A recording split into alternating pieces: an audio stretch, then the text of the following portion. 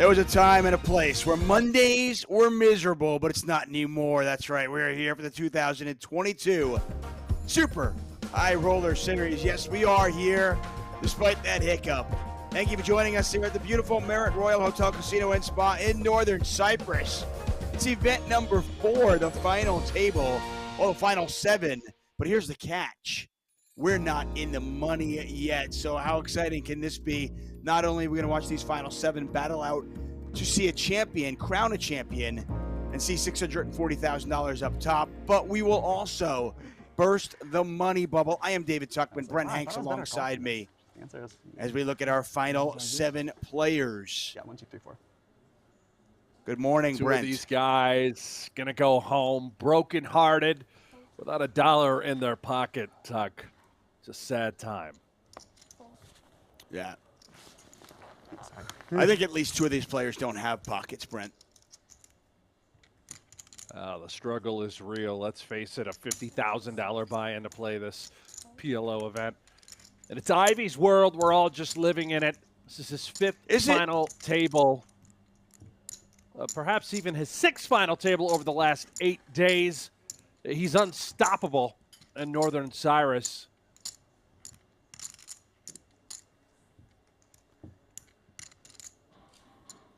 Yeah, another player who's, of course, unstoppable. It is the Bosnian bandit, Ali Imsirovic, the leader in the PokerGO Tour standings, just continues to pad that lead. And it's Ivey Imsirovic heads up in this one. Top 2 for Imsirovic. Ivey with bottom 2. And neither player with a spade in their hand. Brent Hanks, David Tuckman here for event number 4 of the 2022 Super High Roller Series. We are in northern Cyprus. Thank you so much for joining us. Some familiar names at this PLO final table. Ivey Imsirovic, as we mentioned. Elis Parsonen from Finland, fantastic PLO player. Thomas Ribeiro from Portugal. And the player you and I alluded to yesterday, Mr. PLO right now. He just flew in from the States. Dylan Weissman, who seems to final table every PLO. You can just pencil him in your chart right away. He is going to make every PLO final table at every event this entire year. Enters the field, he's almost guaranteed to final table. The kid is truly remarkable at this game. And you can see Ali gets the better of Phil Ivey. Start this final table. Yeah, Imsirovic came into this final table as our chip leader. PLO, for a guy, by the way, PLO not really his game. But when something's not Ali's game, he's still phenomenal at it. This is his 2nd PLO final table this week. Yeah, he figures games out quickly. Reminds me of, well, the other phenom at this table, a guy by the name of Phil Ivey. So driven to compete, able to apply a ton of pressure, Ali. He's going to take that tournament experience, that resume, and understand just the dynamics at play. Who to attack, who to pressure, how to control pots. That hand a moment ago was a great example of that in position against Ivey.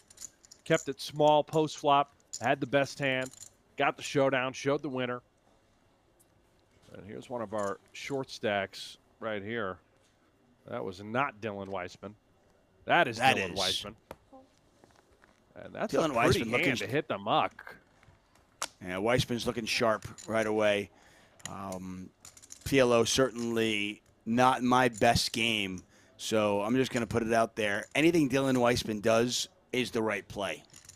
Yeah, the 9-7-6-5 double suited. I mean, cash games, you're in that pot all day. However, in an ICM situation where we are very much on the bubble, top 5 getting paid, we have 7 that are remaining. That hand, in the muck, stay out of harm's way. He's trying to lock up a payday here, Tuck. Yeah, you wonder if that is the equivalent of like a small suited connector and no limit hold'em, which is super pretty when you're 100 big blinds deep in a cash game. But when you're 30 big blinds deep, you know, maybe you stay away from a hand like that, especially at a final table where ICM is so important. Yanni They're limped in. yeah, with that's a very look at pretty one. Ace, Queen, Jack, 3 double suited, and Ribeiro's the one doing the potting, so he is committing quite a substantial portion of his stack to this pot with a much worse hand. He's got the live king ball. Here we go. Ribeiro came in as our short stack, and unfortunately for Ribeiro, this is not a flop he is going to like. And Yanni Jokamainen from Finland all over it with trip jacks. Jokamainen, Ribeiro. Heads up here. How about quads? If you're new to PLO, very simple. You get 4 cards. You must, absolutely must use 2 in your hand, 3 from the board.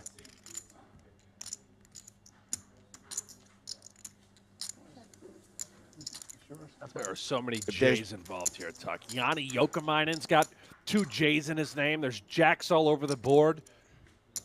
What is happening? Yeah. Can I have a mineral water, please? I mean, you've really, really got to be wary when you're playing against a guy whose initials are JJ when there's 3 J's on the board. I mean, yeah, he's always got it. He just does.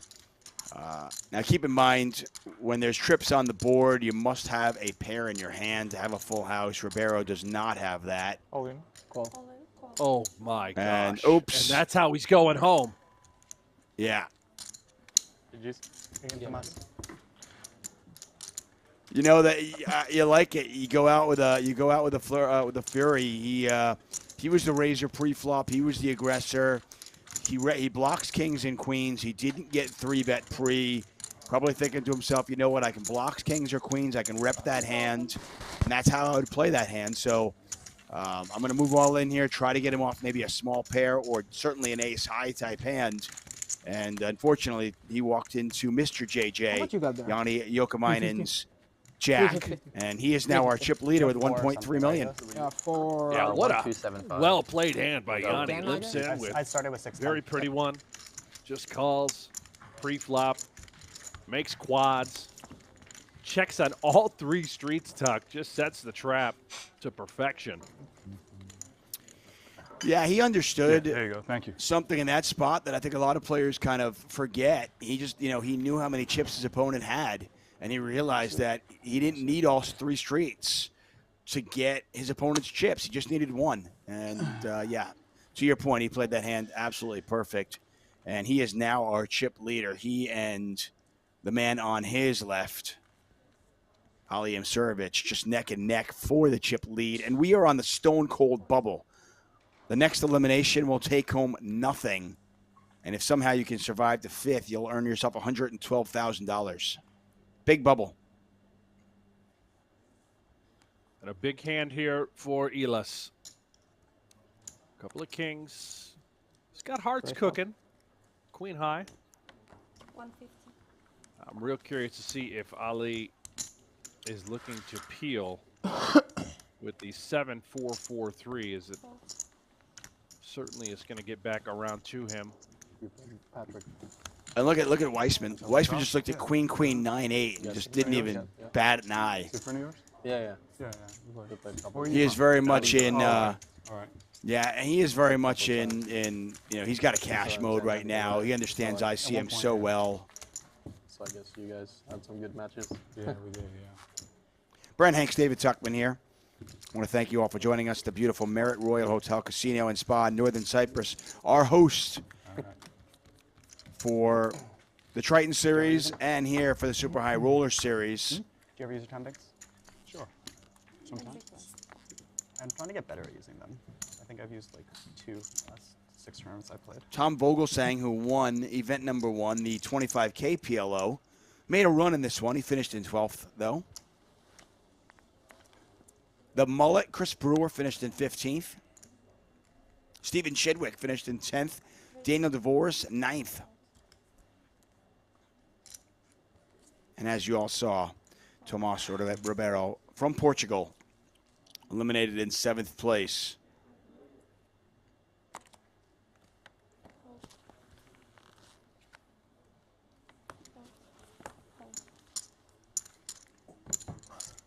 Sounds good.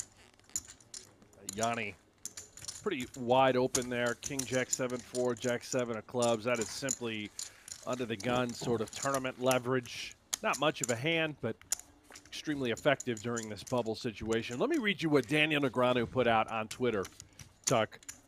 Phil Ivey Please. this week, 4th, 387,000. 5th, 179,000. 1st, 1.17 million and change. 2nd, 504,000. That is 4 final tables in 6 days. We've been friends for over 20 years, and I'm always so happy to see him crushing. Imagine if he plays the WSOP this year. That was 1 day ago. Negreanu tweeted that. Prior to this 5th final table over the last week in Northern Cyprus for Ivey, it is safe to say Ivey is back with a vengeance. Yeah, I mean, there's no questioning his talent, and it's just a matter of his motivation, and we see it here. He's just absolutely crushing in Northern Cyprus and continues to do so. He's got some chips as well. Weissman just folded the queen, queen, jack 9 with a suit in the cutoff. Yeah, that is... No, sorry, on the button. It's button fold with that sort of hand. You know, could he have limped? Yes. Could he have raised? Sure. No matter what he did, he was absolutely going to be putting chips in play with either of those decisions. Instead, he opts for the tight fold. You can see he would have flopped top set, but he's up against equity. Somehow Yokomainen has top 2. Yeah, I mean, I don't know how many queens and 9s are in this deck, but apparently enough for Yokomainen to hit top 2. Ivey, as you mentioned, open-ended. Oh. Now Yokomainen with a set of 5s. Man, I tell you, rolled off too. If Dylan had limped in, this could have been, just could have been an enormous hand. Oh, he was getting a full double up for sure. You can see sort of him watching the hands, but you understand the fold pre-flop. He simply is just going to fold everything except for probably aces to try and make sure he cashes this event. It's a 6-figure payday. Yeah, I mean, if you're folding queen, queen, 9-8 with a suit on the button, I imagine you're folding everything. And Ivey went for it on 1 without a club in his hand. He just lets that one go. Does not go for the straight. Players definitely playing it a little bit more cautiously right now. As you might expect, we are on the stone cold bubble. Again, the next elimination will take home 0, nada, nothing. And somehow you can survive that. It's $112,000. That's how big this bubble is.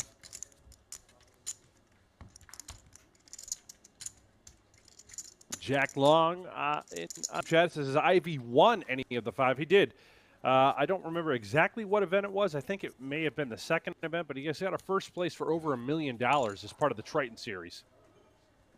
He's just been crushing. 1st, 2nd, 4th, and a 5th, and whatever he gets here today.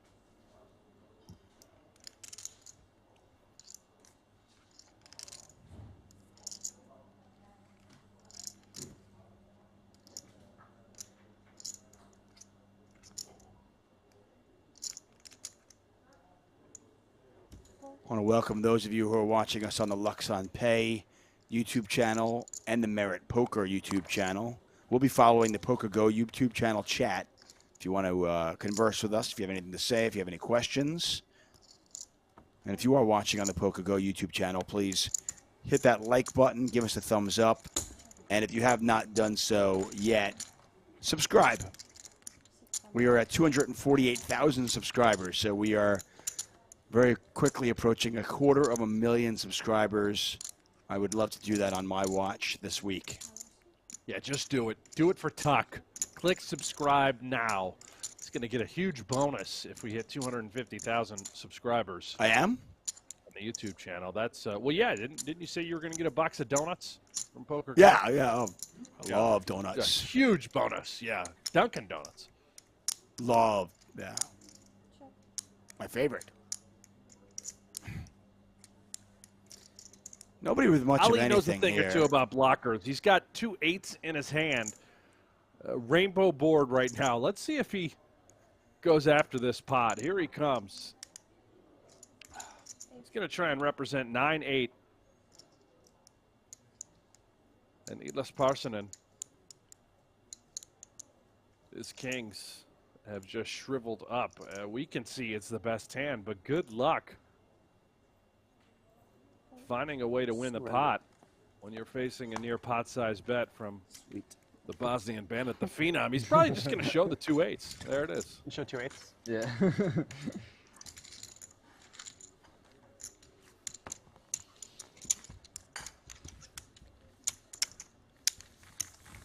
Yeah, this is a really interesting situation, dynamic developing at this table with 2 players with the vast majority of the chips.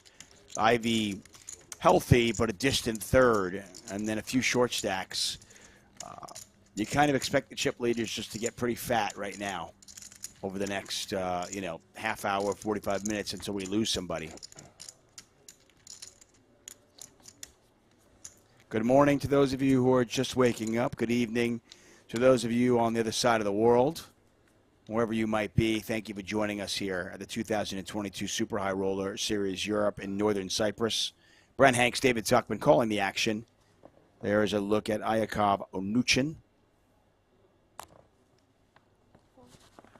the Russian. And the Russian is our short stack with 320,000 chips. He is doing a lot of folding, as is Dylan Weissman. And here are our 2 chip leaders. They are not folding. They're here to play ball. The interesting thing about PLO, and we mentioned this in short deck, and we all know this from PLO, it's been around a lot longer, equities run close. So just avoiding conflict, avoiding confrontation, probably the best course of action for the short stacks if they can. 2 chip leaders battling on this one. King high flop. Yeah, top 2 for Ali. Gutter and top pair, backdoor clubs for Yanni. Both players content with keeping it small. And Ali now with 3 pair. Jokamainen with the flush draw. He's got a jack in his hand. He's got a good one if he did want to semi-bluff this turn. As Queen Jack would make the nuts, he will take the equity straight to the dome. Try and peel a puppy paw, nobody home. See if Ali goes for a little value on the river with aces and kings. Unlikely to get called by Jokamainen's hand.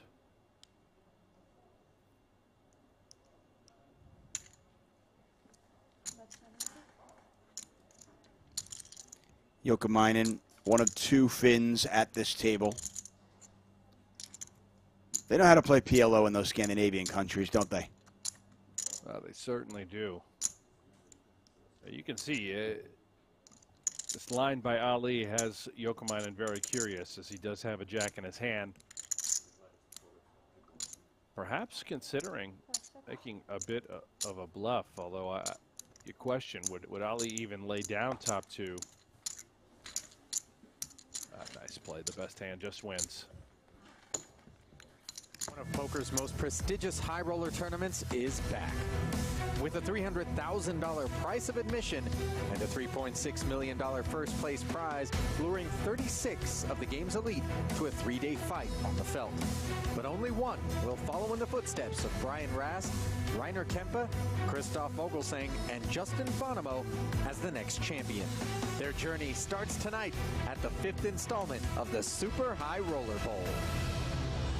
Is protect yourself at all times. I got to bet yes.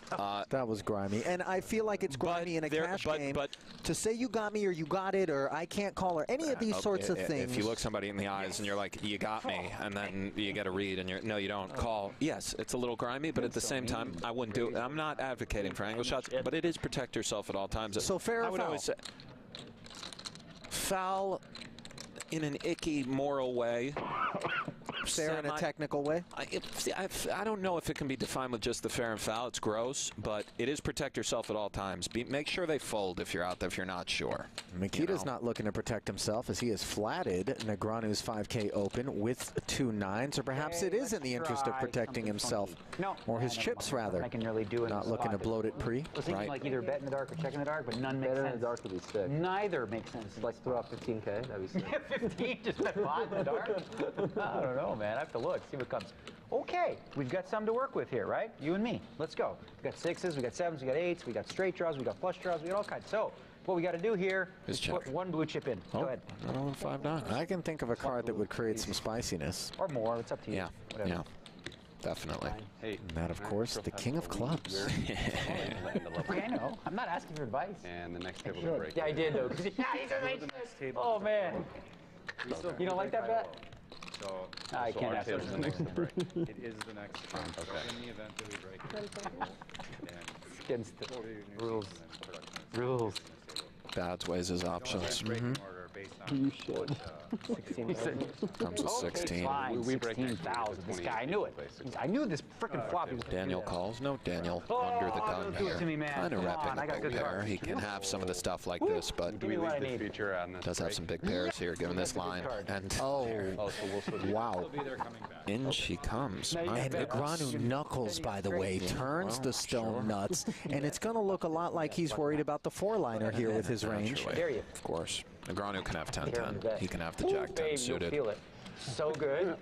I think Bats bets this, Nick. Right now. Oh. It's a great hand. 10 seconds. We see Yeah, buddy. it's a little under a 3-1 dog running into the absolute disaster bazooka of the world. You think he just checks back so he can call all bets on the end? Aces, kings, and queens are now bowing out. We might be well served to check. 9s full on the Well, end the for turn Mikita, brought it knuckled away. the turn, and The how river brings it back in, and yeah, tough one for Daniel. Switch it up now. it's actually going to be tough for Daniel to give Mikita credit for a boat. The nut straight is strong here. Not that many boats, Ellie. Exactly right. It's very strong. I played good cards. That's true. You have some very Pretty good cards. Good cards. 60,000. That's really bad news for me. 60? Ooh, I was going to do it to you really, for real, on the turn. I Yep. was really going to do it to you on the turn. All right, I need a minute for this one. If he folds this, Ollie, And what did you bet on the flop? I'll be pretty blown 16, away. 16, 32. So none of that matters. You either got it or you don't. Question is, what could you have that 10 seconds. It is under the gun 1. full house makes Guarding a the lot of positions. sense, right? 7-handed. I'm going to use one of these because I'm going to take my time. So, full house. Which full house? Let's see. 7s or 8s? 7s or 6s? 6s or 7s? You would check back the turn for sure. 60,000 now. I think my hand might be too good to fold, but ho-hum. Let it go one time, Daniel. What do you have, though? Raise me on that flop. Not that, because you bet that. Yeah, I think you just have a full house, bro. Whoa. Or a really solid, crazy next level bluff. Or maybe you just have a 10. That's the thing. It's weird.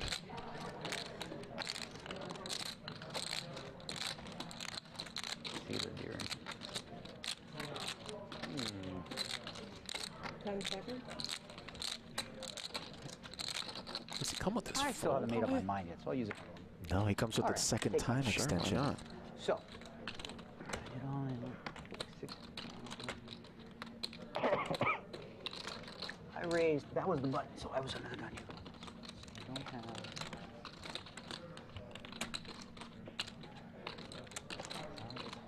Just a no.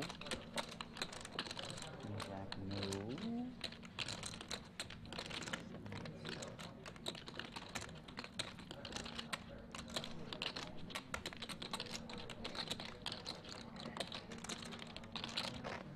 Budyakovsky, good player. Good player. If you bet less, I would have paid a long time ago. Now, 60 into I'm gonna 47. try to win, like you said. You know, I'm trying to win.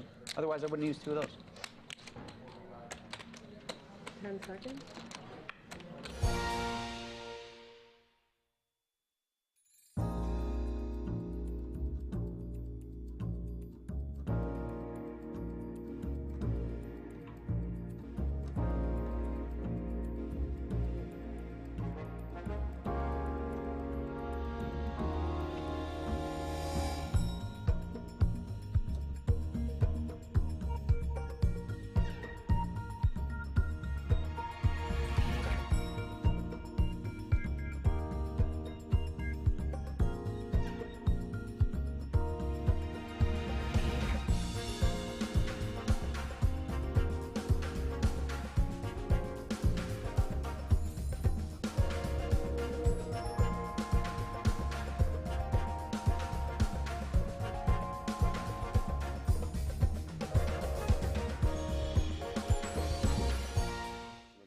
Let's see, Jacob is playing fairly easy.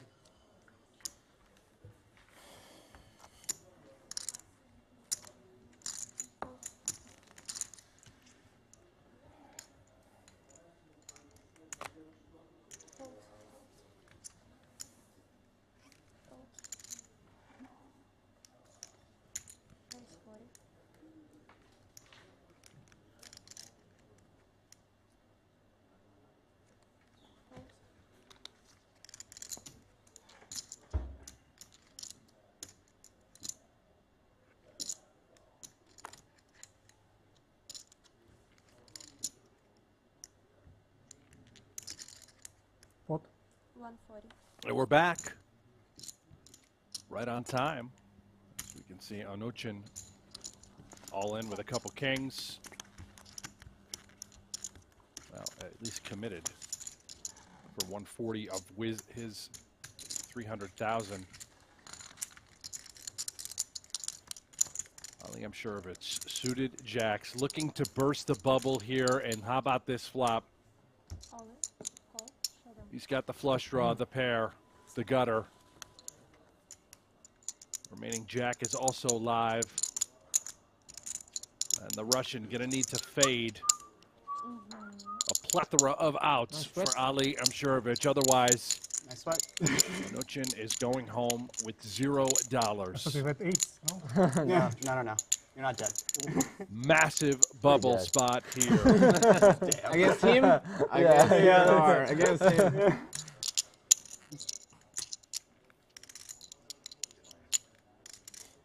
$112,000 for the top five. It's a safe turn.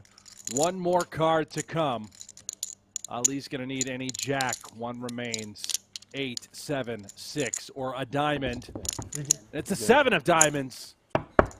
That'll do it. The bubble has burst.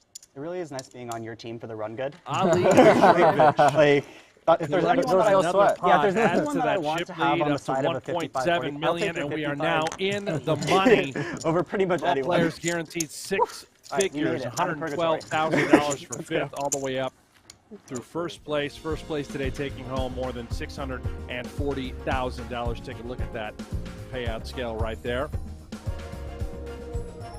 Thomas Ribeiro, Ayakov Onuchin. They go home with zilch, zero, nada, out the door. Perhaps they will jump in today's high roller, the Super High Roller Series. We're at the Merit Casino Hotel in northern Cyprus. We have found the money. Thank you all for joining us on YouTube. I am Brent Hanks, joined by David Tuckman. Phil Ivey, that's right, the headlines are correct. His fifth final table in 8 days. All eyes certainly on Ivey and all eyes on our chip leader, Ali Amshurovich. She comes into the pot, Queen, 5-4. Dylan Weissman, considered by many to be the best pot limit Omaha player. Well, really in the world. Less fun now. No, this is great. So I get to well call pretty studied. far. Remarkably talented. He made some huge folds on the bubble in order to lock up this payday.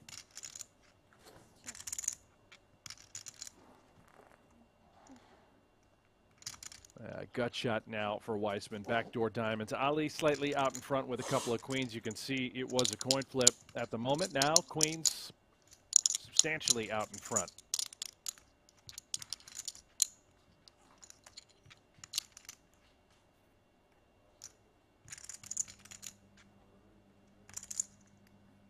However, it is Weissman doing the betting. And he's going to pick up the pot. Beautiful stuff. Dylan Weissman. You know what I was thinking that hand? Welcome back. Why did I just teach you that? It's very rare that it happens like immediately afterwards.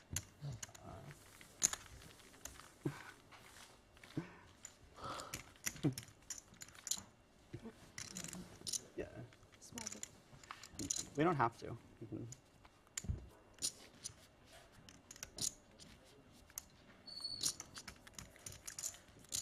And if you're just tuning in, great timing. We're all in the money. The bubble has burst. Phil Ivey still here, thriving. Five-handed.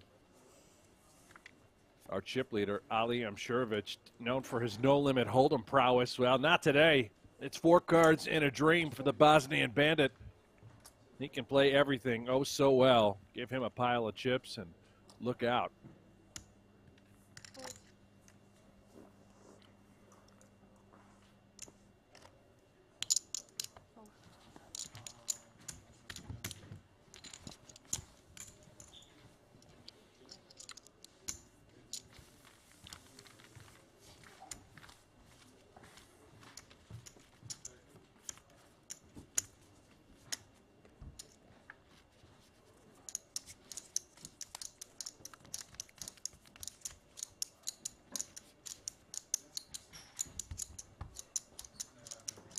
Yeah, I would say so, Tuck. I mean, wouldn't you fly out there? You'd fly anywhere in the world if you were guaranteed a 6-figure payday, right?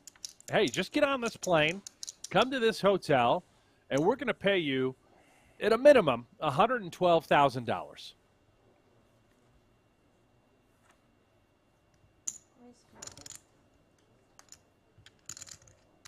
Yeah, you're in.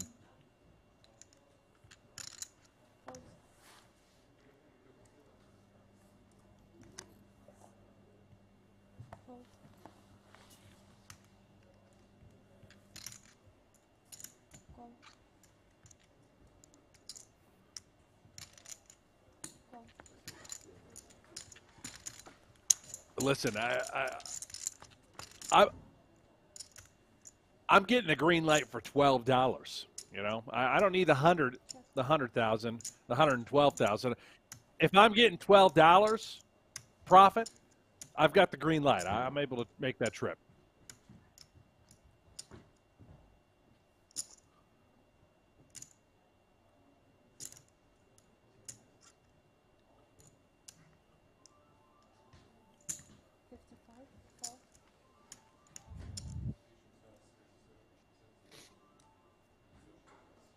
Well, no, you're exactly right. You're not getting me in trouble. I mean, it's any excuse to get me out of here. I'm worthless at home.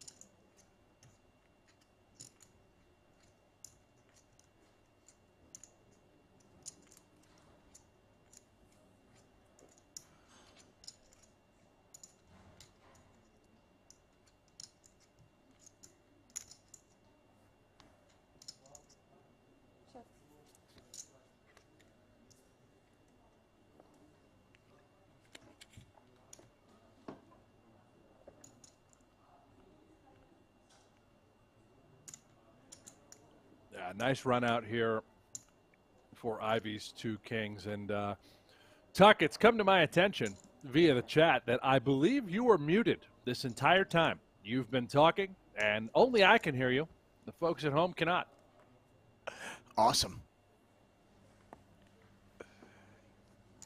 That was my best commentary ever, too. You did a great job, guys. You missed That was some of the outstanding coverage by David Tuckman there a moment ago.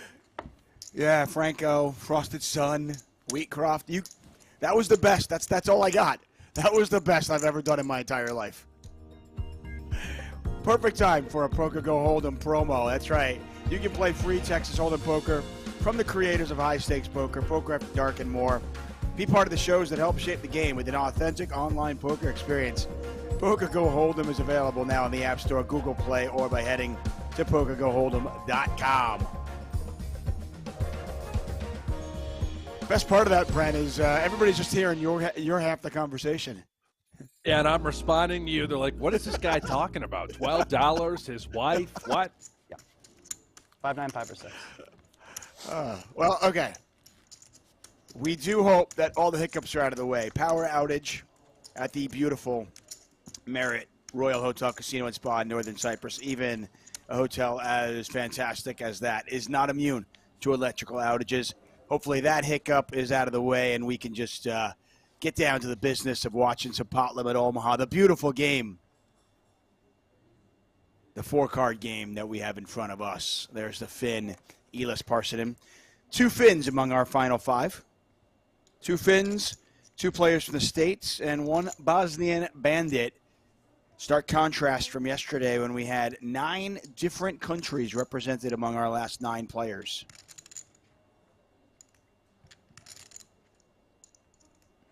Left Life says Tuckman's pay will be docked. Hey, the muting was not on me. Well, it's kind of hard to dock pay when it's unpaid to begin with, right? I mean, it's Good point. Exactly. Am I losing donuts? Donuts have gone short. What a spot here for Jokamainen. King, 10-10. And a couple of other pretty hands have been distributed. Ivey flatted the open. Ace, Queen, 8-7. He's got the hearts covered. Weissman's got the diamonds covered. Ace, King, Queen, 6. That's a very tough fold to make, and a good one at that. Beautiful stuff by Yanni Jokamainen. Both players are going to get out of harm's way. Always nice to drag a pot uncontested. Yeah, the power of the chip lead and the power of having a big hand as well. And the Finn, Yanni Jokamainen takes that one down. Brent Hanks, David Tuckman here for the 2022 Super High Roller Series Europe. Again, we do apologize for the electrical outage. Everything's sorted out now. We've got poker, and we're going to stay here until we crown a champion. $640,000 up top. The remaining 5 players all guaranteed $112,000. Kind of fun that we got to see the bubble burst. Oh, we did, and dramatic fashion at that. Ali Amshurovich cracking the kings of Onochin. The Russian headed out the door with $0. Weissman again going to try it with the ace, king, queen. He does have hearts this time. And I believe he came in with another raise to 25,000. Those greens are worth 25K. And he just calls the 25,000. That's employing a limping strategy.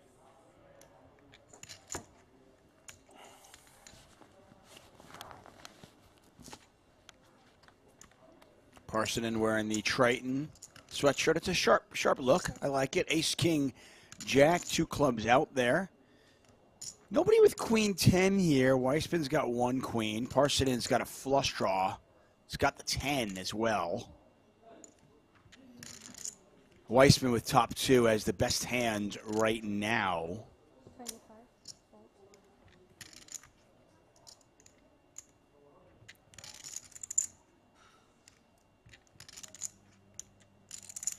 I don't think Parsonen is going to go anywhere with a flush draw. You are a little bit concerned about the jack high flush draw being present, also the queen high flush draw having you notched. We've got a gutter.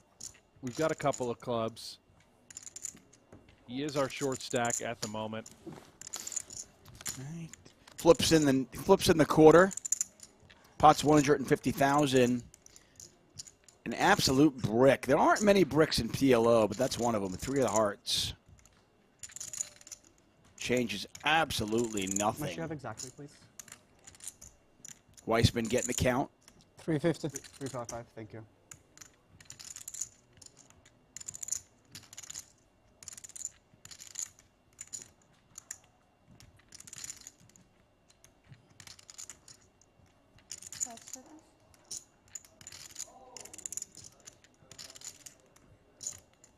If there's not a Dylan Weissman fan club, I think I might start one.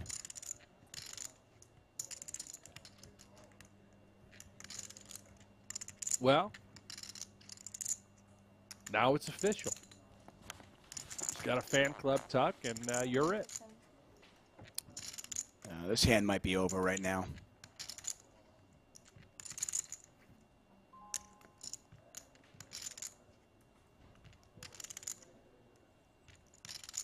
With such a As you brutal mentioned, sizing for Parson and Stack. He's handcuffed, right? He's only got 355,000 behind. Weissman essentially committing him. I mean, he's got the nuts if it's a, you know, an offsuit queen, but, you know, outside of that, he doesn't know if he's up against a bigger club draw. After, if you decide to unregister, I can unregister for you. For your field is already done because we did it already. So one thing about this. Yeah. I can't make out what he's saying. I think talking to the players about registering them for the next event. I don't love a discount that much. Ivy wants to get in there. No. Ali wants to get in there. Perhaps Yanni. You heard Dylan. He declined today's further action. You can find out what's happening over the Super High Roller Series inside the Marriott Royal Casino. Head on over to pgt.com, click on live reporting, and you will see the updates of event number 5 happening right now on the outskirts. That is a $50,000 buy-in short deck event. That action just kicked off as 13 players began that tournament. The nature was short deck for a lot of these guys. Late reg. Come in late. Ton of variance, ton of gamble in that game.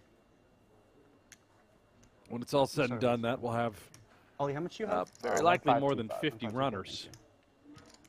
Yeah, the next couple of events, basically, we're going no limit hold'em, we're going PLO, no limit hold'em, short deck, and just going through that gamut. Those 3 games are being played. I'm not sure if Weissman is going to play.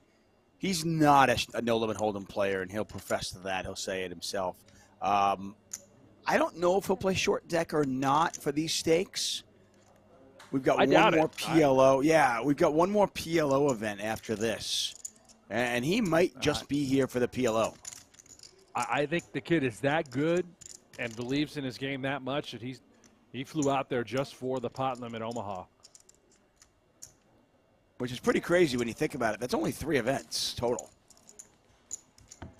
And just quickly gives up 2 kings there. Terrible texture for his hand.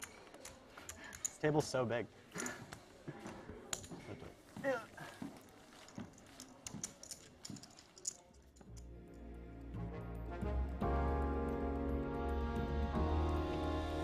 Loving the music, loving the vibes here in Northern Cyprus as we take a look at our Merit Poker leaderboard. Ali Imsurovic pacing the field as our chip leader with 1.525 million.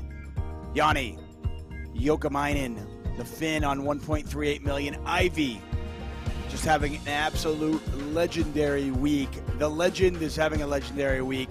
935,000. Dylan Weissman 620, and the other Finn at this final table, Elis Parsonen, rounding out our final table with 340,000.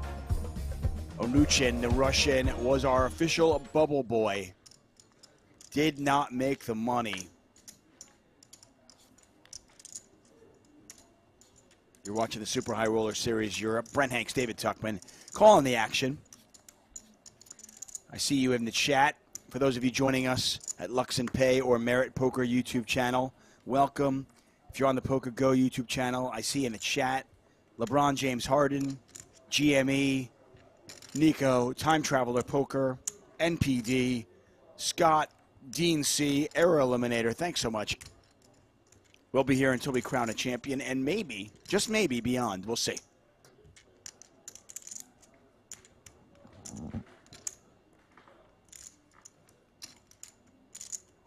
And Elis has a pretty hand on the button. Queen 9-8-5 clubs. He's going to go ahead and pot it. I think this hand is probably good enough to where he would consider gambling, getting the rest of it in. Gets through everybody. He's just going to pick it up now, up over 400,000.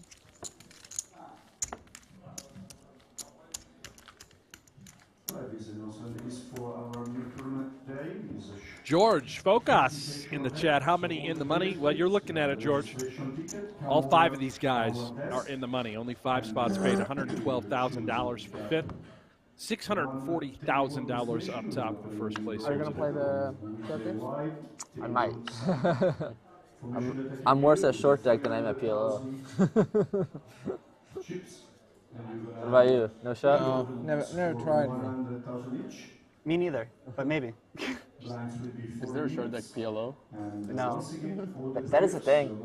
Is that a thing? Yeah, it's a thing. It's not a good game. It's played in Vegas like a decent amount. Oh, yeah? It used to be played more. Yeah. Not as much anymore. It's not. I don't like it as a game. I've never played, but I think it's very meh. yeah. You played Phil? I have on an airplane once. Oh, sorry. How's the field spin? That makes a lot of short sense. deck? Better than no limit? The perfect time for it. The no limits are actually really good. I think the no limits are better than the short decks. Like the 50K and 100K during Triton was the best 200K ever played. Ivey. Here comes the crowd. They're roaring. They know he's involved. Tuck. Short deck, I can't even tell you. Like, That's what the 50, like the 25 and the 50K PLOs of the World Series. That's what that is. Yeah. They're just so good. Heard the players discussing whether they were going to play short deck or not. Ollie mentioning that he's worse at short deck than he is PLO. So not sure if he was going to fire that one. Parsonen said he is not going to play it. And they were talking about there's a short deck PLO, which is spread in Vegas. Dylan was saying that it's a pretty bad game, though. You play like a decent amount of no limit, right? Yeah, I don't really know what Online when there's makes a game good or bad as far as, you know, Dylan is when I go to Vegas or alluding to. You don't But wanna play, Triton I've heard rumors, Tuck, we of just came short here deck before. PLO going off in Okay. Vegas So, and but people you played a 25K no winning limit. and losing 7 figures in a span of a few hours. I know they went off for a little while. Like the only PLO guy that does. I enjoy no limit tournaments specifically. Yeah. No limit cash, I think, is very boring. I hate no limit cash, but I mean no limit tournaments are fun ones.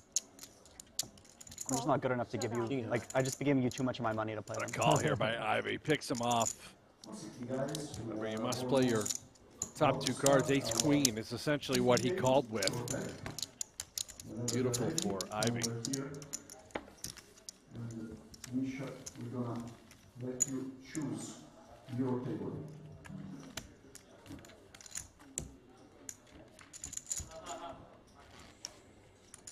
Yeah, another player with a pair in their hand. Ivey's ace queen, good. Very good call there from the Hall of Famer.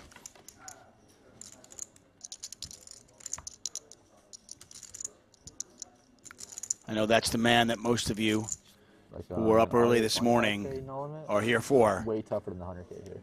Like way Start with the 300K, chips, 100K straight, and you have 2 options for the zero. It works for 100K extra. 40 minutes will be the blind. Following the super roller board, Europe, you select 2 levels, you have a 10 minutes break. How often they run those 25K scenario? Very often. Yeah. Like every month there's like basically on average like 3 25Ks, 2 10Ks. Yeah. How many runners do they get there? If it's a series, like the 10Ks will get like 90, 80, 25Ks will get like 55, 60. If it's not a series, then 10Ks get like 35, 40, 25 is like 25.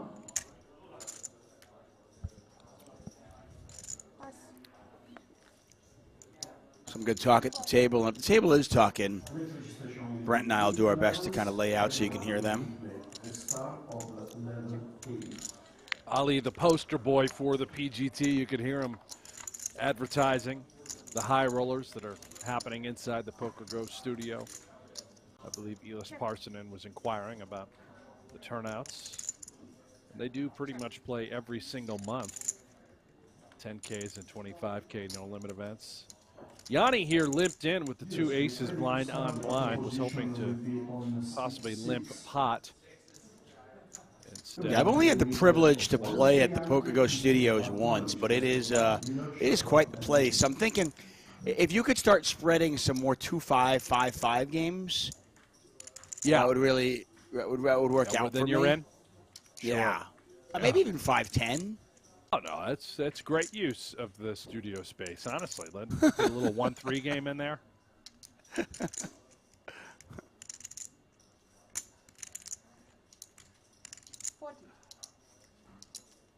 Yokomainen gonna bet here. Nice value bet. Yeah, with the aces, likely to get looked up. Ali's got a qualifier with a couple of eights. Bit of a bluff catcher. Imagine if he turns this into a bluff. That would be something else. He's just gonna hit the muck. Let it go. Nice fold. That's a good fold. Yeah.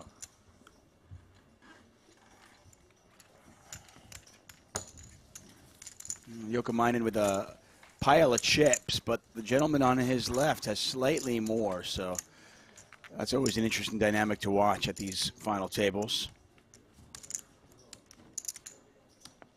3 games being played here in Northern Cyprus at the Marriott Royal Hotel Casino and Spa. We've got short deck, no deuces, 3s, 4s, or 5s in your deck. It's a 36-card deck. We've got PLO. And we've got no limit hold'em.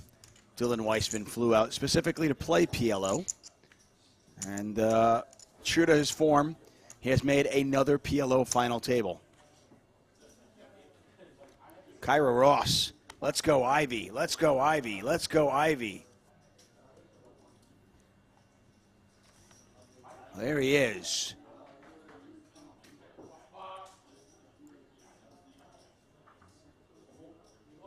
Ivey on just under 1 million chips. He is currently 3rd out of 5.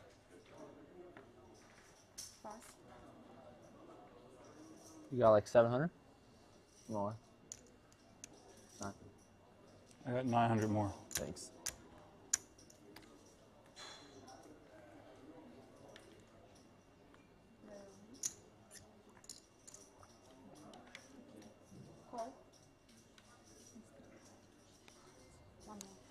I did already. Elas, he's got nutted read it? clubs, ace-10 of clubs, and some wheel cards. Getting an all-right price, facing a 3x open by Ivey. A little defense from the small blind by Ali. Yeah, there's the call. We'll see this one 3 ways. Pot's 250,000. Parsonen with just 305,000. So just slightly more than what is in the pot. And an interesting flop. All diamonds out there. Ivey he flops the with wheel. the jack high Ivey, though, flush. He's got him pipped. Yeah, I saw those babies, and I thought it was good for Parsonen, and still I saw that they were all diamonds. And a further Ivey, diamond is going to make it more difficult now for Parsonen. Having that straight, he may consider betting. If he does check, I wouldn't imagine he is check folding. He's probably going to have to check call. Yeah, and Ivey's going to check 2 streets here. And even more diamonds. Just diamonds galore. And Parsonen does have 1 diamond.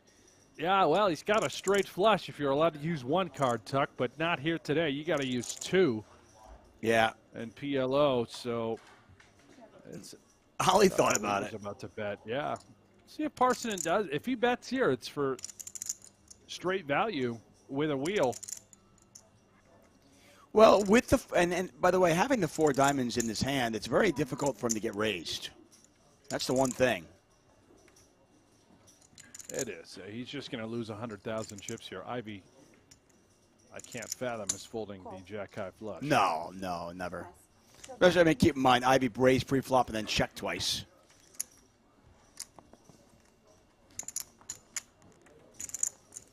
Ivey realizing he's only going to get 1 straight, and he waited to the river to get it.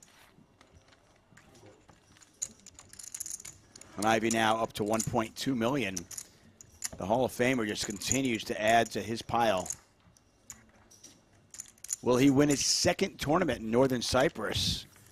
He's already climbed into the top 3 in the PGT standings. Take a look at our leaderboard. Ivey on 1.2, Yanni on 1.3, Ali on 1.4. Elis Parsonen is our short stack with 205,000. Brent Hanks, David Tuckman calling the action at the 2022 Super High Roller Series Europe. This is all culminating April 13th, 14th, and 15th. We've got our $250,000 buy-in Super High Roller Bowl. You don't want to miss a second of that.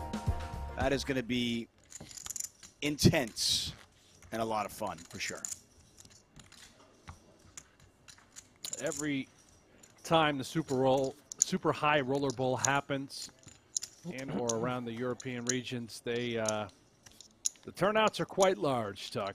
We're expecting a ton of folks to play in the $250,000 Super High Roller Bowl. Is that also unlimited re-entry? I believe it's a single re-entry in the 250K. I'll have to relook at the structure. But with, with the Triton regulars combined with the Americans that come out here to play, you're looking at a 50-plus player field that all put up $250,000. 130 behind. 130 behind. Thank you. Parsonen has raised to 75,000. Dillon with kings. We got the aces versus kings, classic confrontation, and Weissman is going to go with it. That's not good. And he's going to see the bad news. Oh no! What? He doesn't have a suit either. At least you don't have a king.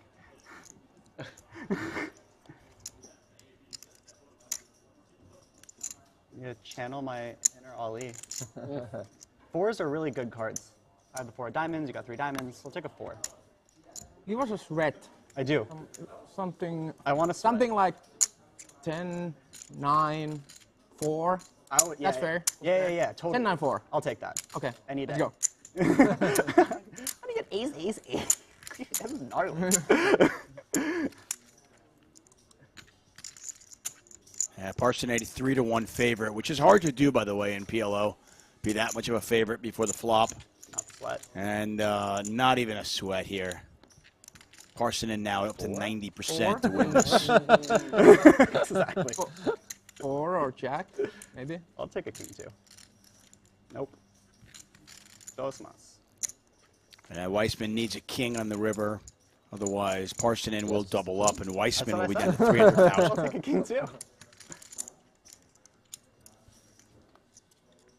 Ooh. How much? Feels so weird in PLO for a guy to have no outs. 5. 205? 2, 5. I looked down at 2 kings. I was like, what? Weissman now becomes our short stack after the Parsonen double up.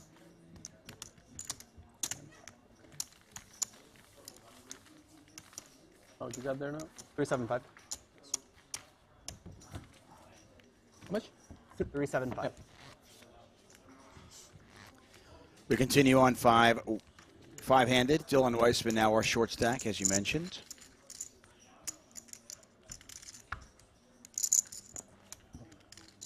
Okay. You're the only person that couldn't kill me, so. Is that a golf ball on Yanni's stack? I think so. Yanni's a big golfer. He's wearing a golf hat as well. I think he loves to play. I have a feeling he gambles out on the course too, Tuck. He's our kind of golfer. I think that's a safe bet. The golf ball, not a recommended card protector. Does a terrible job. No, you put it on your cards, it rolls around. It's no good. Yeah. For me, I'm just strictly using the golf ball to try and throw it off someone's forehead in the event of a bad beat. Call. Maybe that's what Yanni's going to do as well. Well, that's, you know what? Reason number 23 to stay awake and watch this. Yeah, well, listen, Ivey puts a bad beat on me, and I've got a golf ball right there. I'm pegging it right off of his forehead, Tuck. Just going to drill him. I'm not scared. 8-8-4. Well, there's the 4 that Weissman wanted last hand. Unfortunately, it never came. Check. And this time he doesn't have a 4. Ivey's got a 4. He's got a gut shot. He's got 6s. 3-1 favorite to win this hand, and he is going to check it back. 10 on the turn, and suddenly Weissman now open-ended.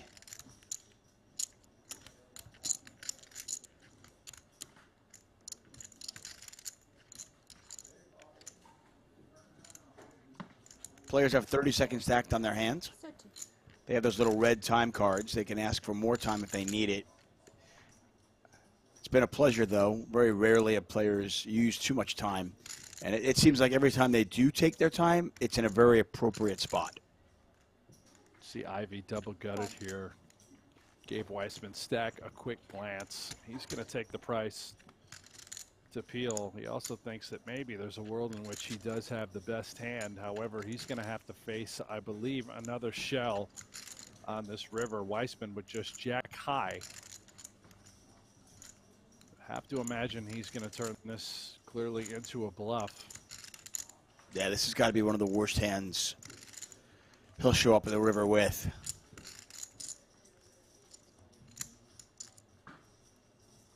He's going to try to earn it. Here it comes. Yeah, it looks like about a pot. Yeah, pot size bet here. And covers the mouth for the first time. A little physical discomfort for Weissman, perhaps, whenever you're bluffing Phil Ivey.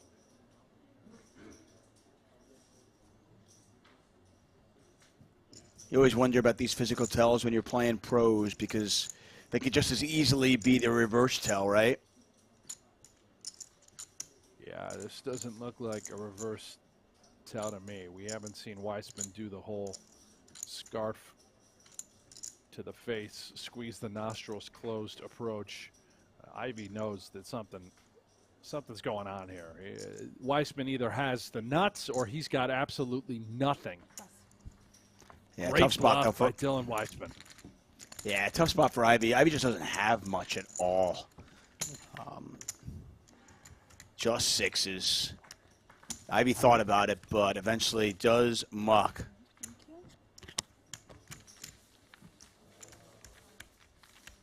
Took slightly more than 30 seconds with that river fold. And you can see him eyeing up Dylan Weissman. Is it king 8?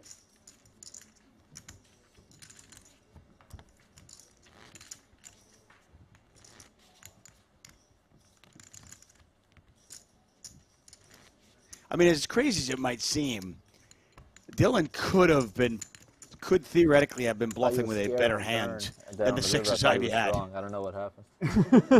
Yeah, right. So king 8 felt reasonable. See, Ali asking him if he had king 8. A lot of bad cards. On the river? Yeah. Yeah, but I have an 8. If I'm going to die, I'm going to die. Sometimes it's your turn. If I'm going to die, I'm going to die. Sometimes it's your time. King, Jack, Jack 10. No suits, though. Dylan's been limping in these spots. Let's see if he does it again to just try and see a flop in position with King, Jack, Jack 10 off of this awkward short stack. Instead, he's going to go for the pot. Raise 9. Pass.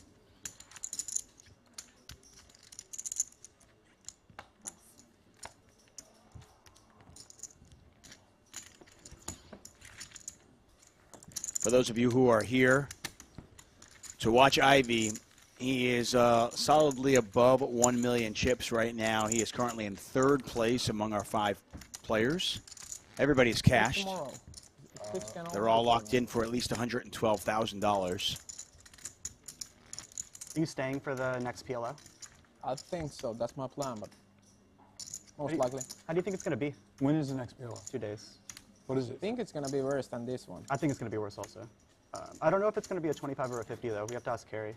It's the same day as the 250 no limit, right? It is.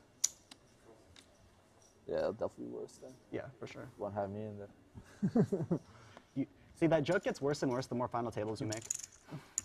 Gets better and better the worse I play. That's true.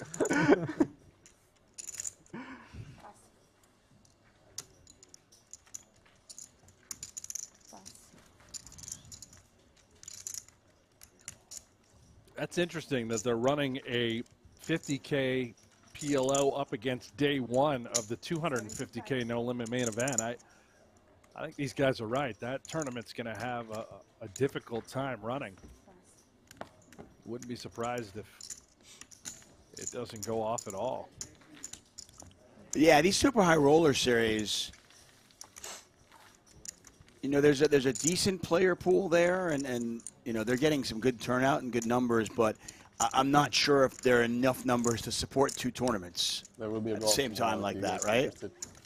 Oh, you're out there to play the I think we're 250K main event. Here finally, or like no limit hold'em players. Even if you busted on day one, are you really going to hop in a 25K or 50K PLO event after busting the main? I mean, I know some of these guys are sick, but I'd set the line at 2.5 people that would follow that route.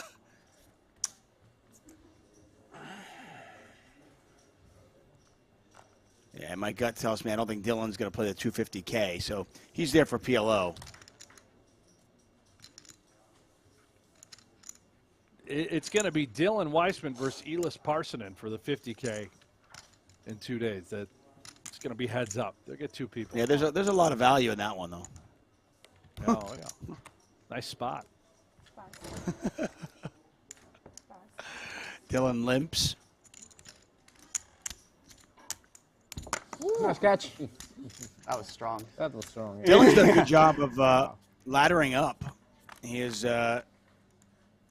was our short stack for a brief moment there, and he has been able to kind of work his way back into fourth place. Yeah, Parsonen with ace-king. Yeah, he's got ace-8, sorry, top and bottom. Weissman with a bit of a wrap going on. 40. He does have a bit of a wrap. Parsonen clearly concerned about the draw-heavy texture of this board. It's awfully dynamic. Plentiful wraps, flush draws alike. Aces and eights are very vulnerable. Check call. Let's take a look at the turn. Diamonds get there. Weissman's got the jack of diamonds. A very interesting spot for both players. Have to imagine if Weissman found a bet somehow here, which he doesn't, he will check back. Parsonen likely would have kicked his hand into the muck. Now, again, another diamond tuck. Weissman certainly could check back a flush on the turn. You wonder if the fourth diamond makes it less likely for him to bluff at it.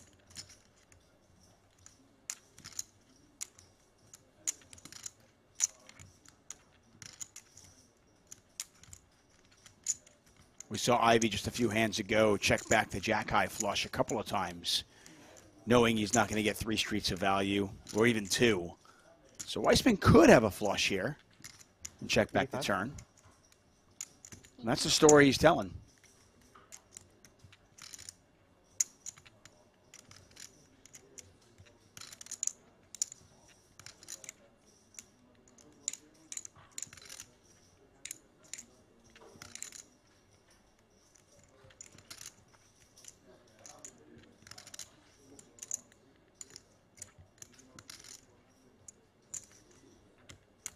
And another Weissman bluff gets through.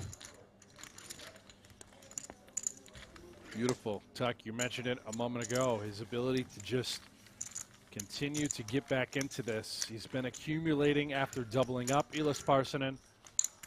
He's about, I think he's right back to where he was where he started the final table. Just yeah, he's basically doubled up. Basically doubled up since he doubled up Parsonen. And he hasn't made a hand yet.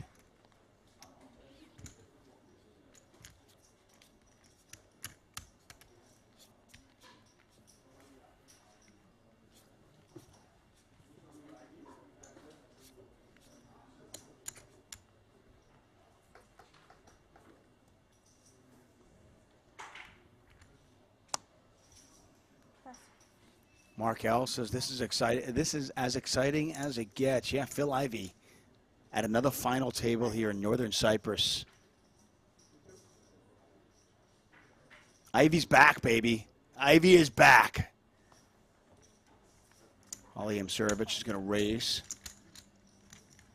Not sure he's going to get any action here.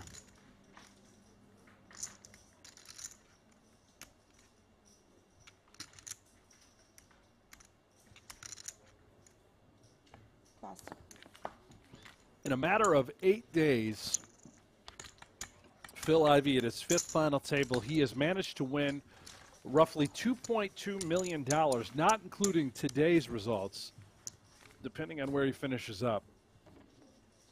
And not only does he have a chance today, and I'm going to pull up the leaderboard, the PGT leaderboard. Ali Msirovic is #1 right now. Keep in mind also, Ali Msirovic is your defending 2021 Player of the Year for the PGT. Right now, Phil Ivey has 1,341 points on the leaderboard. Ali, who's in first, has 1,589 points. There is a world in which if Ivey were to win this or take second and Ali bowed out in 5th or 4th, that Ivey could jump Ali Msirovic and take the top spot on the PGT leaderboard. That is remarkable, Tuck, considering that the only events he has played that would qualify have all happened here at the Triton and Super High Roller Series in Northern Cyprus. Incredible. Well, Ivey's going to take a small one there.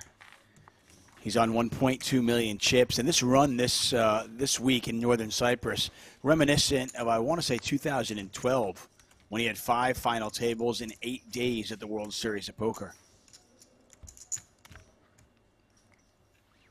And that is certainly something that could happen this summer. All indications are that Ivey's back. Yeah, he's certainly back. And everything I've heard from some of his closer friends, from Daniel Negreanu, from Nick Schulman, Phil Ivey, not only is he back as far as playing a lot of poker, but mentally and physically, he's in the best shape of his career and of his life. He's been working on both aspects of his life. Yeah, he really does.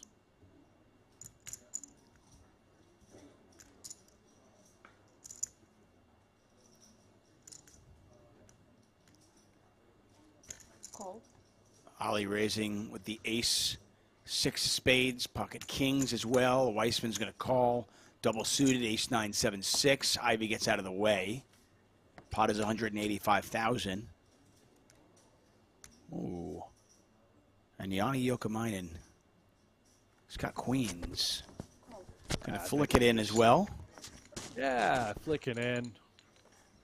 Do a little hunting. Yeah. Pot now 220,000. 10, 4, 3, 2 diamonds out there. Jokamainen with bottom 2. Nobody with diamonds here. Msirovic is going to bet. Msirovic does have the king of diamonds in his hand. Players are going to go on a break in just a minute. And we do apologize for the frequent breaks. The first one was because of the power outage. This is a scheduled break.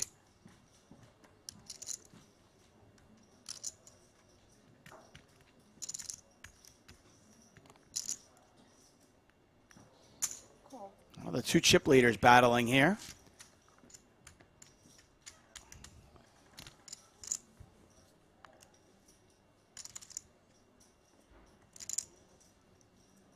Eight of hearts.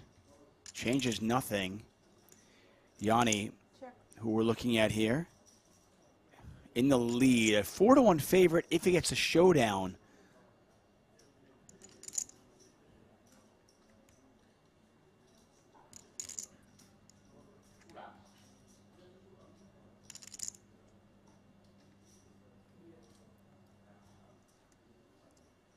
$225. Wow. And Ali does fire again.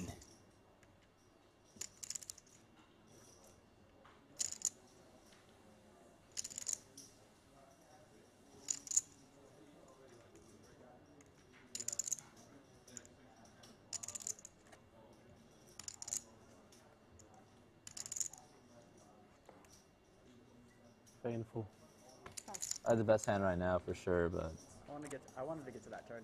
Rather than a straight flush draw. a lot of bad cards for me. Ollie telling lies as we head to a break. He did not have the best hand right there, but he takes the pot. Take a look at our leaderboard. Ollie is our chip leader with 1.6 million players going on a quick 10-minute break. We will as well. Back with more action at the Super High Roller Series after this.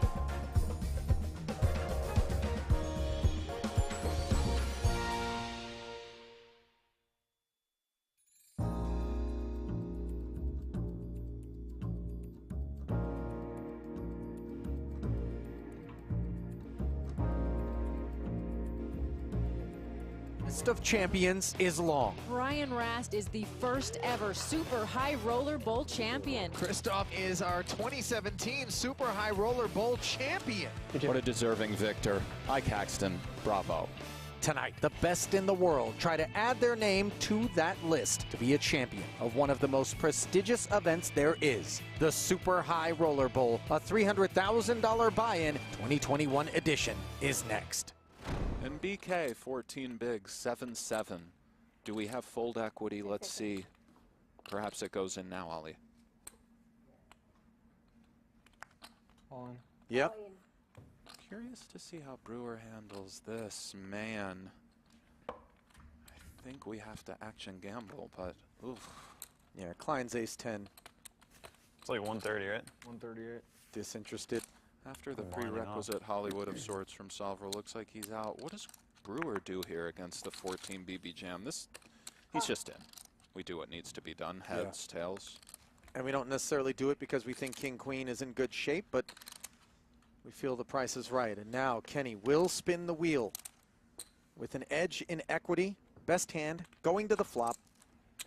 Can he hold?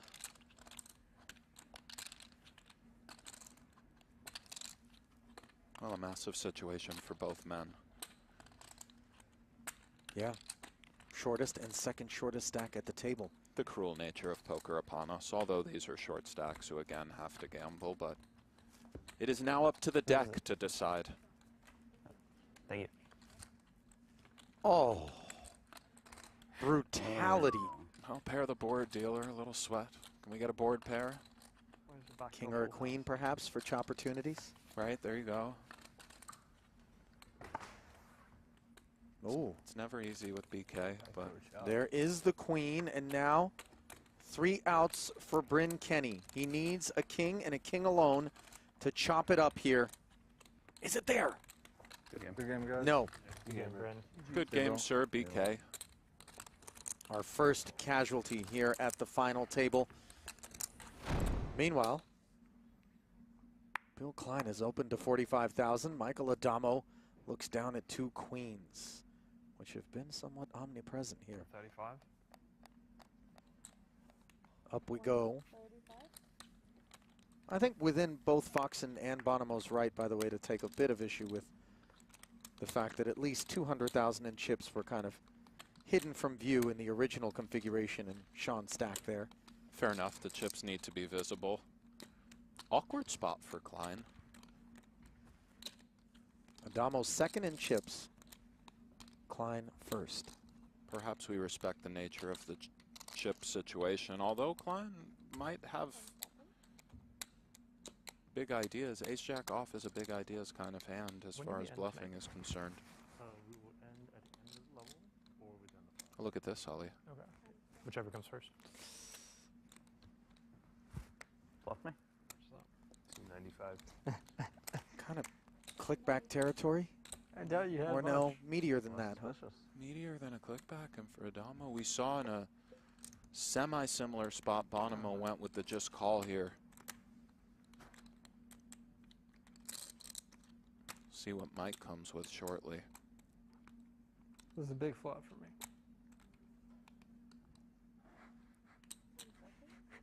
Well, we watched Bonomo against Adamo flat a 4-bet in position with 2 queens and ultimately be forced to fold. Adamo also maybe a 6-7. going to flat. That's a straight. It's true. Klein has now bloated this pot to 640,000. You knew it was one of the two. Thought you had a 6 in your hand. I was getting a 6-5. And he's flopped a jack on the Jack 10-7 board, Nick. Trouble awaits. Well, 640 out there. Let's just kind of see how this one plays out, Ollie. Super savage if I called it. You showed me a fucking 9. That'd be sad. Probably can bet like king 5. Maybe. I believe that's 200K just south of third. Highly awkward territory for Adamo, but an overpair nonetheless. And as we touched on before, he's Not for that much. been pushing Klein around a little bit, he might think. This is not the time, though, in this spot, is it? Big stack against the second biggest stack. No, I'm not saying that, but when we're trying to assess the relative strength of our queen-queen, some of the meta, a million out there, Ollie. What a situation this is, and the rest of the table should probably stop talking. Really tough card for Klein there. Yeah, the 7 doesn't rate to be involved with Adamo's range. And now he has himself Jackson 7s with an ace kicker. That's about the most brutal card in the world for Klein.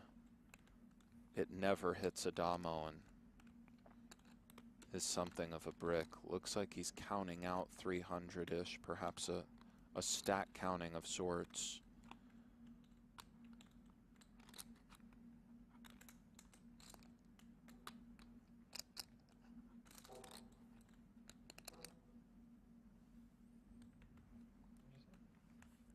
$350, I believe.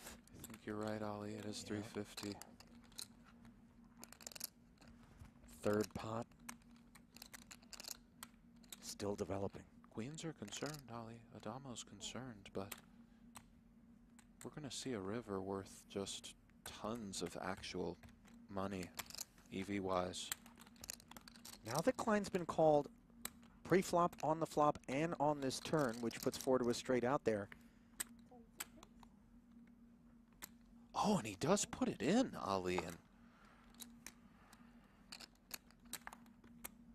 2 10s, 2 jacks, 2 kings, 2 aces. wow.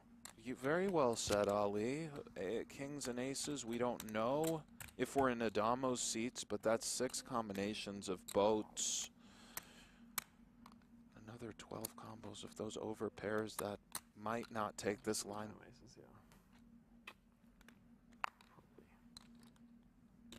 What did Adamo ask? Would Do you jam aces? aces here? And then he said probably. This is very intense. Time bank's coming. Welcome to the blender. Truer words never spoken, my friend.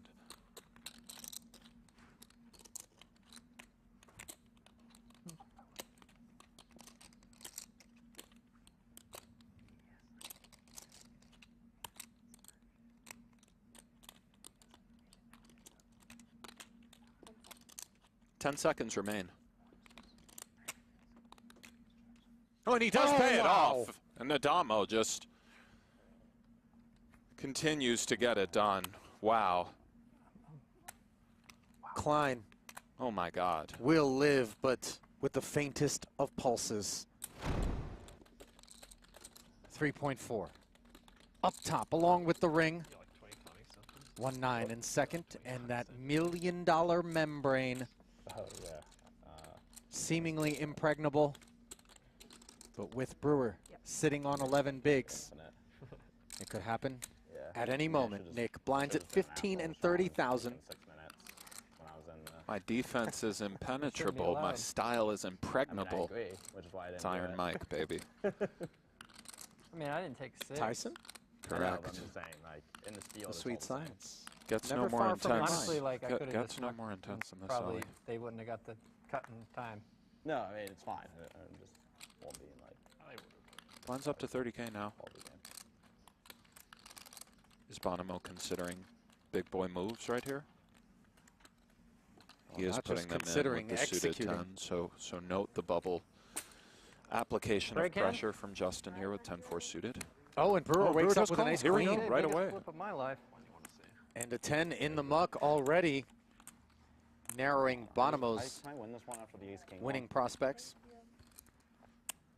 Well, as Brewer said, the biggest flip of his life. Winter with a massive sweat as well.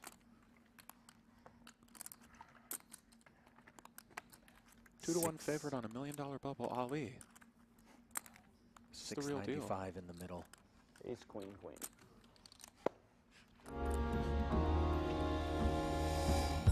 Welcome back to Northern Cyprus. We are here at the 2022 Super High Roller Series Europe at the beautiful Marriott Royal Hotel Casino and Spa in Northern Cyprus.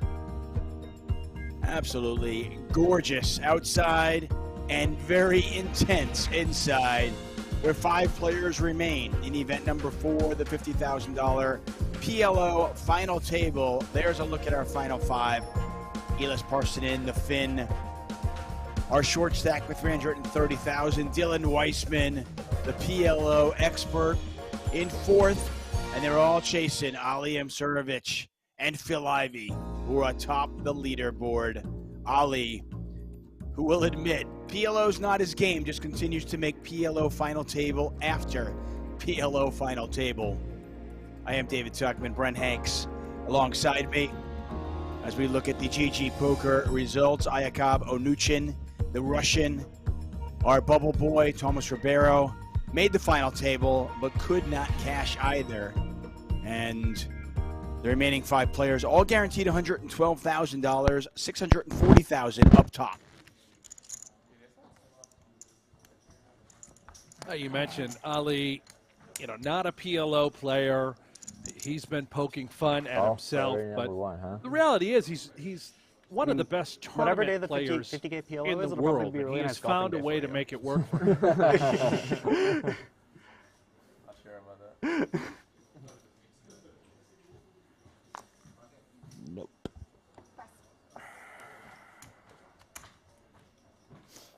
Yeah, right before we went to break, that last hand, I thought it was interesting. It was a 10-4-3, 2 diamonds, and then an 8 of hearts on the turn. So 2 hearts, 2 diamonds, I believe. 10-8-4-3 out there. 1-6-1-5, I believe.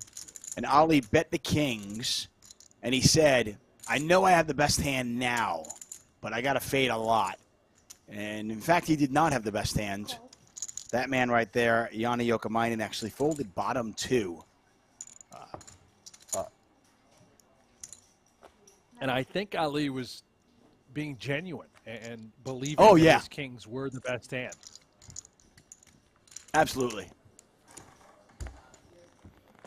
And frankly, he probably just didn't think, his opponent's going to have 4-3 there very often. And probably assumed that he wasn't getting a better hand to fold anyway. Right. So look at Dylan Weissman, very active on Twitter. He's a coach. He is part PLO wizard, part yoga instructor. He's got a little bit of Lucky Chewy in him, I think. Yeah, that's very fair. A man of the earth.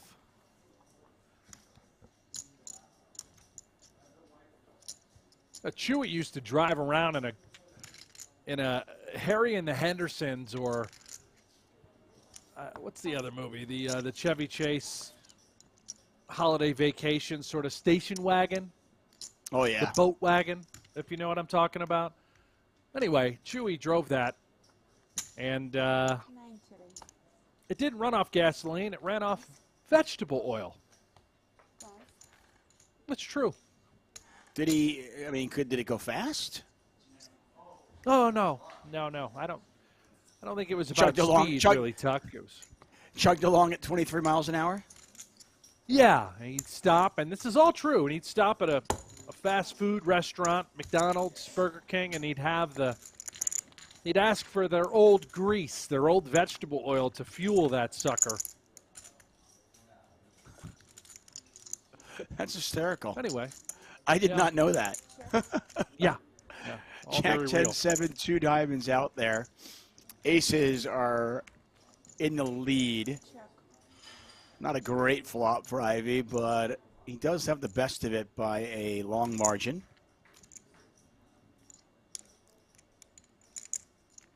Ivey's got the ace of spades.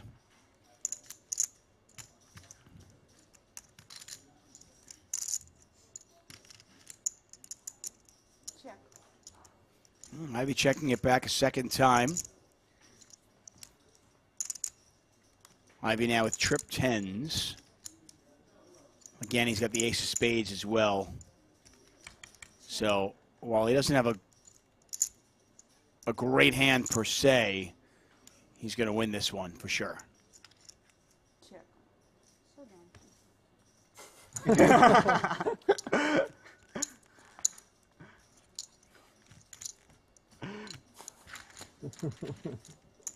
You're very balanced in here. Two with the nuts.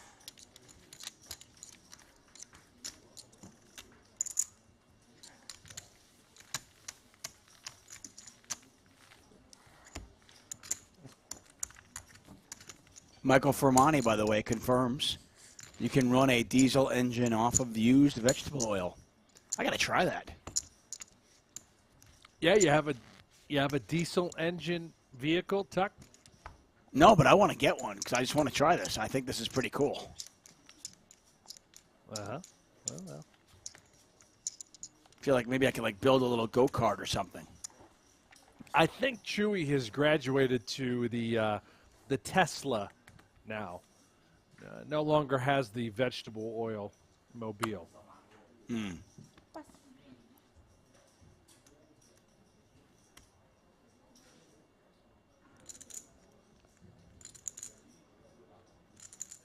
Yanni double suited. You got a pretty hand here. King, Jack, 10-8.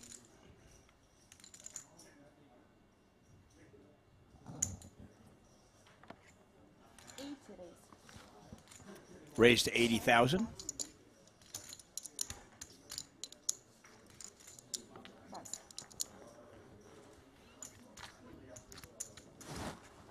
No action for the Finn.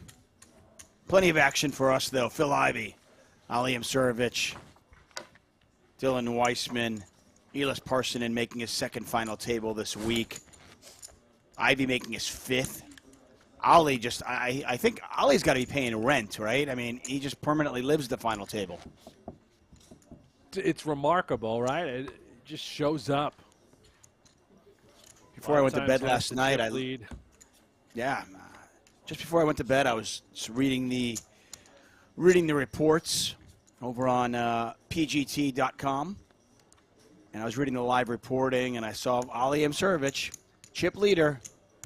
Again? Really? How does he do it? Well, Yanni likely to raise two hands in a row, but instead he actually limps with the aces. And pretty good aces at that, by the way. Ace, ace, queen, 10 with one suit. Yeah, he's got a monster of a hand.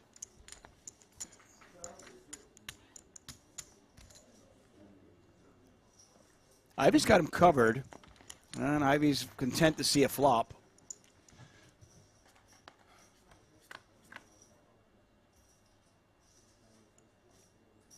King, Jack, 5. Check.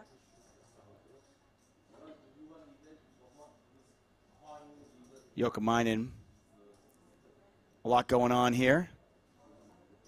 He's got the straight draws. He's got the aces. Very much in the lead. And as you can see in the bottom left corner of your screen, he will win this if it goes to showdown 87% of the time. Call. Ivey check calls.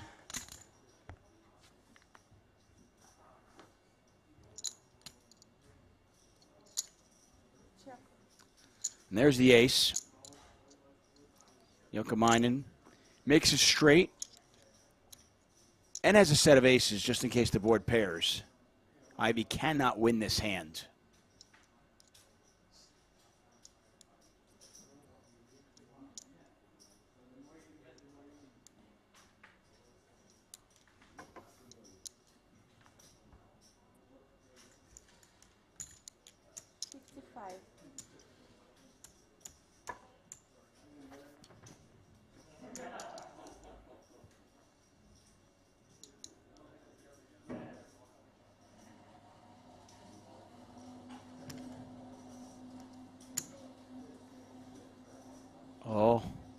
Was Ivey thinking of something? No, he lets it go.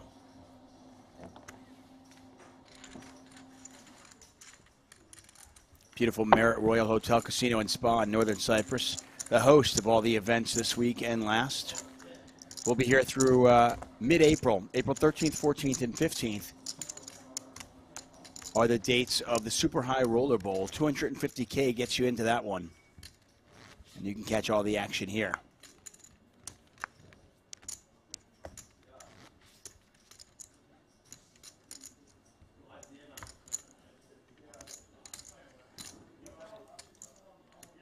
Mark from Connecticut says hello, commentators. Hello, chat pros. Well, hello to you, Mark from Connecticut. Mark.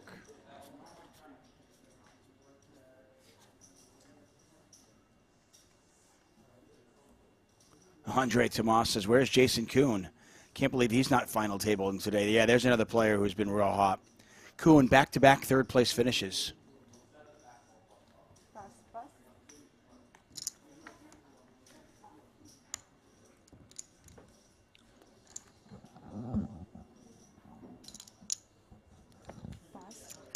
You can bet Jason Kuhn will be firing the 50K short deck. He's in there mixing it up.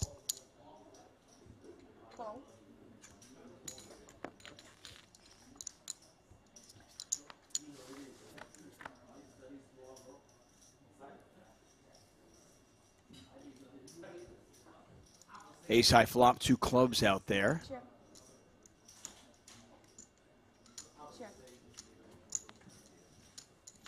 Check, check. 3rd club out there.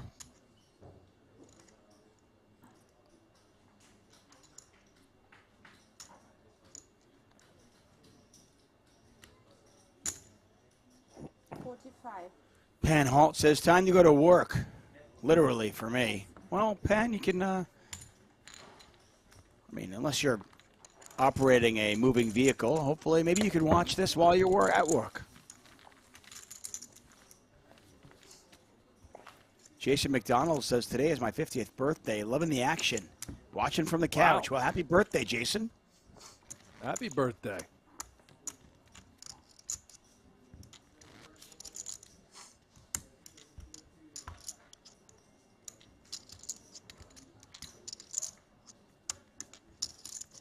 Jimmy Bluffett in the chat. What's up, Jimmy? Says, who is everybody rooting for today? Ivy, Weissman, or Ollie? I'll tell you, the Elis Parsonen fans. Yanni? I know. Elis. Yeah. Might have a couple of fans of the Finns in the chat.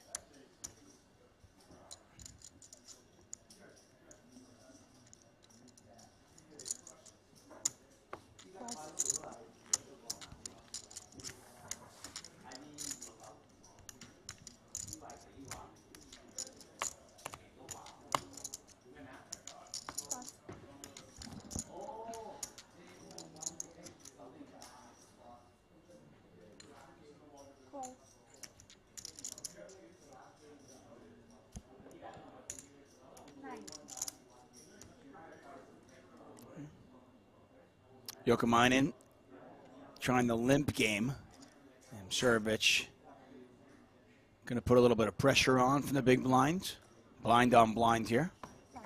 And Jokamainen just gives it up. Players playing a little bit carefully right now. Ace Jack 10, big game. Double suited. That was only suited. If you want to play careful, if you want to play aggressive, you can play it your way, anyway. On the PokerGO Hold'em app, you can play free Texas Hold'em poker. It is from the creators of High Stakes Poker, Poker After Dark, and more. Be part of the shows that help shape the game with an authentic online poker experience. PokerGO Hold'em is available now on the App Store, Google Play, or by heading over to PokerGoHold'em.com. Brent Hanks, by the way, is the voice of that app and that game, so check it out now. Free to play. Get in there. Gamble it up. Or play it like a nit. I mean, it's up to you. You do it your way. You get your chips back yet? Nothing. I have 0 chips. Still no chips. No chips. Can't even play my own game. Pathetic. No, no. Andre Tomas noticing that this was a 25,000. No, put your cards in Oh the yeah, box. just flip them over. Like doesn't even matter, right? Flipping them over. Oh wow. Okay, maybe I'm actually okay with you getting a walk. I had a king and a deuce in my hand too. Feels good. How do you get a walk? All right, my turn. You probably won't get a walk.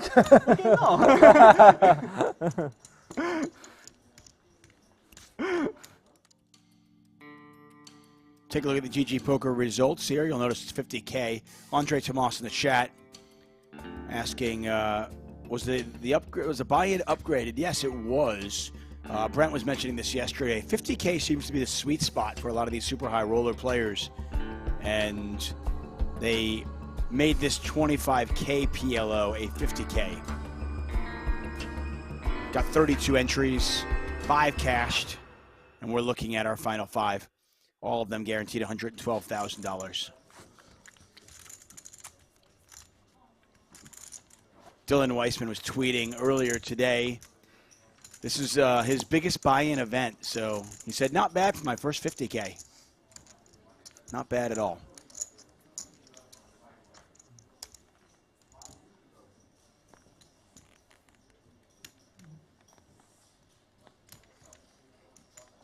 You didn't like that, Dylan? No. The fact that I'm not dead yet and he's not dead yet is unreal. I like you guys. I want to keep you guys around. You know?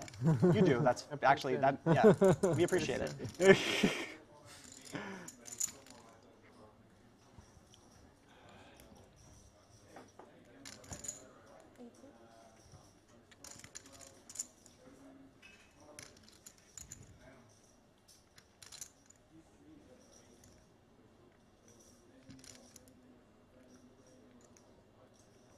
Jokamainen raising it up. We can't see his 4th card.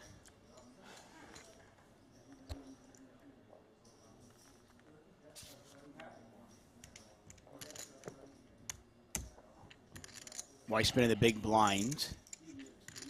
Thinking about playing defense. He's only got 365,000 chips. But he's going to call this.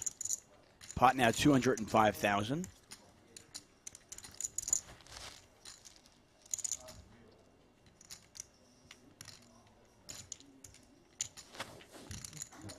And Jack's still very much in the lead.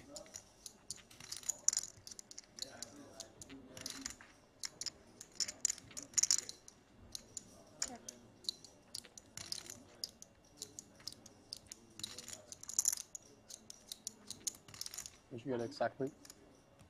Yeah, that's good enough. Thanks. 315.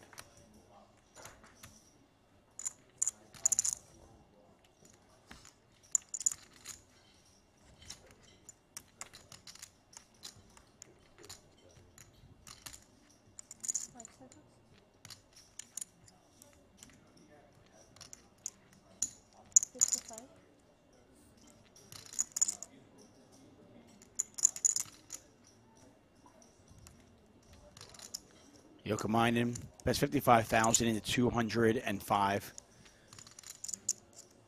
Weissman, not with much going on. He's got some backdoor stuff, but he only has 315,000 chips. See if he wants to conserve that. Whoa. And he's going to go all in. Wow, with the 5 in his hand, I suppose, Tuck, just a pure bluff candidate. Obviously, the gut shot with the ace-5 combo. Ooh. Yeah, I mean, really not much going on there. Like you said, he's got the gut shot to the wheel, had some backdoor equity, but that was a lot of gamble from Dylan Weissman, who, despite playing his first 50K, is showing no fear whatsoever.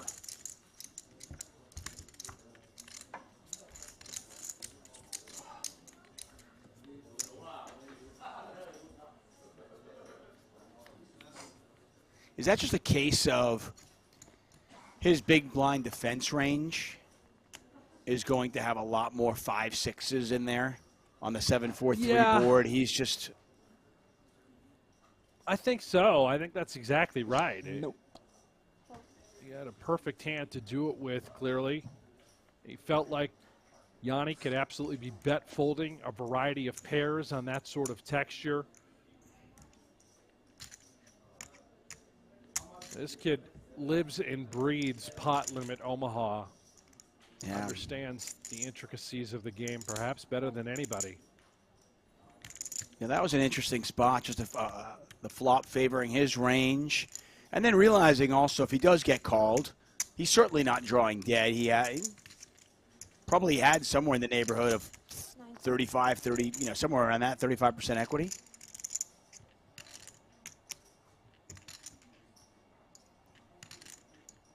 Weissman limping in, Ivey raising from the big blind. Raise pot. Oh my. Limp pot now from Weissman with just ace, queen, 8-3, one suit. Ivey's got a pretty nice hand, maybe to consider peeling should we try to connect and bust an opponent. These guys are 50-50. If one of them can get the other one to fold, and obviously Weissman's not going anywhere now, it's a huge win, and Ivey's going to call. Yeah. We'll take this to the streets. Pot's 570. Ivey's got two suits, but we can see that only one of them is alive.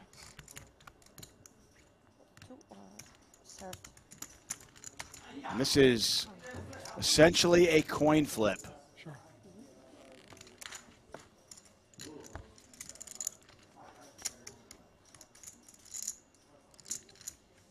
Jack 9-7. Oh no. That is Ivey. all Ivey. Pop straight. It is, but this is basically a flip. 54-46. Wow. Low cards. Weissman is technically ahead right now with ace-queen. Percentage-wise, Ivey a slight favorite, as you can see. This pot's 1.2 million. This pot is weird. And Yeah. I love Four. it. Four of diamond. Four of diamond. That's beautiful. Four would be quite a way to go out. I don't want that. But if it comes a four, that's my. Pay the board also. Pay the board also. Weissman's tournament life on the line. It is a four. Wow. Ivey now a What is that massive there? favorite. If it is. Yeah. Oh wow. Only an ace, right? Yeah. Yes, only an ace. Good game, man. That is not an ace, my friends. Be live, ladies. Dylan Weissman has been eliminated in 5th place. Not bad for his first 50K. He does cash. He'll take home $112,000. Yeah. Got into a coin flip with the legend, Phil Ivey. And now Phil Ivey's got all of his chips. And Ivey, Not even the club. I believe, is now our chip leader with 4 remaining. Ivey. The fans go wild. Tuck. 4 remain. Ivey up top and a ton of money on the line. Look at those payouts. Ooh. Pretty crazy how Weissman Ivey got it all in on the flop. They were basically 50-50. Ivey a slight favorite. And then just an offsuit 4 changes everything. And now Ivey's a 90% favorite. Does eliminate Dylan Weissman in 5th place. The remaining 4 players all guaranteed $176,000. You got a million? A million, yeah.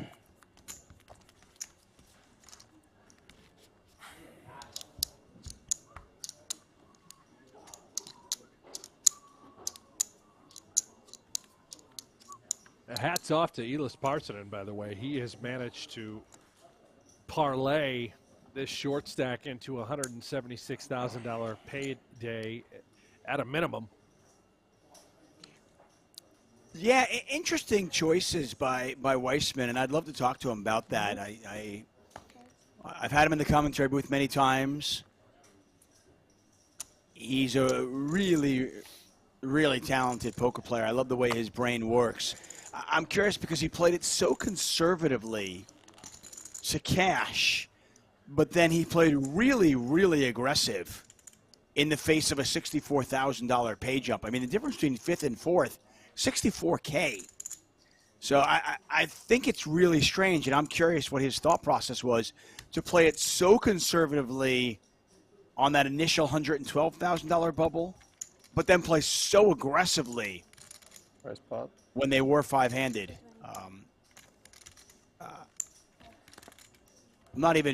I don't even know if I have an opinion on it. I'm really just curious what his thought process was. No, it just seemed like on the surface, you know, he was clearly going to do everything it took to get into the money, and then once he reached the money, the gloves came off, and he started, you know, sort of swinging for the fences, playing for the win. His bust-out hand was unusual, certainly a high-variance approach. To your point, stone opposite to what he was trying to do prior to cashing.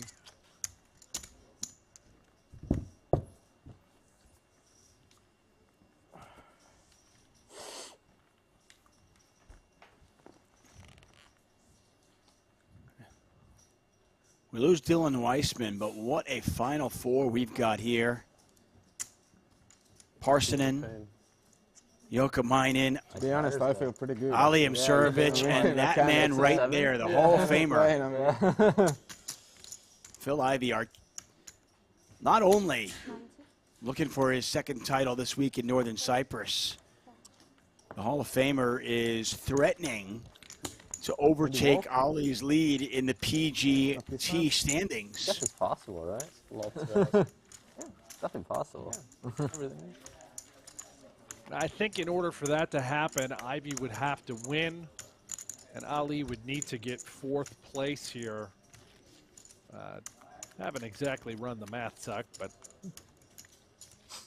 seems about long right. Story short, Ali and Ivey are very likely to be 1 and 2 on the PGT leaderboard, no matter what happens here today. So we are looking at our top 2 players on the tour of the 2022 campaign, all of which, results-wise, everything that Ivey has put on his resume has happened here at the Merit Royal Casino in Northern Cyprus as a part of the Triton Series and now the Super High Roller Series. His 5th final table in a short span of only 8 days.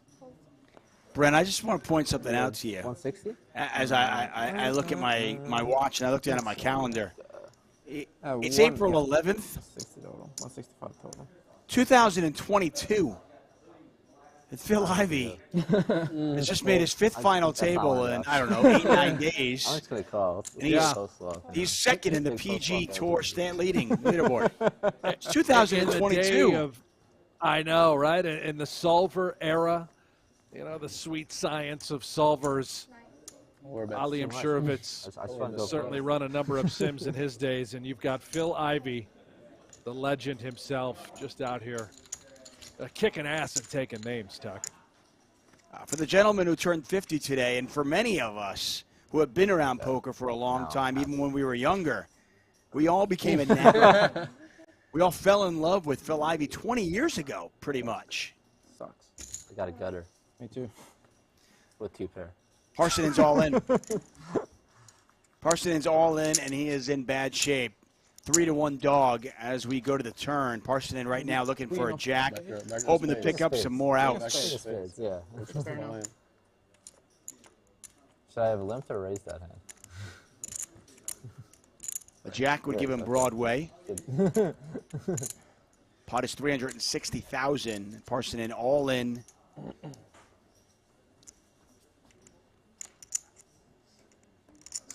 Six of hearts.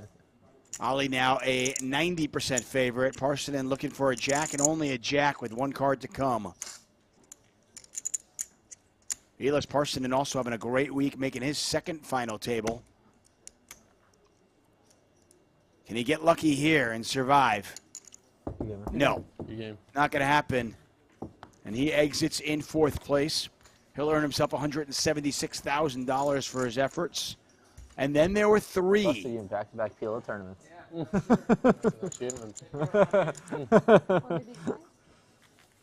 Ollie's just having fun with it, huh? Better than a PLO, right? He is. He's loving it. He knows it's not his game. It's not his wheelhouse, but he's out here putting on a show. We've reached the podium now. Every player guaranteed more than $250,000. And Surovich very aware of how good Elis Parsonen is as he puts the dig in there. 2 PLO tournaments. I've eliminated you in both of them. Both at the final table, by the way. And yes, we are at our final 3. All 3 players guaranteed over $250,000, $640,000, and a beautiful trophy goes to the victor. The Bosnian Bandit. Your button, right? Yeah. Jokamainen from Finland and the Hall of Famer Phil Ivey. Battling for it all.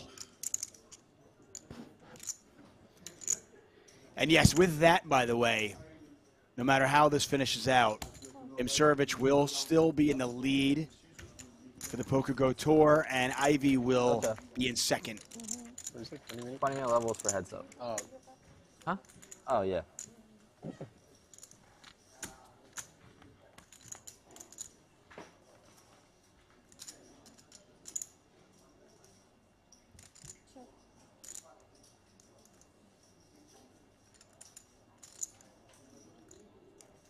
Ivey with a nice little wrap going on here at the 4-5-6. Does not have a heart in his hand, but we know he's got a lot of heart, period. See how he plays this one.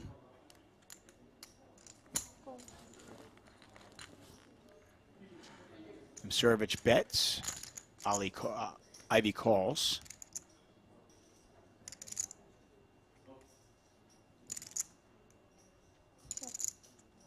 Heart likely disconcerting for both players. Ivey checks.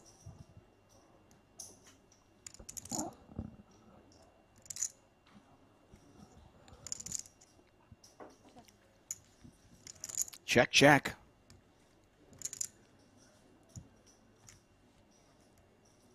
And Ivey gets there. Don't know what Imsurovic's 4th card is, but it doesn't matter. Yeah, it's insignificant. Ivey cannot lose this pot unless Imsurovic tries to bluff him.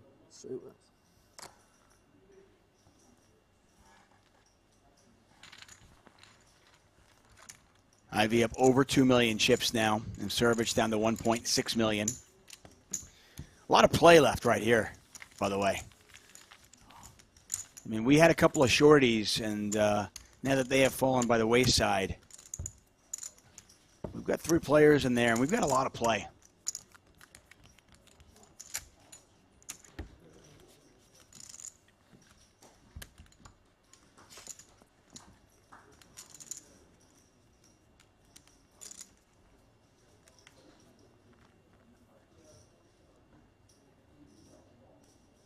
You get a chance to watch the Masters yesterday? A chance? Oh, I watched the whole thing. Talking incredible. I kind of wanted Scheffler to 6-putt. I kind of wanted him to sit. Once he missed the first couple of putts, I wanted him to 6-putt and win. Well, that would have been awfully sick and twisted. What a way to go out. 6, little under. Lose the Masters. You got a 5-putt to win. It was dramatic. It had its moments. Now I'm looking around. What do we watch now? We got hockey and baseball. I guess the NBA playoffs are right around the corner. There you go. A lot to watch still. And certainly here. Boy. We're going to watch this 10-6-6 flop. Well, there's a lot of play in this, but coolers still happen. And this is certainly one of them. Jokamainen with trip 6s, 2 diamonds out there. Ollie with top full house.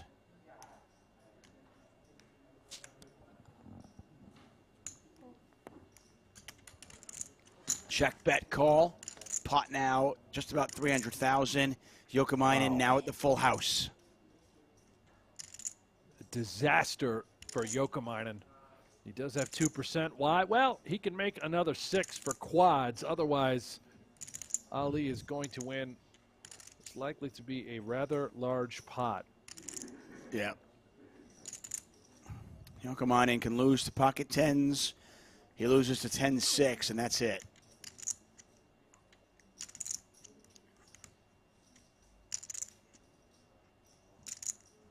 Ollie building a pot. And why not?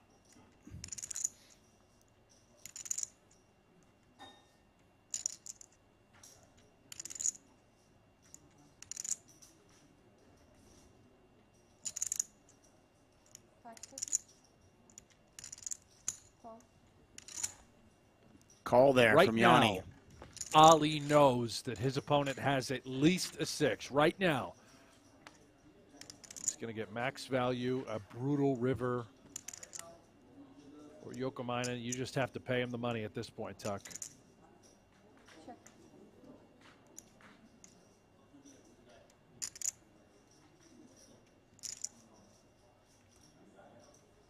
Question I have for you is if Ali bets pot here, is 6-5 just a bluff catcher? I mean, would Ali value bet pot here worse than 6-5? Unlikely. Yeah, I think it's one of those spots where you probably just have to call.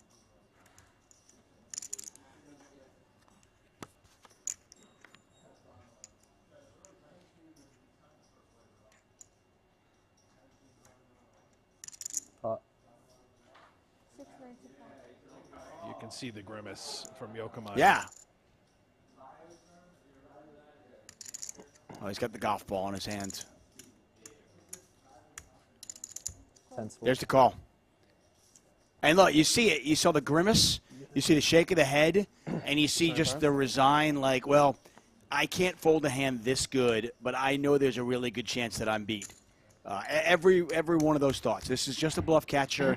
My hand is too good. I can't fold, but this sucks. I mean, no other way to say it. Yeah. That is an absolute cooler. And Ali Imservic, now our chip leader, and Jani Yokomainen from Finland on fumes. We are what looks to be moments away from an Ali Imservic versus Phil Ivey heads up, who are now 1 and 2 on the PGT leaderboard. What a moment for this game. And I think, you know, when you think of poker and you want to think of the faces of the game, the iconic faces of the game of yesteryear, and certainly Ivey is still not just relevant, but, you know, an enormous face in the name. But you think of the game that we grew up with and the game, the faces of today, there might not be a better representative of both sides of it. Ivey and Imservic. It's great. You're exactly right. Ali sort of the new guard, Ivey of the old guard, although wildly talented and still Ivey, as we remember. And here we go. Yokomainen now all in for the rest of it. Yeah, and he's behind here.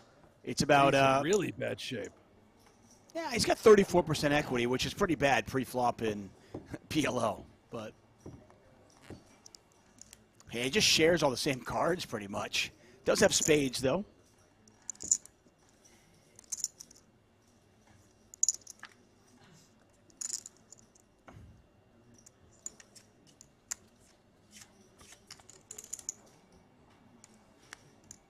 Ace, 10, 7, 2 hearts out there.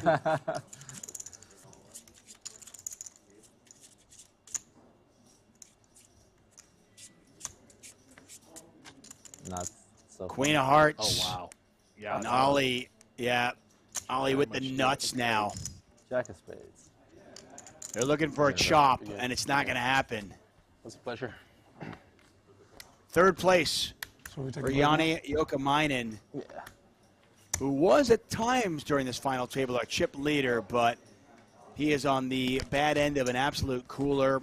He'll take home $256,000 for his troubles, and we are heads up. Phil Ivey, Ali Imservic.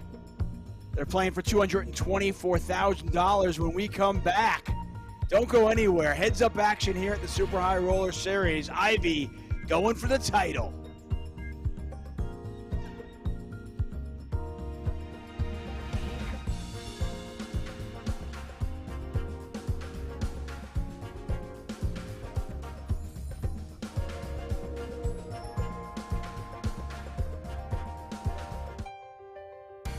One of the richest poker tournaments of all time.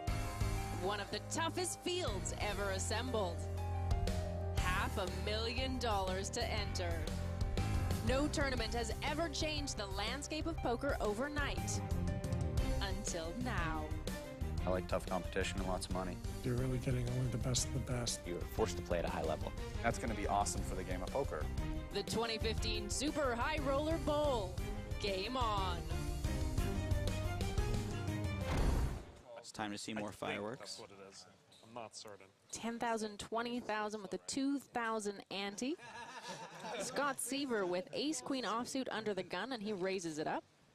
More play. Negreanu next act has jacks. He could play this a couple ways. He decides to just call, which is very in tune with his style. This is the famous Negreanu small ball. Absolutely. Anytime he's not quite sure where he's at, he loves to call, and then he'll play after the flop. He's very comfortable playing after the flop, and he has position here, so he's got a lot of good reasons to just call. It passes over to Kim in the big blind. Ace-7 offsuit. And we've seen him defend this sort of hand here before. Yeah, he keeps getting great prices out of the big blind. He has hands that have some equity, and he's making good defends. Unfortunately here, he's dominated in a bad way, but normally this would be a pretty standard call. Ace-6 queen. Top pair for Kim, but top 2 for Seaver. This is a bit of a tricky flop for Dong. Scott bets 65,000. And a laydown by Daniel Negreanu. Yeah, terrible flop for pocket jacks, and because he just called pre-flop, Daniel lost the absolute minimum there. And this is going to be a call here for Dong. There's no way he can fold a hand of this strength, and he'll reassess on the turn.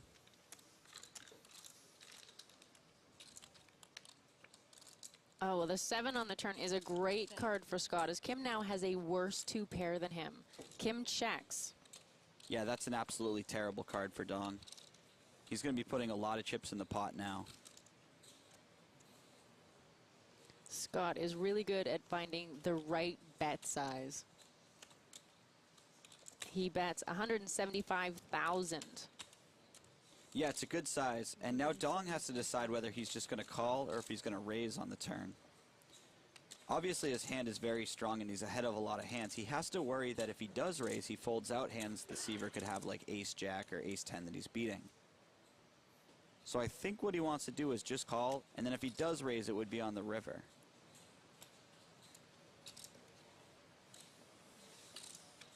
Kim calls. And the river is the 10 of clubs. Kim checks, and it's over to Scott Seaver, who now has to find the right bet size to get the maximum value here.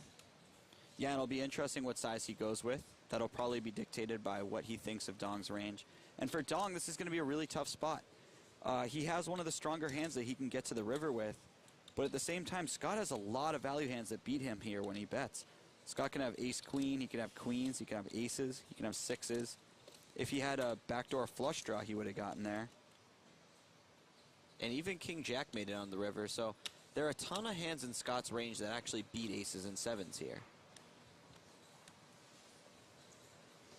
Scott makes it 375,000. Call. And a really quick call from Kim. Huh. I guess Dong just decided that his hand was too strong to possibly fold. Jason is one of those players who works really hard on keeping a good poker life balance. He spends a lot of time outdoors, he works out, and you might not know this, but he is actually a really solid country swing dancer. But back to his poker moves. He has queen jack of diamonds on the button and is facing a raise from Brandon Stephen with queen 10 of hearts. He calls. Yeah, great hand to call with. He's got position. He can hit flops really hard with this hand. And it's over now to Max Altergott in the big blind. 8-10 offsuit, and he also calls. This is the first time we've seen Max here on the Super High Roller Bowl so far. And it looks like first time's the charm. He flops a straight, Jason flops top 2, and Brandon flops top pair in a straight draw and is somehow way behind. And Brandon checks his hand despite having the pre-flop initiative. And I like this check with this particular hand a lot. Action on Jason Kuhn. He's picking up chips. Yeah, Jason's going to want to bet, and he's going to want to bet big. He has a very strong hand, but it's vulnerable to a lot of draws, and he wants to protect it. Unfortunately for him, Max has already made this straight, and it's going to be very difficult to get away from this. How much did you start ahead with? I think 650.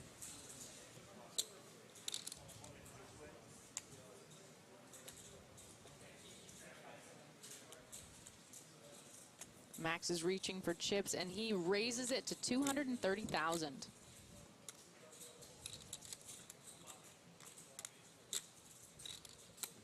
Action on Brandon Steven.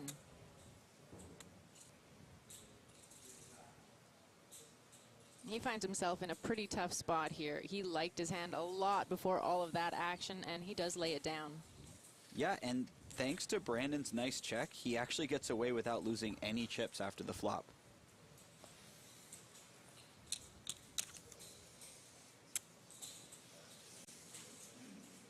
Now, when Jason pulls his chips back like that, that means he's either calling or raising. And it looks like he might just call, which is pretty interesting because it's for a big chunk of his stack. I would have to imagine that Jason's plan is to call and to get it in on any blank turn. Well, the 6 of spades on the turn is not a blank. No, it's not a blank at all. It completes the flush draw, which he had to be concerned about on the flop. And also, if Max has something like Jack-9, he's probably going to slow down on this card. All in. It's an all-in from Max. Big decision for Jason. That hand's not very good, is it? It's not a very good hand. Doesn't really hit that board very well. Good discipline fold by Jason. Tom Marchese is under the gun with ace-king offsuit. He raises to 72,000. It's got to be the first time he's ever folded game spree. Yeah. Folded in 8 seconds, probably. Seaver with king-jack offsuit. It's a good hand, but it's not doing that well versus Tom's under the gun opening range. I would imagine that Seaver either folds or 3-bets this particular hand. And it looks like he is choosing the 3-bet here.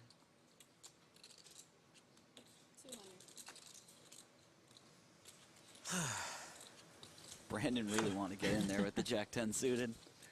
Such a pretty hand. Back over to Tom Marchese now.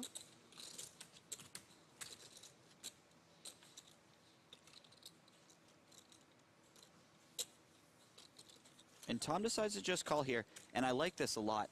He knows that the type of bluffs that Scott would have, he usually dominates, so he wants to keep those hands in. And also, he doesn't really want to re-raise and get it in before the flop. He's not doing that well versus the range of hands that Scott would actually get all in with him. Well, ace-3-9, and that's a flop that you want to see with ace-king. Great flop for Marchese. This is the type of board that he can withstand a couple streets of pressure easily, so he's very happy that he just called pre-flop when this sort of board comes down. Seaver fires into this pot. And Scott chooses to go with a smaller sizing, and I like this a lot. He's just trying to fold out stuff like pocket 6s or king-queen. He knows that Tom's not folding an ace to any size, so he just chooses a smaller size, and it gets the job done. Unfortunately, he's run into a really big hand. Queen on the turn. Seaver now with a straight draw and a flush draw. Yeah, that was one of the better cards for Scott to see. He picked up a lot of equity, and it'll be interesting to see how he plays this on the turn. Marchese checks.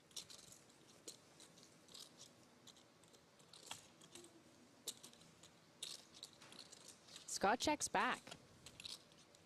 The 8 of diamonds on the river. Scott now has the flush.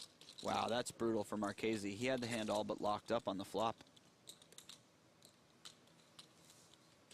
And he has to imagine that Scott barrels some of his hands that have 1 diamond in it, so he might even find a hero call in the river if Scott value bets.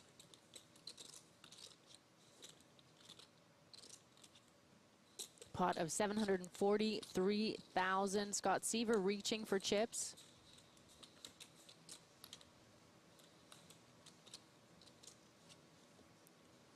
He puts out a bet of 300,000. This has got to make Marchese a little bit sick. On the one hand, his hand has shrunk a lot in size. But on the other hand, Seaver's line looks a bit like he bluffed on the flop, decided to give up on the turn, and then the 4th diamond made out in the river, and he was like, oh, I could get away with the bluff again. Marchese rechecking his cards, and that king is still not a diamond. And he finds the correct fold. Yeah, these guys are both just too good. So Brian Rast has raised tens from early position. David Peters with aces in the big blind. Jack 10's ahead, right? Slightly ahead of up to which pair? And he just calls. This is a really sneaky call, and I really like it. He's going to be calling out of the big blind a lot, so. Well, he'll be glad he played it that slow and kept the pot small because, boom, Rast outflops him and hits a set. Terrible flop for Peters. There's no way he's folding, but. He's checked it over to Rast, and Rast bets 140,000. And I can't imagine David does anything here but call. His hand isn't strong enough to raise anymore, and he definitely can't fold. He does just call. Oof, well, if that was a scary flop, it just got worse with a 7 on the turn. It puts a 4 straight on board. It would be really tough to be confident with a pair here, even a pair of aces. Not only that, but Peters knows that he can have a lot of jack type of hands when he calls out of the big blind. So his hand is actually weaker than the type of hands that he's expected to have here. Well, Peters checks it over, and Rast is undeterred. He fires again. Yeah, and despite all of that, Rast bets. And this is going to look pretty strong to David. Peters does let it go. It's a good-sized pot over to the big stack, Brian Rast. And by just calling before the flop, David Peters escaped losing a lot more chips. So David Peters gets his aces cracked, but a nice laydown saves him from losing any more than 9% of his stack.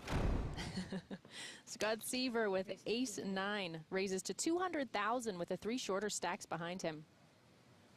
All in. All in. Connor Drynan shoves 13 big blinds with a bigger ace. Easy all in for Connor. And Ooh. Peters picks up kings in the big blind. Peters is probably not going to fold this one. He's trying to decide how to get the most for his hand.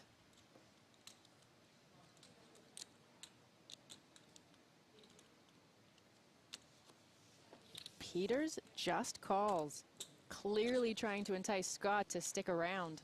Peters definitely wants Scott to put more chips in the pot, and calling is probably the best way to do so.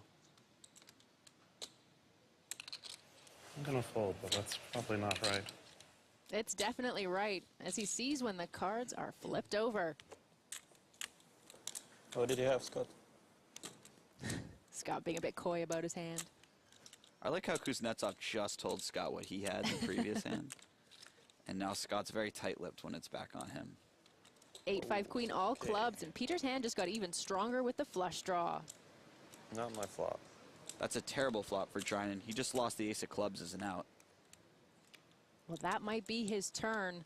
The 10 gives Drynan an extra out. Only the 10 of diamonds or a non-club ace will save him now, or he is out in 5th. Oh my god. Wow. Red 10 on the river. What a card. And I had the ace of spades also, so you had only... I figured when you said 2 cards that don't matter, you were just being nice for me. And I had the... Wow. The blinds are still at 50,000, 100,000 with a 10,000 ante for the 4 remaining players. Even the short stacks have over 30 big blinds right now. Brian Rast with huge chip lead and King 7 of spades in the small blind raises to 300,000. Scott Seaver in the big blind. Jack 9 offsuit, he just calls. Jack 9-10, and just like that, 2 pair on the flop for Seaver, although Rast does have a double gutter and an overcard. Scott Seaver. Hello and welcome back to Northern Cyprus. We are here for the 2022 Super High Roller Series. $50,000 pot limit Omaha is down to just 2 inside the beautiful Marriott Royal Hotel Casino and Spa. It is 2 legends of the game. Somebody from 20 years ago, maybe even 25 years ago, Phil Ivey. And of course, a player that represents the game today so well, Ali Amsurovic. Heads up for the title. They're playing for over $200,000 and that beautiful trophy. You couldn't script this matchup, right? Yeah.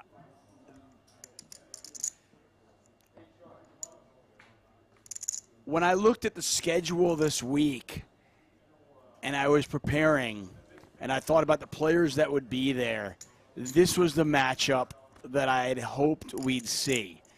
And I did not think in my wildest dreams it would actually come to fruition, but here we are. Ali Imsirovic, our chip leader, Phil Ivey, and they both have chips, so we're going to get some play. Brent Hanks, David Tuckman calling the action. Phil Ivey, you know, his experience, his skill set, he is the better pot limit Omaha player. Ali would tell you that. It's without question. Let's see if Ivey can overcome the phenom. He has been on fire, Ali, that is, eliminating opponent after opponent. Exactly. He knows how to put those chips in play.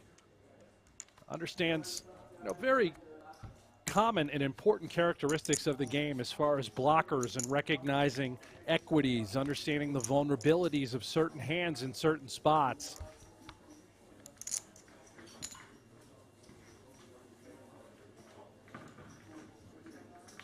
I had an opportunity during the break to text Dylan Weissman. I wanted to ask him about his strategy today, before the bubble, and then after the bubble burst. I guess. Yeah. And he said that it was a 100% a conscious decision to do that. Said the pay jump from 5th to 4th was obviously the pay jump to make the money was huge, but he said the pay jump between 5th and 4th was relatively small. The difference between 4th and 3rd was enormous. So we were going for the gusto. Yeah, and that makes sense considering what we saw out of Weissman.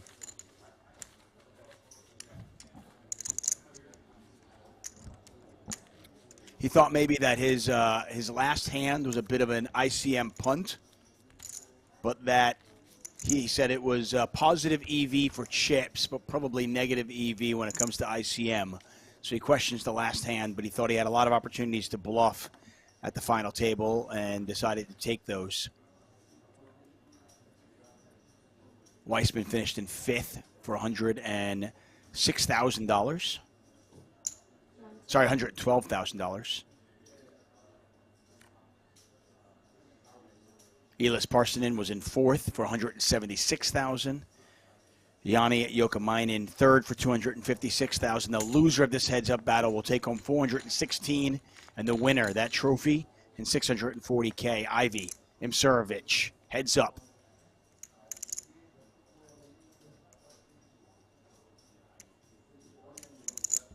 It's an above-average flop here for Ivey with top pair and a flush draw.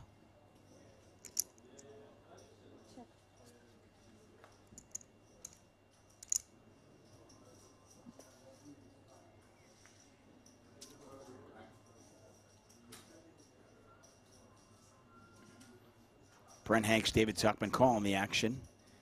They're in northern Cyprus at the beautiful Marriott Royal Hotel Casino and Spa.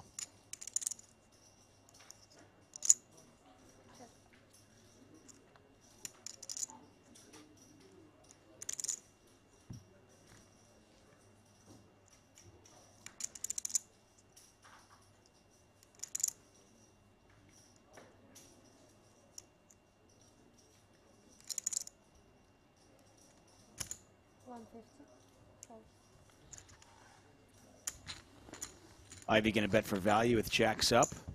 Not going to get any action, though.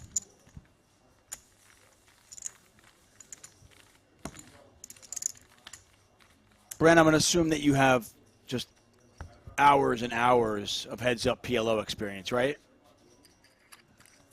Well, Tuck, I'm not even sure I have a single hour of heads-up PLO experience. But, you know, that hand just a second ago, Ivey eking out the thin value with jacks up on that one-liner to a straight board. He's going to see those spots and be able to get value there with those opportunities more so than Ali will.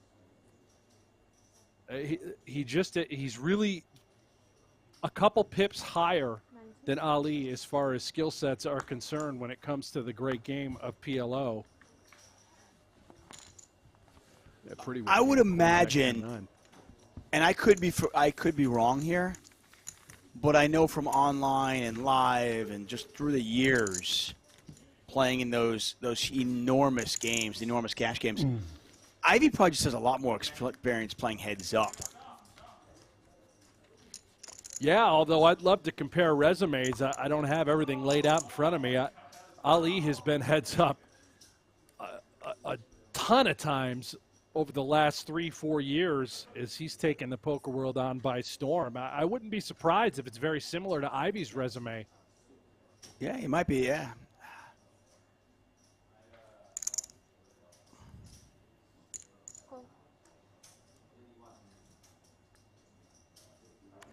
I just wonder how many times Ivey has played in a short-handed, high-stakes game that maybe was 5-handed, then it's 3-handed, then he played heads up for a little while to keep the game going, or the game was just good. Yeah, I got to imagine that's exactly where, again, Ivey's experience, skill set will come into play. Bear with us here. We've got a little bit of a hiccup. Action will resume momentarily. Yeah, it looks like we are paused. Good shot of Ali, though, huh? Is that the O face? Yeah, this is the one that he's really going to be proud of. I think this is going to be his new Twitter profile. Yeah, just go ahead and screen grab that. We'll turn that into an NFT. Wow, that's beautiful. Really is. We started today's action with 7 players. We very quickly lost Thomas Ribeiro from Portugal in 7th. He did not cash. Ayakov Onuchin from Russia, he finished in 6th. He also did not cash. The bubble was burst. And the remaining 5 players all guaranteed $112,000. The first one to bow out was Dylan Weissman, who recently flew over there just for this. His first ever 50K. He cashed in it, took home $112,000. Elis Parsonen making his 2nd PLO final table this week. He came in 4th for $176,000. And then, courtesy of an absolute cooler, both players, flop monsters, Yanni's hand. He had a feeling he might be beat, but just a hand that was just too good to fold.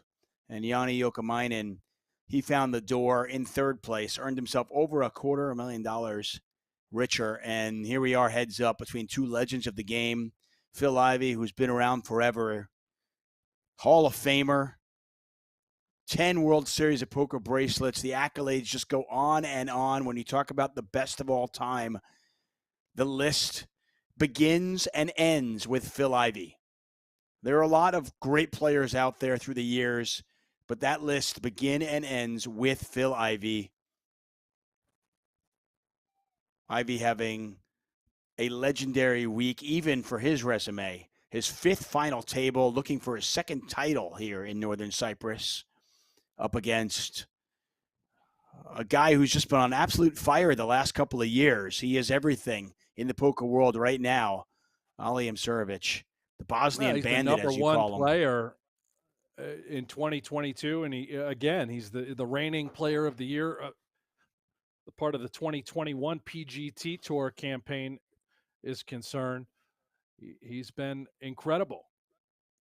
It's almost as if, imagine you had some sort of a master setup yesterday where you had Scott Scheffler up against, like a Tiger Woods on a Sunday. You know? It's great comparison. Yeah, it's exactly right. Yeah, unfortunately, we did not get that in the Masters, but we have it here at the Super High Roller Series. You know, Ali, as we're stuck on this chiseled face of his, he has lost nearly 45 pounds over the last 6 to 8 months. He has put a great deal of time and effort into getting into physical shape and conditioning. You look back at some of those older highlights that they'll run during our break time, and you'll see it, just how much weight he has lost. And that's really a true testament of what a majority of, the top tier players are doing. Jason Kuhn, perhaps is this the Jason Kuhn effect? Of that pedestal. This is the Jason Kuhn effect, where, and Kuhn will tell you, he gives himself credit for what you're seeing unfold for a lot of these high rollers, Phil Ivey included, just getting the body in tip-top shape, getting the mind in tip-top shape. As here we're we've resumed action, and Ivey flush draw. Yeah, we do apologize for the technical difficulties there. I'm going to go on a limb, and somebody just needed to press play, right? Yeah, that was my bad. This little arrow here, I had to click it. Come on, Brent. Ivey with a lock on this hand. Wow. He is. He can hit a 6. Yeah, my bad. He can hit a 6. Why not? Ivey with the flush. Donnie Peters in the chat. Good morning, Donnie.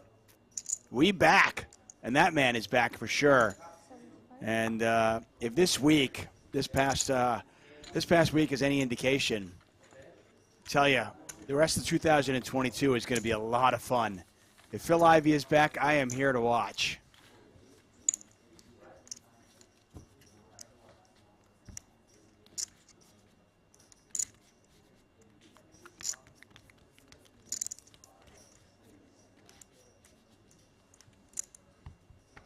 I don't expect a lot of conversation between these two. Ivey typically not one to talk a great deal. We're just going to have to sit back, enjoy, relax, and watch this show as these two geniuses battle and collide. Yeah, Ivey has always been, he's just such an amazing presence at the table. He's never been a big talker, but you just can't take your eyes off him. Huge that is wrap here for Ali. Yeah.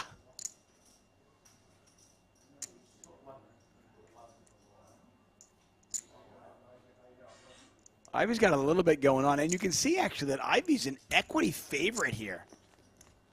53% despite that huge wrap.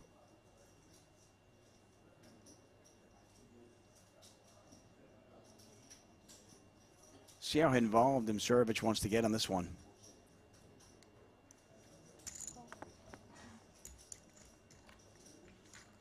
It's always interesting when somebody does get Ivey to talk. You know, whether it be about sports or whatever. That's always fun. Ivey picks up a flush draw now to go along with queens. He's got that live 9 and a gut shot as well.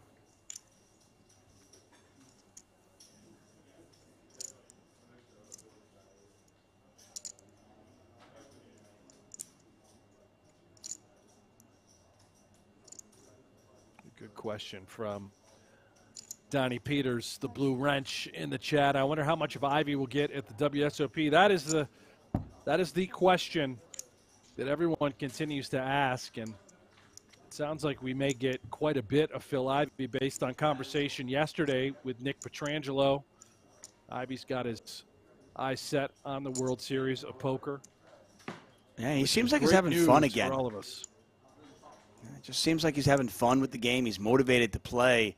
And unless something crazy happens, Ivey is going to win this hand, and he will be our chip leader.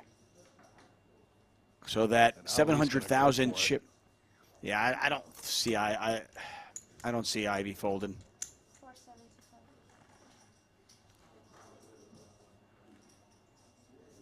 He beats nothing but a bluff, but he's got the sort of hand that you'd want to call with, clearly.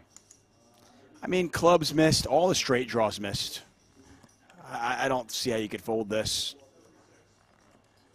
Ivey does make the call, and Ivey, who went into this heads-up battle with a 700,000 chip deficit, now has about a 1.2 million chip edge. 3 million for Ivey, 1.8 million for Msirovic. There, the blind's 2040.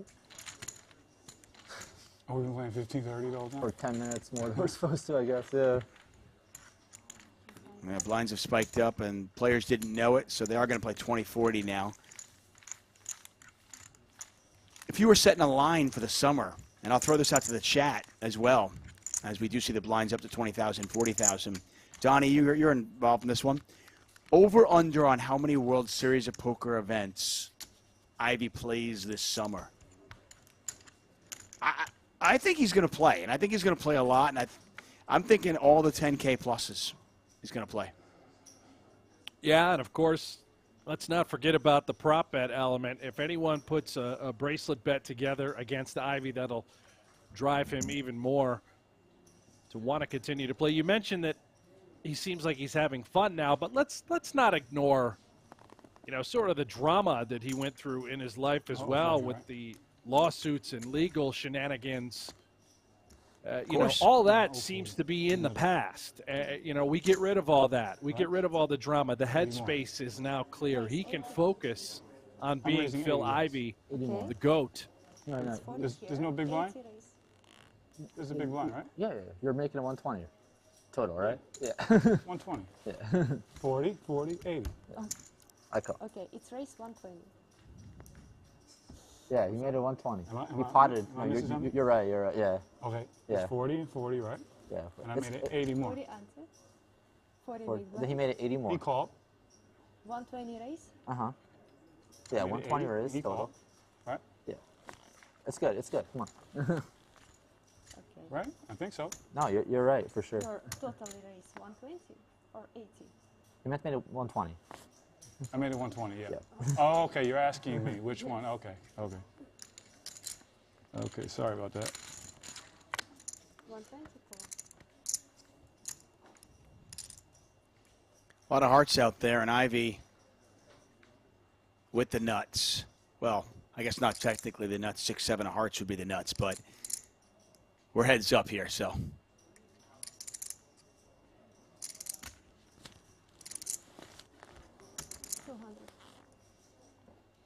Ollie open-ended on this 3-heart board. He's just going to toss it in the muck. And it has been all Ivey heads up so far. You see the trophy between the two players? Ivey. The crowd's going bananas at the Marriott Royal Hotel and Casino, Tuck. I know I can hear them on my end. Just overwhelming at times, the gallery. Yeah, my wife's a school teacher. She has taught the kids how to clap and applaud without using noise. And that's exactly what they're doing at the Marriott Royal Hotel Casino and Spa in northern Cyprus. Ivey's already picked up one of those. I was going to say, I don't know if this can be confirmed, but Norman Chad in the YouTube chat says, Brent Hanks on PLO is like Barney Fife on law enforcement. That sounds like a Norman Chad sort of joke to me. If it is you, Norman. It's definitely Norman. For joining us. Ah, Norman. It's definitely Norman. Think about it, Brent. Sunshine here. Brent, think about it. Would anybody else in the world pretend to be Norman Chad? Come on. Unlikely. And I also had to look up Barney Fife. You know, he shows his age when he makes these jokes. Although I'm shocked he's up I'm surprised at he can load YouTube. I'm surprised that he's up at 6:40 in the morning. He's not a morning guy. Hey, if you're going to be up at 6:40 in the morning, can you get your ass in the car and get me some Randy's Donuts, please, buddy? Yeah, Randy's Donuts. He's probably on a bender. He's been playing the online Stud 8 25-cent, 50-cent game all night. Trying to grind up that dog food money. Listen, Ivey's a great heads-up player, and he certainly has an edge over Imserovic in this game. I don't think there's any question. But he is picking up some hands. Look at this. And he is connecting as well. He's going to be a very difficult out. Running great, playing fantastic. Yeah, good luck, Ali. You've met your match.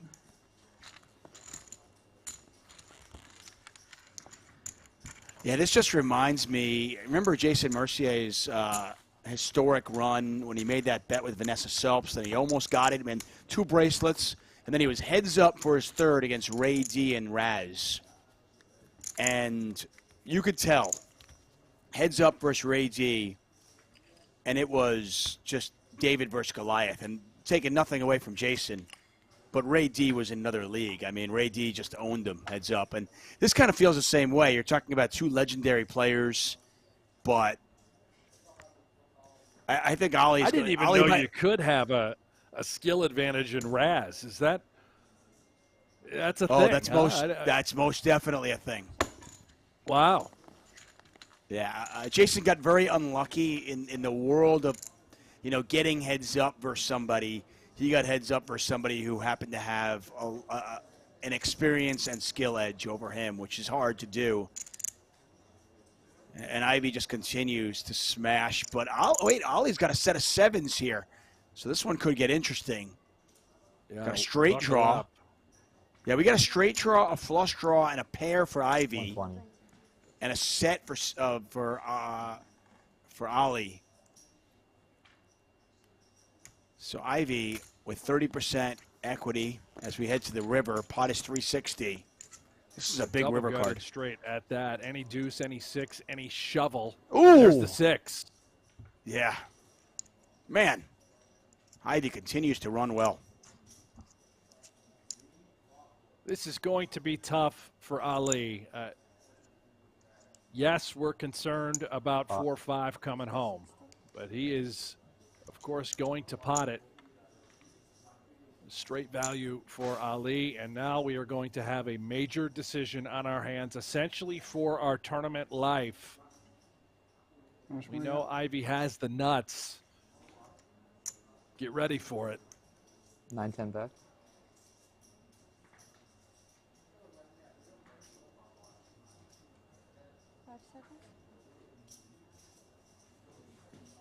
Molly.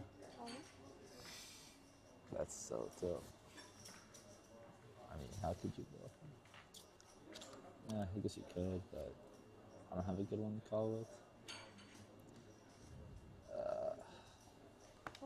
Sorry. Nice fold there from Ollie. That is a top-notch fold. We have been heaping praise on that man right there, and deservedly so. But let's not forget his opponent on the other side. Just right now, the #1 player in the world, Ali Amsurovic, and this is 1-2 in the PGT leaderboard. I mean, this doesn't get much better than this, Brent. What a show!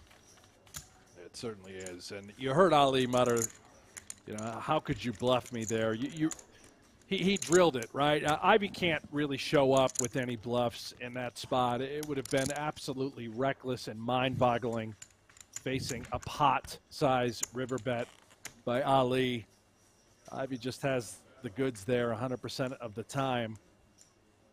Would have been pretty sick if Ivey just did that with, the spade draw and fours. But he did have the goods. Good fold by Ali Amsurovic. Ivey now with about a 4.5 to 1 chip advantage. We have not been playing heads up long, and it was Ivey who was actually behind at the start. That didn't last long. Obviously, it looks like a pretty big flop for Ali. Yeah, we can't see his fourth card, but this is he's got a flush draw. He had a pair minimum, and now he has made the flush. Ivey makes 2 pair, by the way, with 9s and 5s.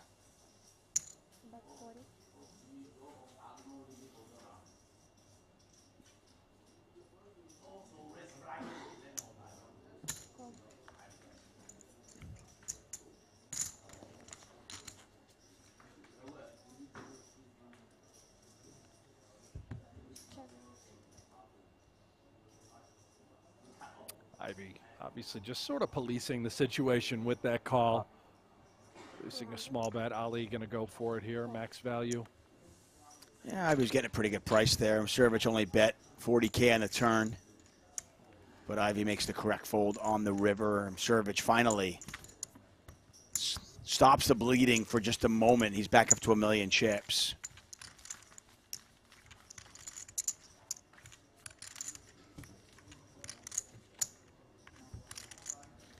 The difference between first and second place, a cool $224,000.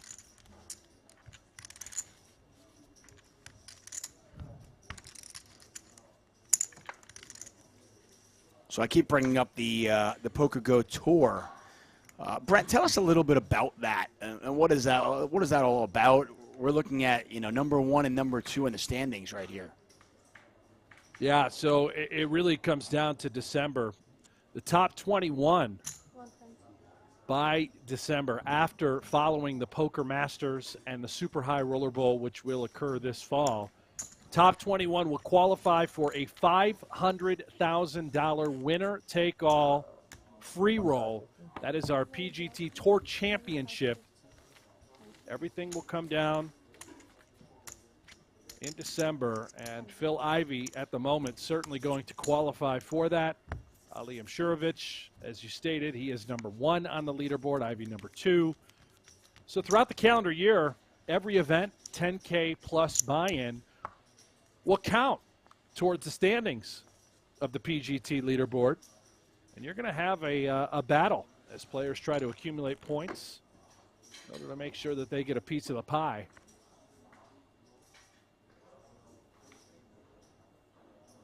And we're tinkering around with the structure and how it'll be formatted for the top 21. And right now, I think what we're leaning and what we're deciding on is that based on where you finish in the top 21 on the leaderboard will be indicative of your chip count. So let's just use Ali Mshurovich. He's number 1 on the leaderboard. Therefore, he would get X number of chips, as opposed to whoever comes in at 21st on the leaderboard. They would get lesser chips. So you're essentially going to be rewarded based on where you end up.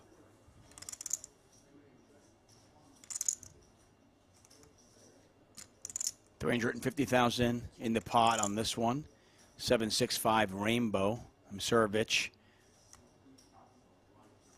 with the edge, equity-wise, is technically behind Ivey's jacks right now. Hits an ace, though. And now with aces up, has his grips on this pot. Ivey drawing dead to a jack.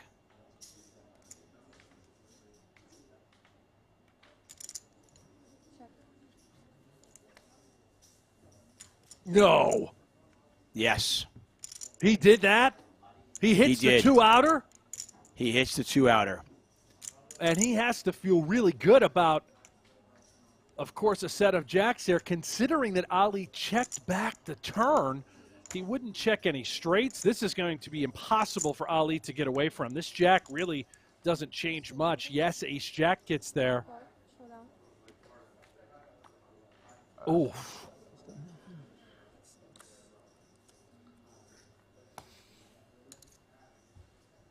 Yeah, that's, wow. Yeah, as played, you just think that 2-pair is the nuts there, and not only does Ivey spike his 2-outer, but he gets max value as well. Oh, that is spooky right there. That is old school Ivey. That's part of the reason that makes him the GOAT. Just able to do those things that most cannot. I mean, he sort of willed that jack on the river. Ali, it's almost welcome unfair. to Ivey's world, pal. Yeah, it's almost unfair, and I'll tell you something that is fair, though. It is the PokerGO Hold'em game. Free to play online poker, available on your favorite device. Brent Hanks is the voice. You can play against Maria Ho, Antonio Esfandiari, Phil Hellmuth, Daniel Negreanu. Their avatars are in the game. You can download it on the App Store, Google Play. It is a lot of fun. Check it out. You said free to play, Tuck. I mean, if Norman Chad is still with us, Norman, that's a game you can beat. Go download PokerGO Hold'em. Well, get in there, buddy. I don't know if he can beat it. Let's not get crazy. Yeah, you're right. Getting a little carried away. Brent Hanks, David Tuckman here for the 2022 Super High Roller Series Europe. We are in northern Cyprus.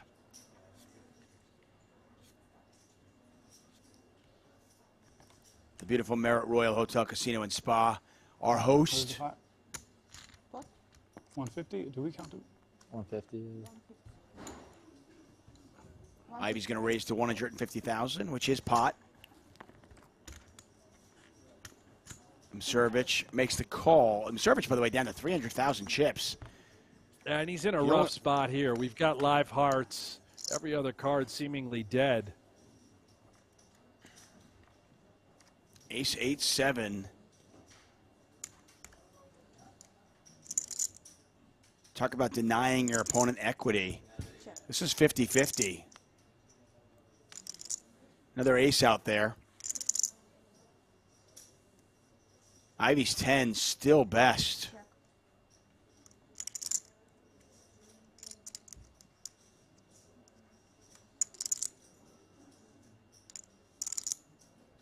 Check. Fourth diamond out there. Ollie with nothing. I mean, he has no diamond, and he's just not going to fire at it. He's going to save those last 300,000 chips. Ivey might be considering a very thin value bet here. He is going to tap the table, but I was watching his eyes just constantly staring Ali up and down. Look how satisfied Ivey looks. Just give me those chips. Give me all of them. Give me the rest, you little whippersnapper. Let me take care of business. Ali and Servich with and Servich has got a Mount Everest to climb right now. About a 15-1 chip deficit against the Hall of Famer. Wow. The writing is on the wall. Mount Everest. Nobody has climbed Mount Ivy, and that is what Ali is going to need to do here today. Yeah. You know, it's never over until it's over, but it feels over.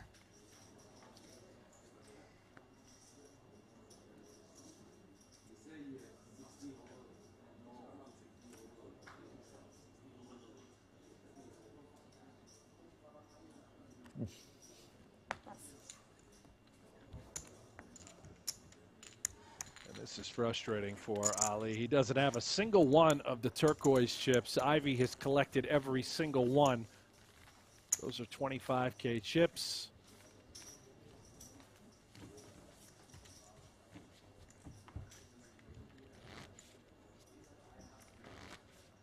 This thing is just about over. Ivey. I mean, we have seen, you and I have covered a lot of poker. We've watched a lot of poker. We have seen crazier things happen. We have seen amazing comebacks. But with Ivey's talent and the way he is running right now, this seems like the impossible.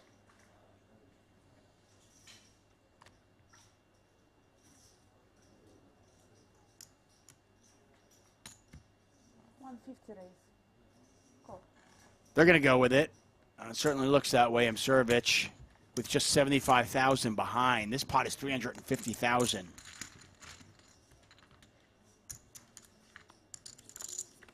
Basically a coin flip pre-flop.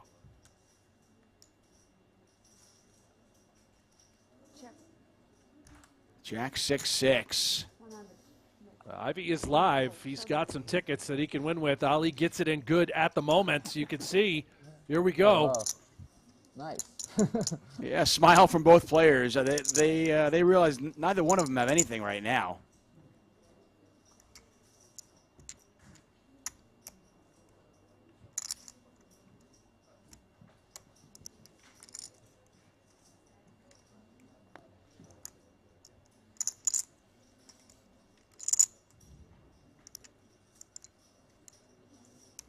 See the outs in the top of your screen. Ivey looking for a 9 or an 8 right now. He might pick up some more equity on the turn. We'll see how that plays out. 500,000 in there. Ali Servich's very contagious smile. Always having fun, and why not, the way he's been playing the last couple of years.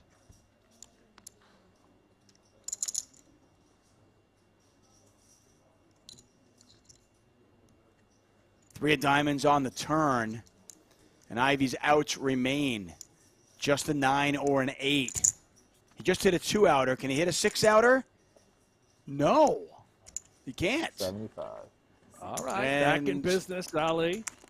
Yeah, there's still life. The 15-1 chip advantage turns into about an 8.5-1 chip advantage for the Hall of Famer Phil Ivey.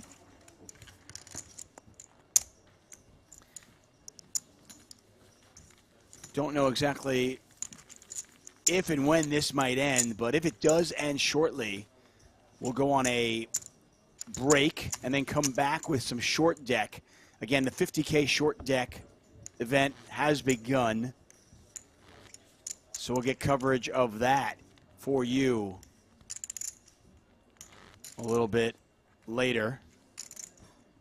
I can tell you that Ivey will almost definitely jump right in there, regardless of how this one goes.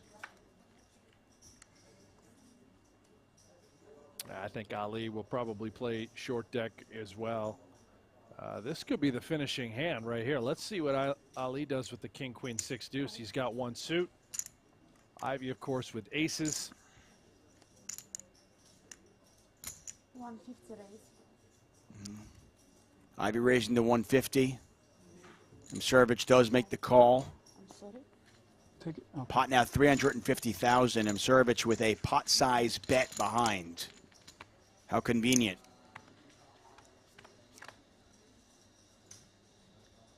Oh yeah, we're gonna dance on this one. Msirvich with top pair. Here we go. Ivey with the aces. Got king queen. And they're all in there. Ivey with a 3-2 favorite to end it right here. Live cards there.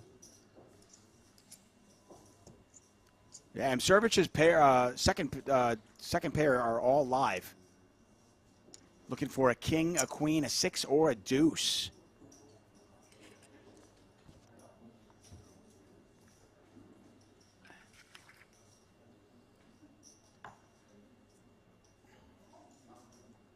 Ivey with just the bare aces, but they are good right now.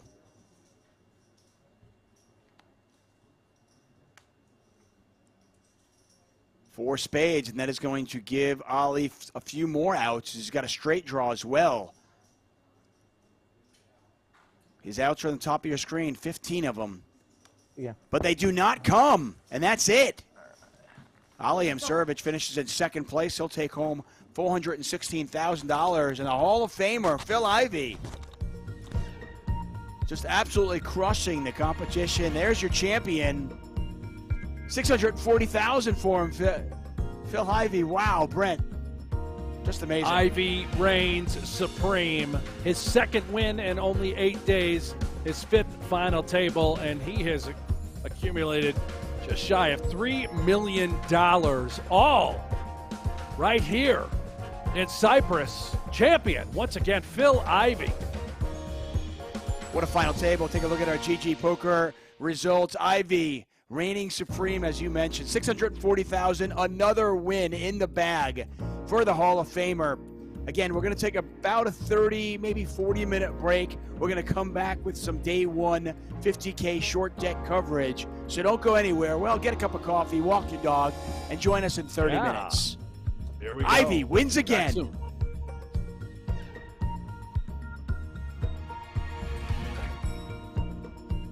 Last year, Brian Rast outlasted a world-class field on his way to a super high roller bowl title and $7.5 million in cash. This year, the super high roller bowl tradition continues from Aria Resort and Casino. This is a big pot. Thought I had you crushed. 49 of the world's best and wealthiest poker players. A buy-in of $300,000 and a first place prize of $5 million. 4 full days of live poker. The Super High Roller Bowl from start to finish gets underway right now. You ever find yourself opening up a little bit when you know guys are tired and a little bit less interested in competing toward the end of a day's play? Absolutely.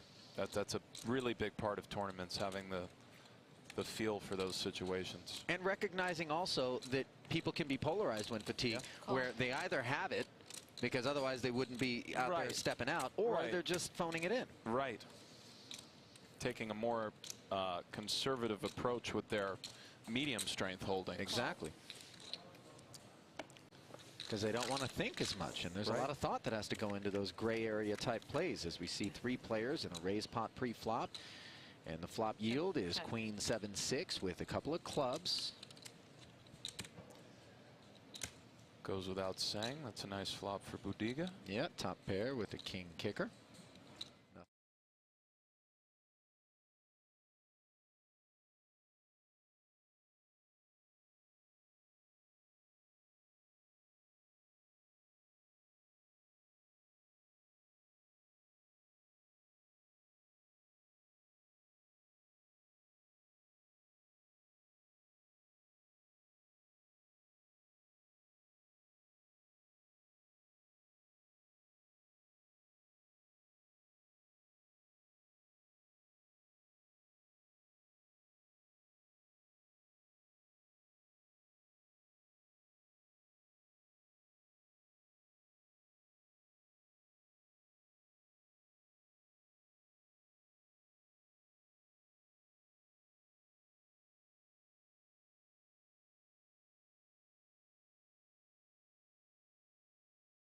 be heads up and out of position.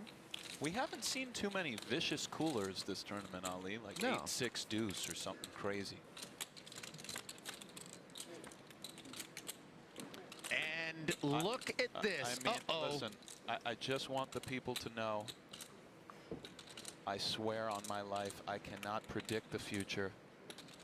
And that's just very odd. You are a broom rider. If that deuce came, I really would have been speechless, because this is already one of the weirdest things that's ever happened to me. Set over set, one of the most horrific situations you can be in. I myself, on one of the few occasions in which I've played a higher stakes buy-in poker tournament, found myself in a similar spot against Gabe Kaplan. Cost myself a cool 20,000 on Poker After Dark. That one hurt. And this one's going to hurt as well for Dan Smith, who checks it. Over to Rainer Kempe. It sounded pretty painful. To the great Gabe Kaplan. Right now, Dan Smith has major problems, and sometimes it's okay to spell out the obvious. Dan Smith, after this hand, could easily be crippled. He may elect to just start check calling, but even so, unless a 7 or 9 of hearts rolls off, Kempe has a lot of great cards to barrel, get check raised in all likelihood, and this is just so brutal for Dan.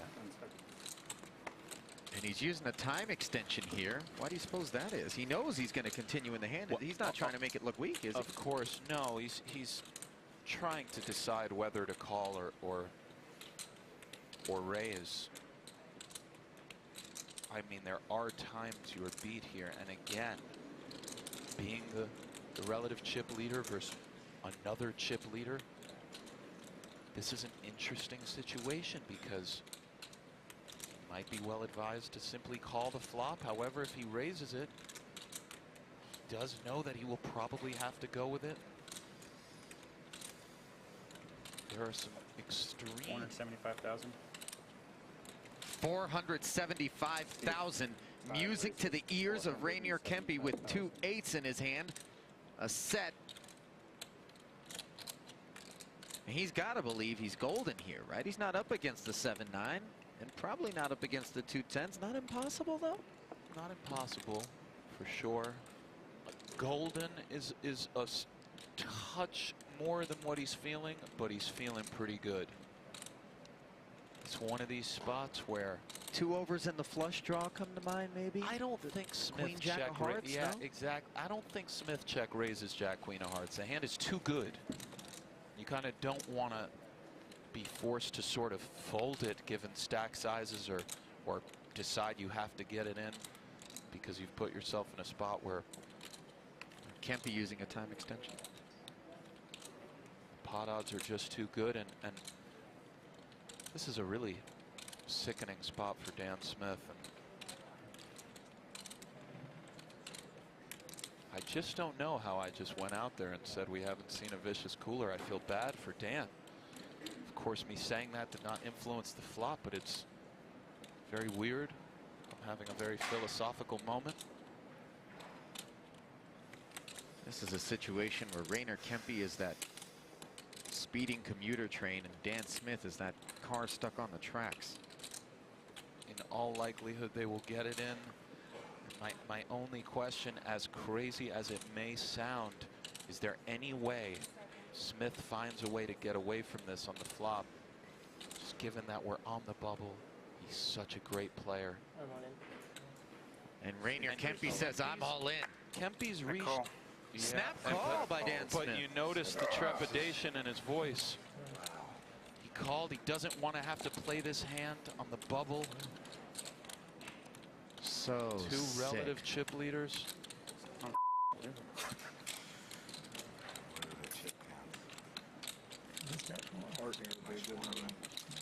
Nine of hearts, all right.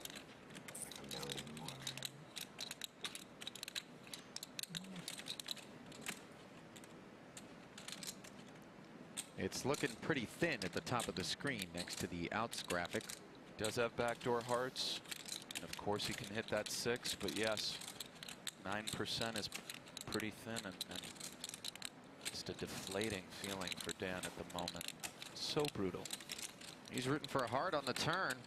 Instead, it's an ace, and now he has one out, one time to avoid a massive blow. Unbelievable, really. Really. Set over set in this situation. Just horrifically cold.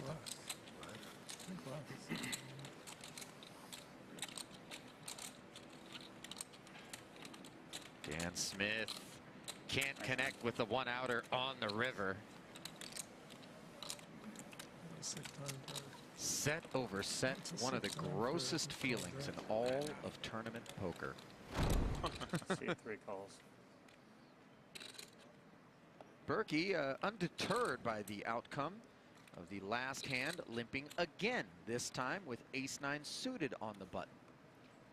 And again, Kempe and Holt so range-oriented in their preparations and have a lot of ideas on what they'll do versus certain styles. Often that style is a player who generally min-raises pre. Kempe with a real holding. Second straight time he's raised a limp from Berkey. And a call. He's got 2 7s, and this time Berkey is going to call for his whole stack. Well covered by the chip leader and at risk. He's behind with 2 overcards. And just like that. Is this kind of what Berkey was scripting? He was saying, I'm going to continue to do this until I get the right opportunity to try to double? Yeah, I think A, it reduces variance, and B, Berkey was hoping that Kempe and Holtz to a degree would start attacking his limps and he would have some reships much like this, which is very reasonable. And it's a multifaceted approach, one that in the next level Berkey could stop limping and then resume. So if Berkey can win this pot, he will vault over Phil Hellmuth for 3rd and chips, but he's going to need some help, and the board is 7 high, top set for Rainer Kempe, and a very uphill climb for Matt Berkey.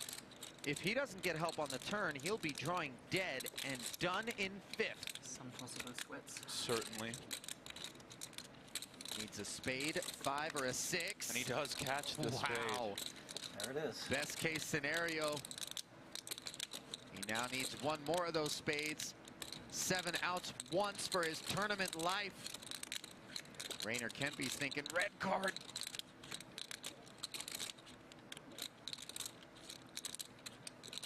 The tension mounts. And here comes that river. It's a 4. 7's full for Rainer Kempe, and the end of the road for Matt Berkey.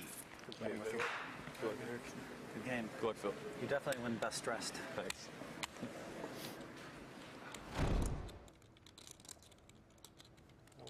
All in. Moving all in here with the ace. Oh my. Oh, and he's been called. What is he up against? The ace-10. Disaster for Eric Seidel. Is that Fedor humming? Pretty odd spot to start humming. I know me on my off days, mood-wise, may have had a choice comment or two for Fedor the Songbird, but no doubt about it. Maybe that's just the awareness that he balances his humming range. the kids are really on top of everything these days. Look, if Seidel's out of here, that's an extra guaranteed 1.1 million into Fedor's pocket. So it certainly is, and for Eric, who's battled so hard, and for Holtz, what a huge equity pot this is. Yeah, 9-9 Trey. There's some chop outs here. There's always hope for the short stack in this spot. It's never easy. Kempe's going to have to sweat it out.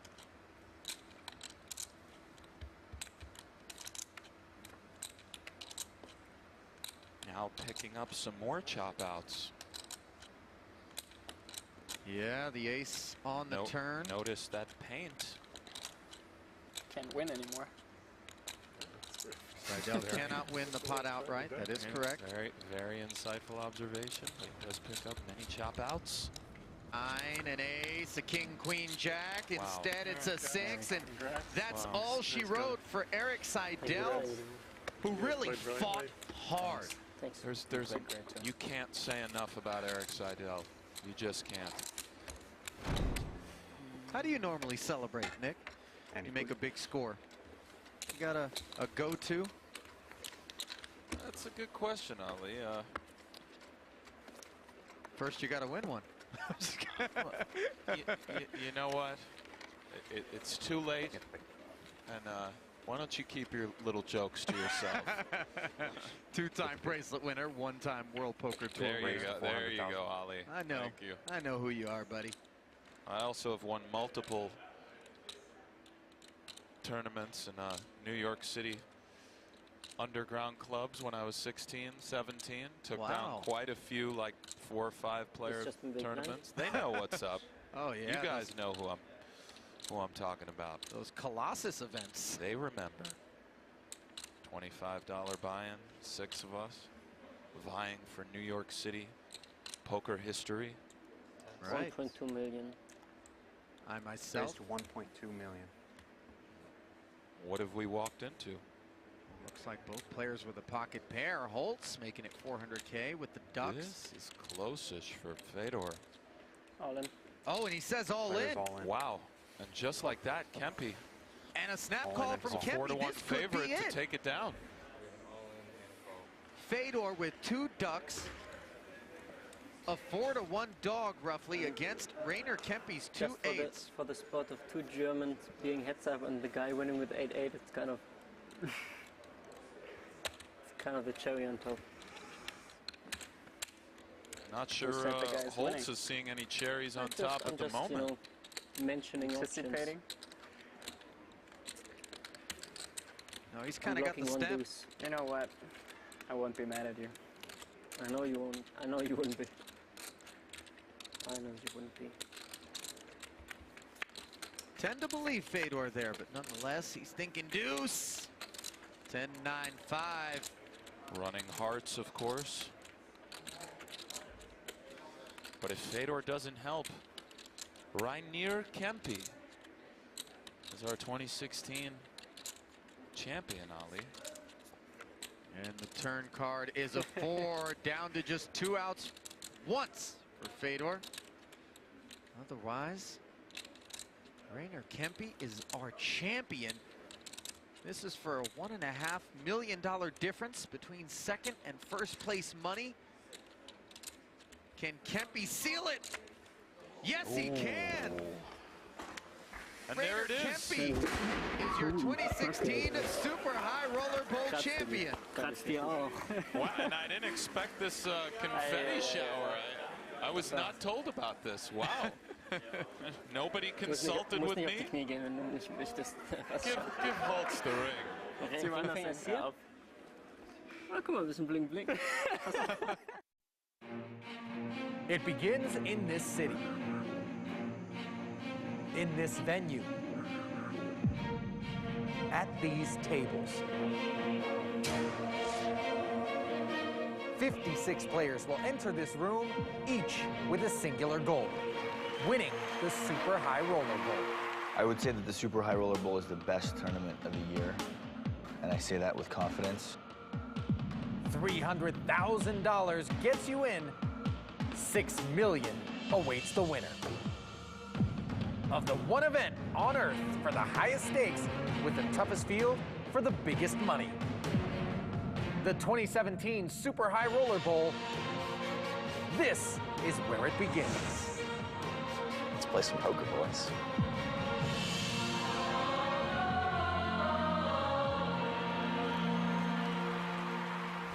And back down to the fell.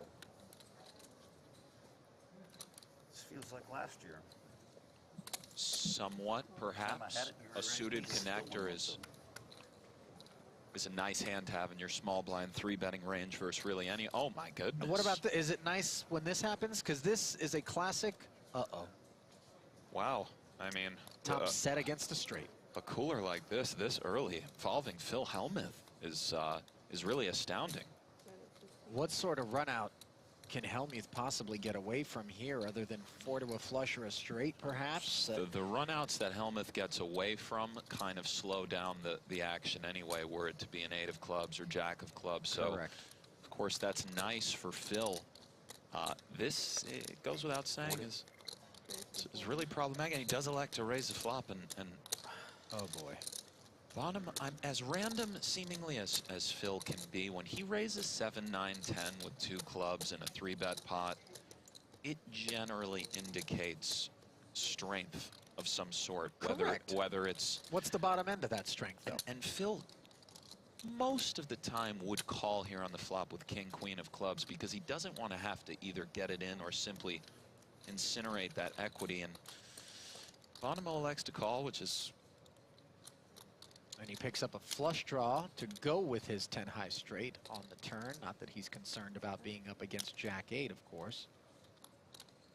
Does Phil find that pot control-y check button somehow with 3 10s? I don't think so, although there are vulnerabilities to this hand. Sometimes...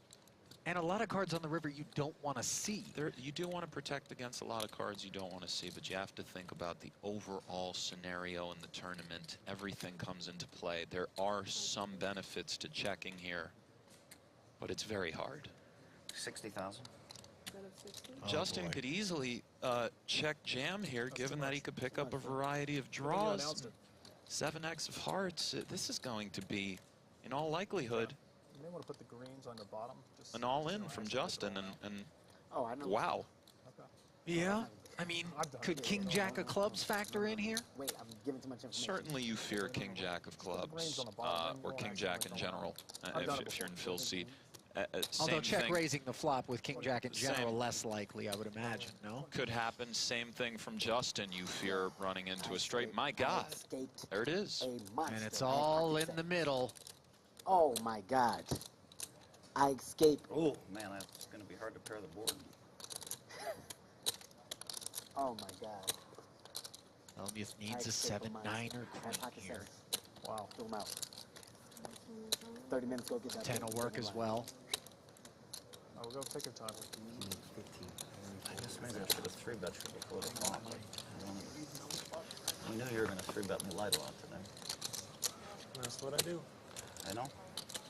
Wow, what a flop for you. It's amazing. That depends on the river card. No, I said what a flop for you. Oh my God, wait till people get this update. And the 3 on the river. Guys, oh my God. Try to outplay me. The best player in the world. I'm just going to re-race Phil with 8-6. He's going to flop top set, and I'm going to flop a straight. And the stack sizes begin to increase as the field condenses. I'm sure we'll see some even bigger pots. Wake up cards.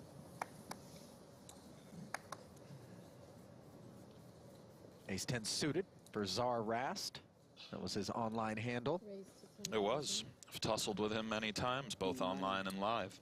You were the takeover. I still am the takeover. You still Ali. are, okay. I haven't rumbled with you online in so long.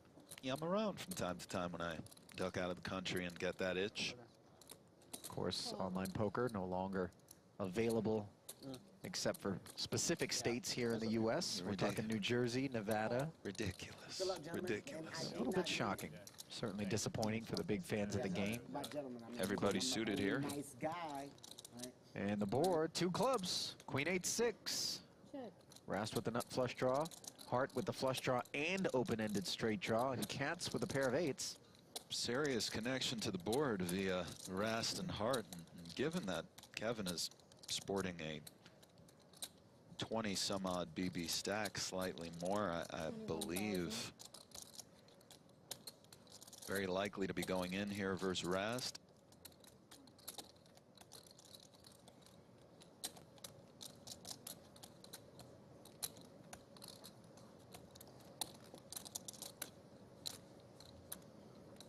I'm all in.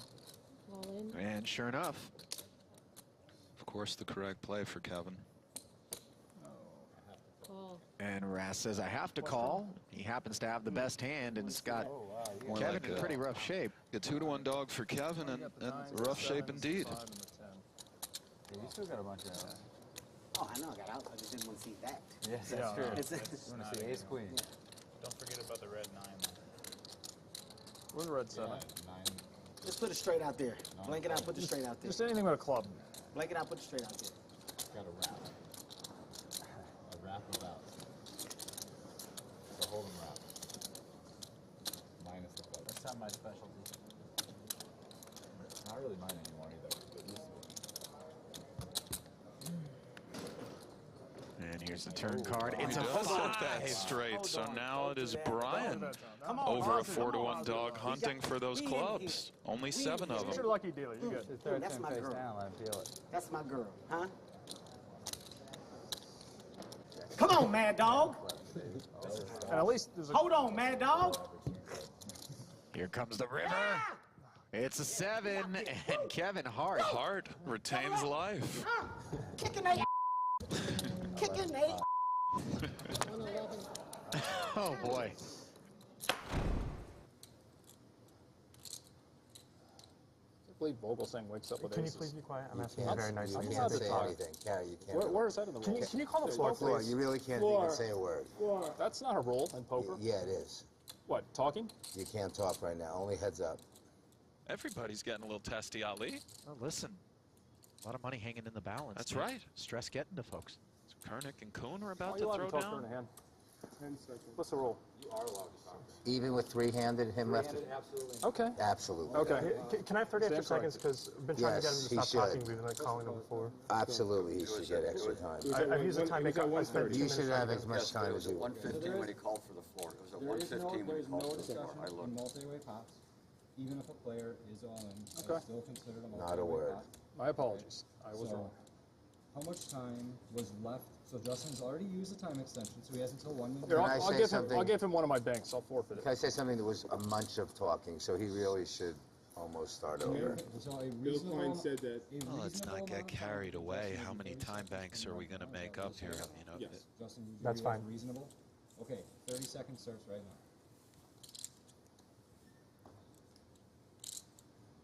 So it's 648 more to call, right? 648,000 more to call. Yes.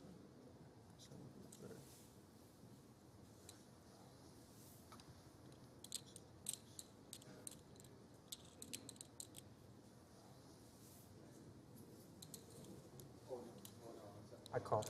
Call. You got aces? Yeah. You got aces. How do you wake up with aces there? All right. Just need a red queen, I guess. Damn, that's a good spot for aces, huh? This is my first all-in. All-in call. So it's 6s against queens against aces for far and away the largest pot that we have seen thus far in this year's Super High Roller Bowl, with not 1 but 2 players at risk in Vogelsang and El Jefe carry cats. the 648 that, or whatever it was that Bonomo just called now, also close. I need some help from the players at home, the very experienced players in these situations. I'm just not sure. My knee-jerk reaction here is that Bonomo did not even need to call that initial 20 bigs, but certainly it's okay. And a lot of drama heading to this flop as Bonomo picks up some 7s. 8, 9, 10, and El Jefe picks up some jacks. Jefe, Jack and Queen hunting. Justin did also. Yeah, I can't worry about Notice Vogelsang has 50% to win this hand. He's fading 7s, jacks, queens, 6s. Right. Yeah, you're right. Come on, Taylor, we need a Just jack. the smallest of favorites Boom. against the aggregate hands. What a nice card to see if you're Christoph. Sure. What a massive, massive pot this is for him in terms of real-world dollar EV. Right, I mean, this is 2.263 roughly. Oh my. Dramatic river. Rip his lip off there, Christoph. Easy. Here comes the river. It pairs the board and 2 Vogelsang aces holds. And that is it. Deflating for Carry Cats to wake up with 2 queens and ship out of the small blind. We know not what either player holds, simply that Schindler was the open raiser and Kuhn defended. Jason has checked it over to Jake, who is going to continue to the tune of 75,000 into the pot of 230. Hey. And I think it's Insta a snap call from Schindler Might see here. some straight draws from Kuhn. Well, it's a bottom set for Jake Schindler. Another pair of 8s, by the way. You do see a straight draw for Kuhn, which makes a lot of sense. 7-9. And Bonomo, the first man over there to root against Kuhn. No, that doesn't appear to be the case, but The hovering over them is a bit odd, but They're all good friends. It's been fun run either way, boys. I prefer to get there and be a pain in your but sometimes you don't get to. Hard not to like Jason Cohn. That is the truth. You kind of root for him here, you know? The pain of the money bubble looming over him. It's hard not to root for him, especially given how many chips Schindler has, that he'll be okay. And right. Can Jason Kuhn hit a 6 or a jack to complete a straight, make the best hand, and stay alive, or will he be the dreaded 8th place finisher? It's the latter. As the deuce rolls off, and your pick to win it, Nick Schulman. He definitely made me and a lot of people proud with his stellar play, as always. Yep. Tough to bubble. Tough day for him. And we are one bust out away from drawing the curtain on tonight's action and setting the stage for the podium finishers. All in. Doom is up. Oh, this looks like possibly a bit much given the stack of Shalabel, but of course ace-10 of diamonds. Call. Quite ahead. Oh my goodness. I got aces. Vogelsang with the call. This is why you don't do this when another player at the aces. table. Oh my God, and Vogelsang pacing because he wasn't really expecting this situation, and Shalabel just counting his lucky stars. You know, Sukernik has kind of shown this propensity to be willing to just gamble it up and ship it and kind of intimidate. It got him here so far, and Sukernik has really played very well in a lot of spots. I think he overextended himself here given the stack of Shalabel, but onto the flop we go. And could Shalabel be laddering up yet again? This is a major ladder up here. Here comes the flop. Leon's thinking diamonds, only one available. A king out there. A dangler for that running Broadway. We got to put a diamond up there just to keep him drawn live, don't we? Or a runner to a straight. That's right.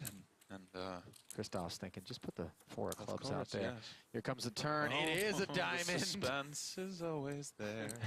It's just never easy. Yeah, it's a very expensive card that just rolled off for Vogelsang, worth about, I don't know, hundreds of thousands in equity, probably less, but crazy. Can Sukernik snap aces? What is that king of diamonds worth? Here it comes. There it it's is. The 3. Okay. Good game. Good game. And Sukernik finishing in 4th place. Incredible showing for Sukernik. Round of applause warranted. Schindler now with Jack 8 suited. Call. Limping right in there. Yep.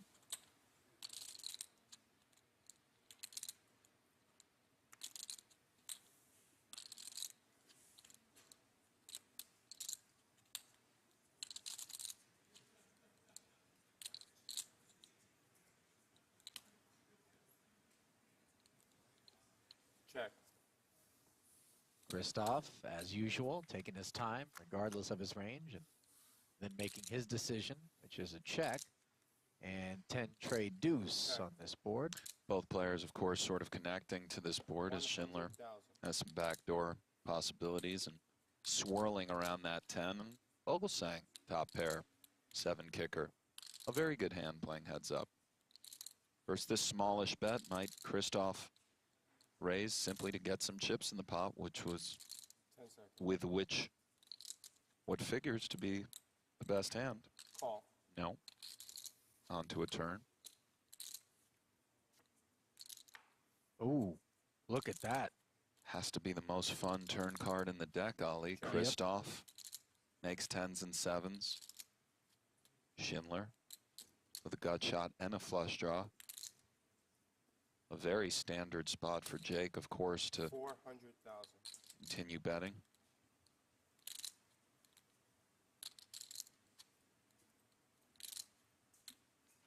One assumes Christoph will raise here.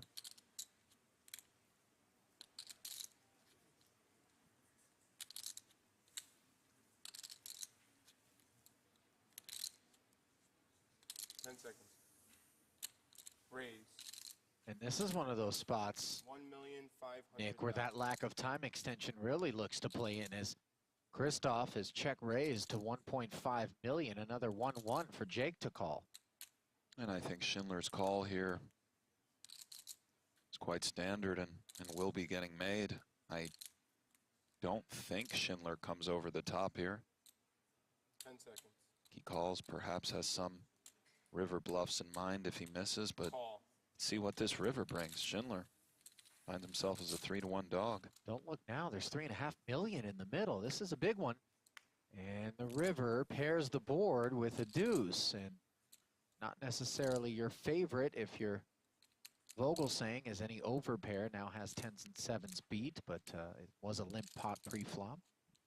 That's right, and I think Vogelsang feels quite confident with these 10s and 7s. You're absolutely right. Of course, overpairs now do counterfeit the 10s and 7s, but still certainly bet for value here. 2.3 million. 2,300,000. 2.3 million from Christoph Vogelsang. That's mashed potatoes and gravy. Yes, it is, and deuce of clubs, of course, not the river Jake Schindler was looking for. 10 seconds.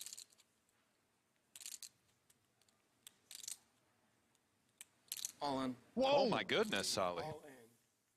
Wow. Christoph with only 30 seconds to decide here. I think 10s and 7s is good enough, but man, it's a lot easier from up here. I did not see that coming, Ali. Schindler, all in. 10 seconds. 10 seconds.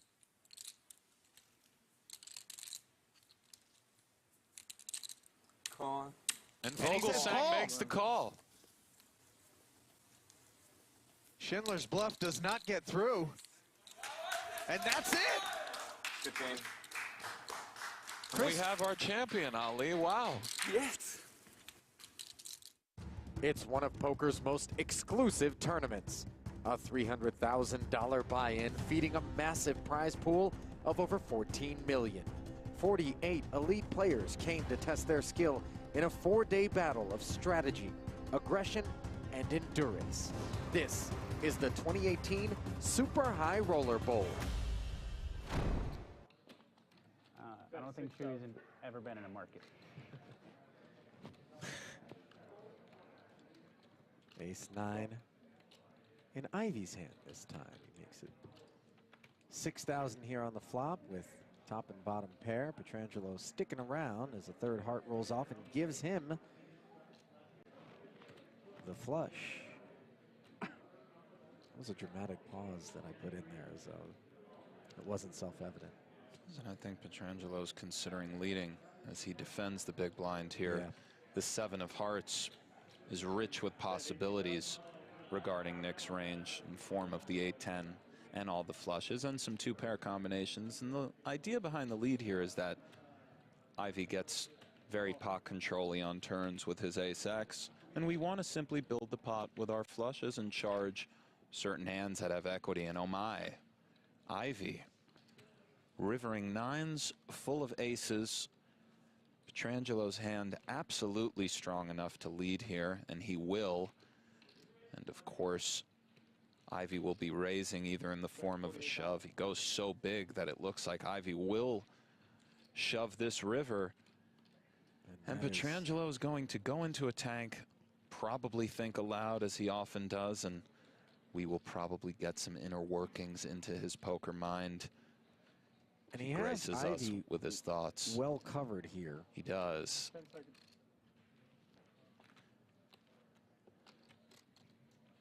Oh, and Ivey. I like this. Yeah. Why not? You know.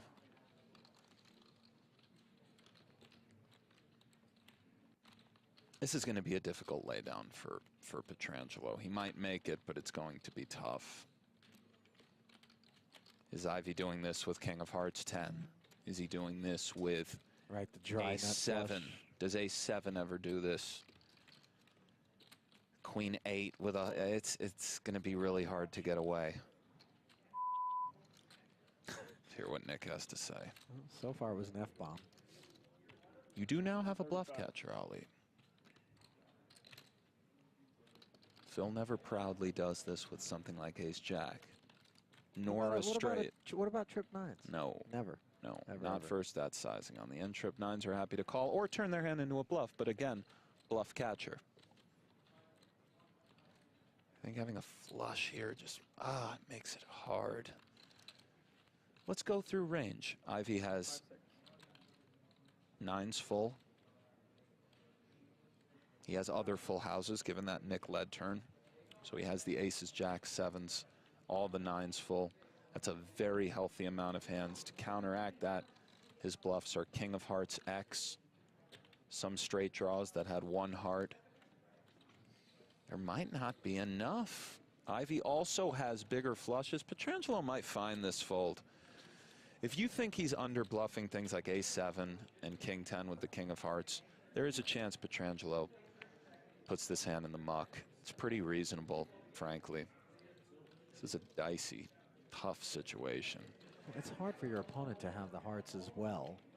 But they're out there. Yeah, and they're out there. Is this the line that he takes? I mean, he just calls a lot of his flushes on the end. Maybe the king-high ones put it in, but his range is rich with full houses. There are some bigger fluffs and bigger flushes, and the problem is it's not that easy to find bluffs, but Ivey's very capable. King of hearts, queen, king of hearts, 10.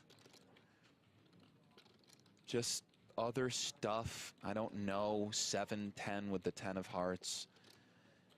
There's combos out there that you can find, but there are many full houses that loom here with all the combinations of the 9 in conjunction with the board. I think trips for the most part flat here.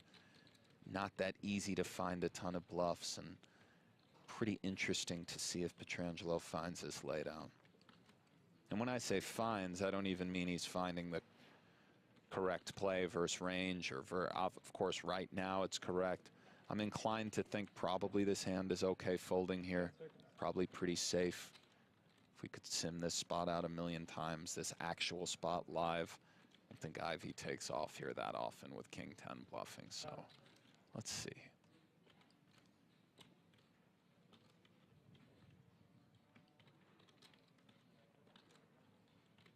It's 135 total? Yeah. Gross spot, Ali. Indeed.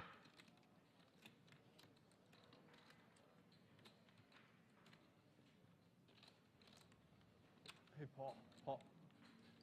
$250,000 chip pot. Another food order in for me? My hand out on this 30? Yeah, the restaurant didn't hold it. Pietrangelo has time bank issues as well. He's out of extensions, so he must make a decision soon. 20 seconds.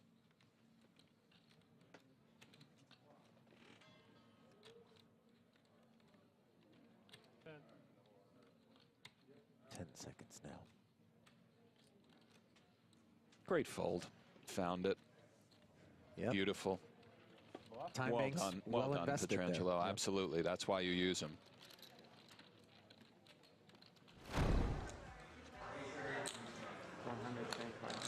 $125. Back at the outer table, take a look at this.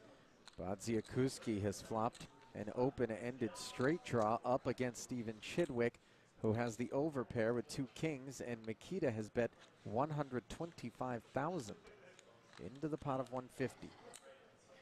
I believe Chidwick will just call here. Call. Sure enough.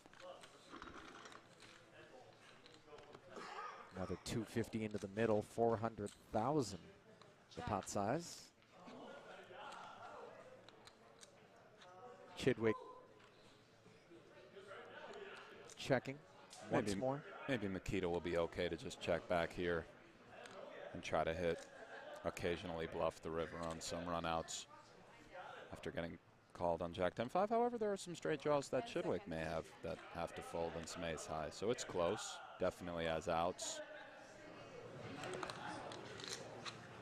350. Oh. 350. Tell you what, Nikita's not the one. He is barreling away. Well, he's leaning on Amali, and of course Chidwick will call. It's the higher variance approach, but it's worked out for him to this point. 10 seconds. Though to be fair, I think the leaning sort of started more after he took that big bundle off of Chidwick with the set of aces.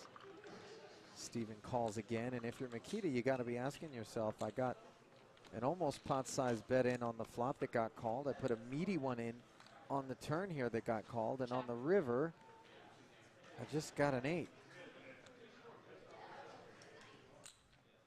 Third check out of Chidwick. Where does Mikita have him? Probably around Jack X. 5X is absolutely allowed. Some 10s. King, Queen is possible. Nikita would know that he's bluffing now if he chooses to use this hand as a bluff. And of course, something like a shove is an incredibly bold play on the bubble, in the 600K bubble. If anybody's capable, it's this dude, but I don't know, Ali. We shall see.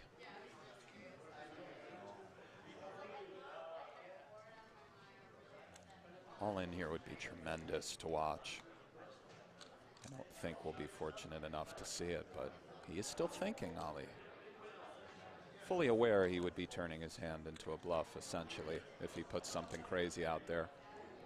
Or conversely, might he think that if Chidwick had some sort of draw, it's best to check back with the showdown value of an 8? I feel sizing-wise, I mean, it's a pretty enticing move to just put Chidwick in. It's also quite maniacal, but think about it. If you're Chidwick with Jack Queen, Jack King, even 5-4, do you really want to call off 1.8? We are back. Welcome to the 2022 Super High Roller Series. The $50,000 PLO tournament is in the bag, and we're going to jump right over to Short Deck. We are live from the Marriott Crystal Cove Hotel Casino in northern Cyprus. I am David Tuckman, joined by my co-host, Brent Hanks. Take a look at our featured table. Some familiar names. A couple of new names that we haven't seen this week so far. Sam Greenwood, the Canadian, is there. Phil Ivey, Stevie Chidwick, Danny Tang. I want to thank you for joining us here. I'm David Tuckman, Brent Hanks alongside me. Brent, you ready for some Short Deck? Oh, I'm ready, Tuck. It's nice to see the Canadians able to play and show up for these events. Obviously, in the United States, there's a tax issue. A lot of these guys, the Sam Greenwoods, the Tim Adams, the Daniel DeVorises, they can't really play in the States. You know, they gotta pay the piper that is the government. Not over here, of course, the international waters, no tax concerns.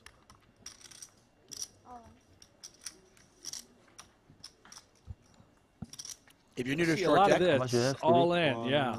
I was going to say, if you're new to Short Deck, you get a lot of this, and it's going to be a lot of all-ins. We don't have a ton of chips at our featured table, so a lot of all-ins. Equities run pretty close, so if you can get your opponent to fold, that's a huge win. Short Deck, an interesting game. No deuces, 3s, 4s, or 5s in the deck, so it's a 36-card deck. Flushes beat full houses. There's no small blind, no big blind, just an ante game. Everybody antes. The button antes twice, and the action begins just to the left of the button. It is a deny equity / gambling sort of atmosphere as players try to build stacks. You'll notice the little tickets right there by Ivey. That blue ticket says reload. You buy in for 50,000 and you're going to get 2 of those reload tickets that are worth 100,000 chips each. You go broke, you pass them a ticket, you get 100,000 more in chips, stay right in your seat, continue to play.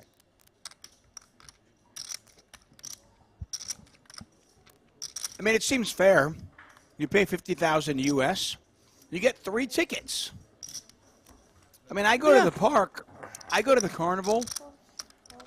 You know, you spend $69, sometimes you only get 1 ticket. So I think this is a great deal in Northern Cyprus. Good for them. I want to thank Heidi. Say hi to you guys in the chat. No, it's just, it's cheaper than Six Flags here, Oh, David. that's for sure. Jimmy Bluffett, Reno Grinder, Damning a Lamb, Kiter Vickman, Mike Heidi. By the way, I'm so used to seeing weird names. I'm going, I read Mike Heidi in my head first as Mickey Heidi. No, it's just Mike. Fred Withrow, Tennis Files, Poker Shark. Thanks for joining us, everybody. We're going to be here for the next couple hours, playing some short deck. This will be the final table tomorrow morning, so make sure you set your alarm. 7 a.m. Eastern time. Brent and I will be back in the chairs. We'll be talking some short deck tomorrow morning as well.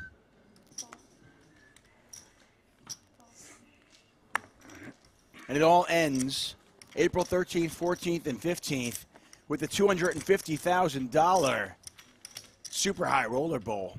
Make sure you join us for that one. Jeff Platt and Brent Hanks will be calling the action on that one. So Jeff just comes in for the main events now? Is that what's going on? Yeah, main event Jeff. That's his calling card. He's we talked about it before. Let's face it, Tuck, he's a celebrity. Yeah. Wow. Doesn't have time for these early events, you know. He's got a lot to do. He's got to walk his dog Buddy. He's got to go on Tinder dates. And it's a pretty big deal these days. We know that.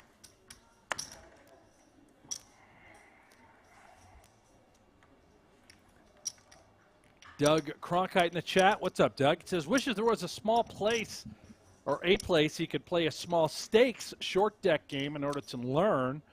Yeah, you know, that's... I think they had a 25K. I think they had a 25K one instead of 50K.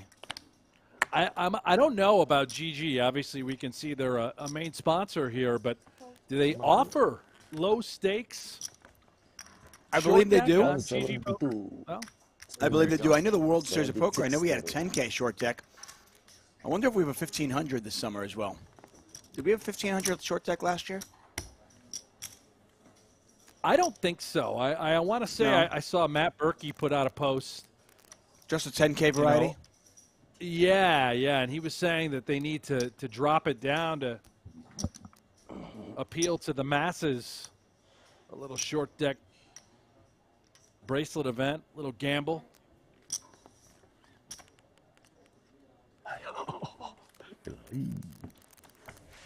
Paul Poit all in, ace-9 suited. It's a pretty good hand. The aces swing low essentially would represent a 5 as well, so you can make some smaller straights. Just amazing, as if the ace wasn't powerful enough at every game you play. Now they swing in this game too. It's just, I love it. Sign me up for those aces. Short deck poker here at the Super High Roller Series. We just saw Phil Ivey win his second event in North Cyprus. He is now second in the PGT Tour standings behind Ali. There he is, the Hall of Famer, fresh off. No rest for the weary, right? I mean, the guy wins 640,000. Oh, 72. Oh, 72. Yes. Took about 11 seconds to congratulate himself and then jump right back into the next tournament. Who loves it more? Nobody. And nobody's playing better than Phil Ivey right now. 2 wins, 5 final tables. He's in rough shape here against Chidwick, although you'll be surprised at the equities. How much? How much is Stevie on? 95. 73.95. And Greenwood wondering, 73.95? Yes. is this a spot to gamble? 18,000 side pot. Yeah, if he knew what his opponents had, he certainly would have gambled, but he lets the 8s go. Ace-10, ace-jack. Chidwick with 1 live suit. Ivey also with a live suit.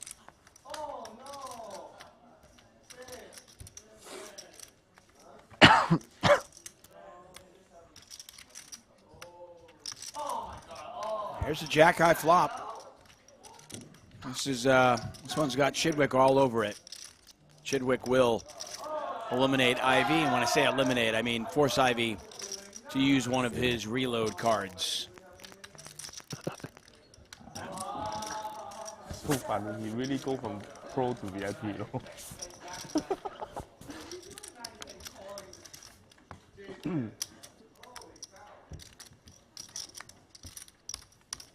全香港嘅偶像嘅。Of course. His story is unbelievable. 100,000 more chips. Good job. Mr. Ivey. Go play low stakes. Climb. Put his role. Elton. Elton? Yeah. Every Hong Kong poker He's my player favorite. idol. I love Elton. Whatever, really. Huh? Fine. Go away then. Like, number one, you number two. I'm not settled for number 2. Even though it takes long. I'm not even number 2. Danny Tang, Paul Poir, very familiar with this game. So is Going for Ivey. nothing? And Sam Greenwood, by the way. I mean, Going all up for constants on the Triton series So yeah, from where they nothing. spread this game regularly. I'm not sure how much I can say on TV, but Greenwood, you know, again, we don't see much of him in the United States, but he's an absolute killer. He plays the biggest buy-in tournaments worldwide. A trio of brothers, Sam, Luke, and Max Greenwood. Luke was playing a lot of the high rollers a few years back. Perhaps he's gone a different route with his life. Brother Max, also former professional poker player. He's gone the world of sports betting. Fascinating family. A group of sequoias, the Greenwoods out of Canada. The Greenwood boys, as I like to call them. Yeah, those Greenwoods, smart guys for sure. Trip Kings here for Tang. Tang, by the way, if you watched yesterday's show, all of our shows start at 7 a.m. Eastern time. Tang lost a heads-up battle yesterday. So impressive.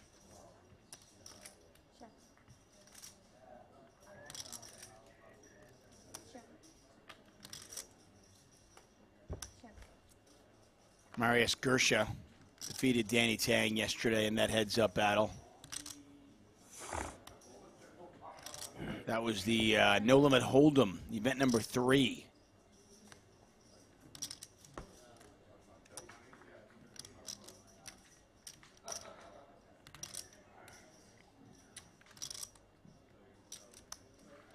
Fun week of poker here in Northern Cyprus.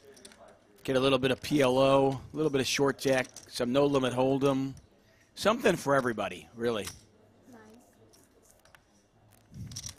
Chidwick, as you can see, turns to straight. Tang still with Trip Kings.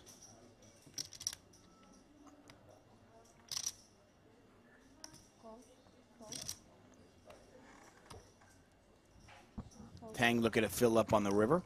So short deck is just Hold'em. You get 2 cards. Try to make your best 5-card hand. Just, again, no deuces, 3s, 4s, or 5s in the deck. And flushes beat full houses.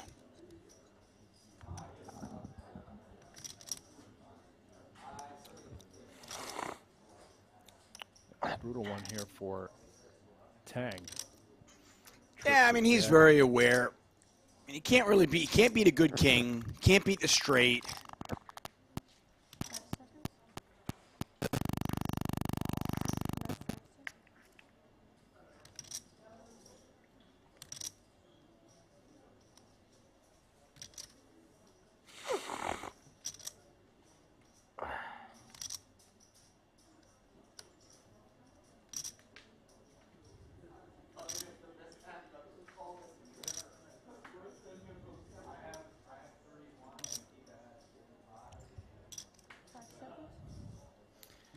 Chidwick bets 30,000.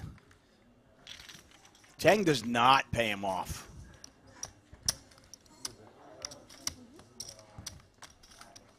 Give me a chance to take a look at the chat. By the way, if you're watching this on the PayLuxon app or the Merit YouTube channel, welcome. We are on the PokerGO YouTube as well. And hey, PokerGO Hold'em is here. That's right. Free to play online poker. This is from the creators of High Stakes Poker, Poker After Dark, and more. You can be part of the shows that help shape the game with an authentic online poker experience. PokerGO Hold'em is available now on the App Store, Google Play, or by heading over to PokerGoHold'em.com. So as I mentioned, you can be watching this on the Merit Poker YouTube channel, on the luxonpay YouTube channel, or of course on our PokerGO YouTube channel. We have nearly 250,000 subscribers. If you have not subscribed yet, please do so. I would love to hit that 250,000 mark on my watch.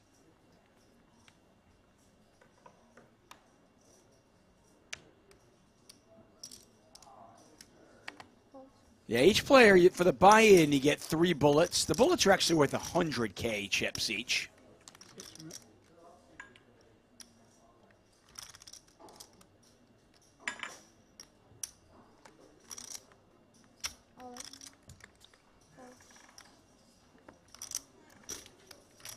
I am watching the chat here on the PokerGO, so if you want to join us, have any questions for me, for Brent, shoot away. I can see him in there, just to let you guys know. So the buy-in on this tournament was 50,000. You get 300,000 chips. They just split up into 3 100,000 bullets. You can buy in for all 3 if you want right away, but that's not what most players do. Most players will buy in 100K increments. Leo P says, do they just put all the pros at one table? No, it's random, but I mean, keep in mind, it's a super high roller series, so pretty much everybody here is a pro. Well, I don't want to say they're all pros. I mean, you got some businessmen as well, businesswomen. But they're all names, that's for sure.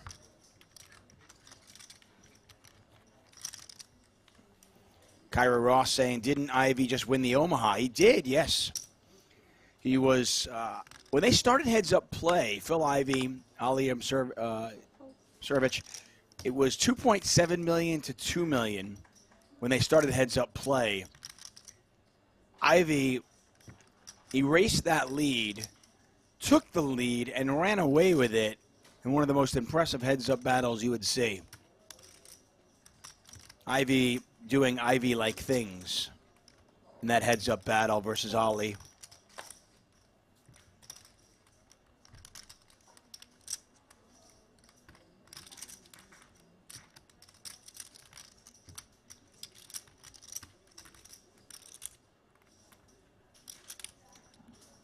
Jerome Burns.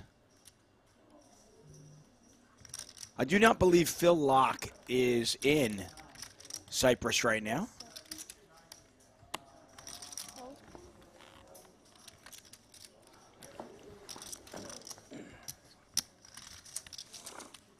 Tal Teachify says, hey, Tuck. Subscribed during Ivey's PLO event earlier. I hope you enjoy your future donuts. Yeah, me too. Where are my donuts? Haven't gotten them yet. Waiting for some. Paw Paw raising the 30,000 with the Ace King. Greenwood, Chidwick. Still left to act. Action is on Chidwick, as we can see. And it looks like he is going to call. I appreciate the sub, though. Like I said, let's see if we can get up to 250,000 over the next week. Chidwick open-ended. Not much there for Paul. Paul wearing the Triton hat. Valar asking if the commentators are in Cyprus. We are not in Cyprus. We are doing this remotely.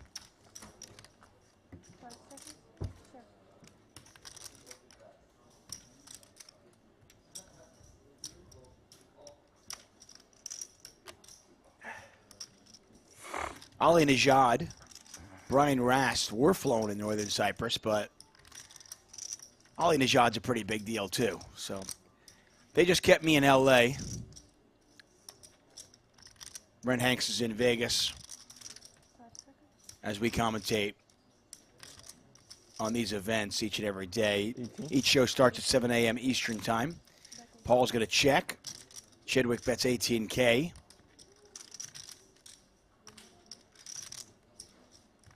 Jerome Burns, happy birthday. Sorry, man, we don't do shout-outs, though. This is a professional show, buddy.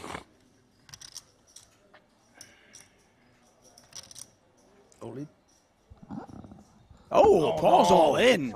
There's a call. And Paulie right away goes, oh, no. Oops. Just kidding. Paul is technically ahead, as you can see, but he is a 3-2 dog with 2 cards remaining. Yeah, some people will call short deck 6+ hold'em. Again, no deuces, 3s, 4s, or 5s in the deck. Play with a stripped down 36 card deck, board pairs, and now it is Paul Pois who takes the equity lead. But the 8 of spades hits the river, and Chidwick gets there. 177. 好，直頭可以。或者其實你可以齋跟嘅，因為黑鬼好遠咯。True story. Tuckman is in his backyard, a.k.a. the Shangri-La, the Pizza Garden. I'm not actually in my backyard. I'm in my my studio in the house, but I do have a pizza oven in the backyard. True story. I want to thank you all for joining us here at the 2022 Super High Roller Series. We are in North Cyprus at the beautiful Marriott Royal Hotel Casino and Spa in Northern Cyprus. Man, I will tell you, as much as I love being home for these things, I would love to be in Northern Cyprus. Beautiful this time of year.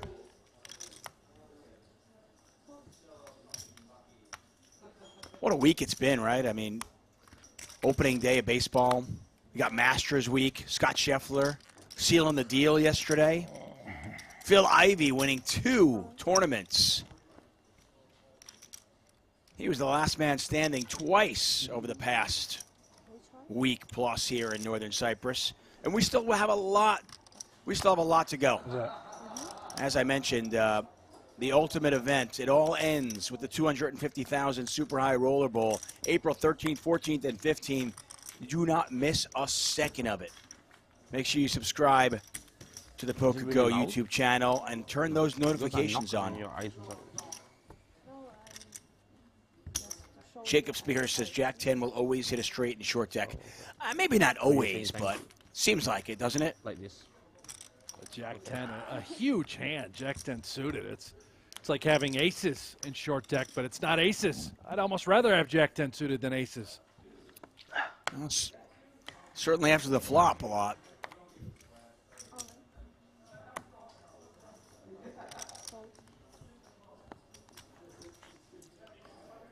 So Pois in for another reload after he loses the first one. Again, each reload is worth 100K. Players get 300,000 chips for their 50K US. Brent Hakes, David Tuckman here to call the action. Thank you all for joining us. Maybe you sorry to me, I think.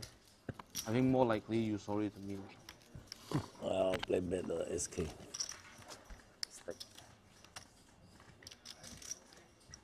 I detail you, okay? I detail you. I detail you, no worry.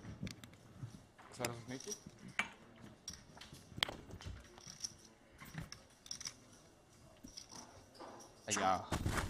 Okay, don't take it back first. Like just in case. Ace of hearts, 8 of hearts.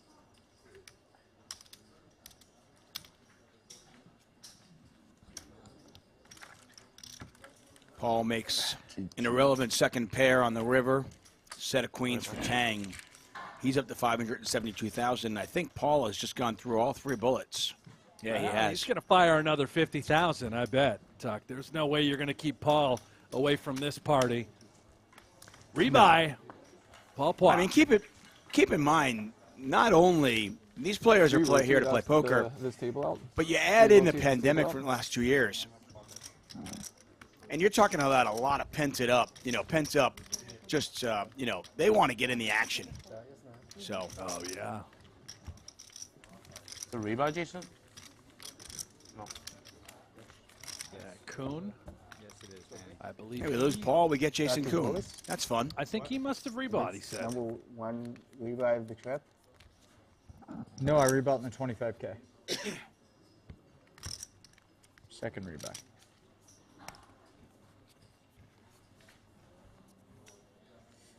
Very careful. I'm very careful. All right.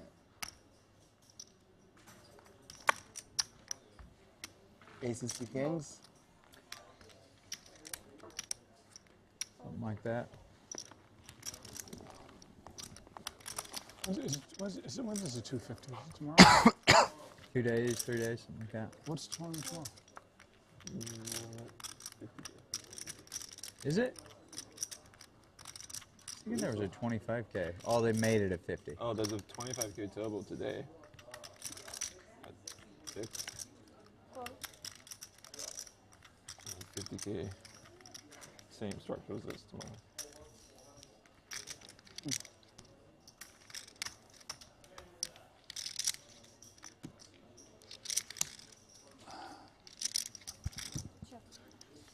As always, the players are talking. We'll do our best to lay out so you can hear their conversation.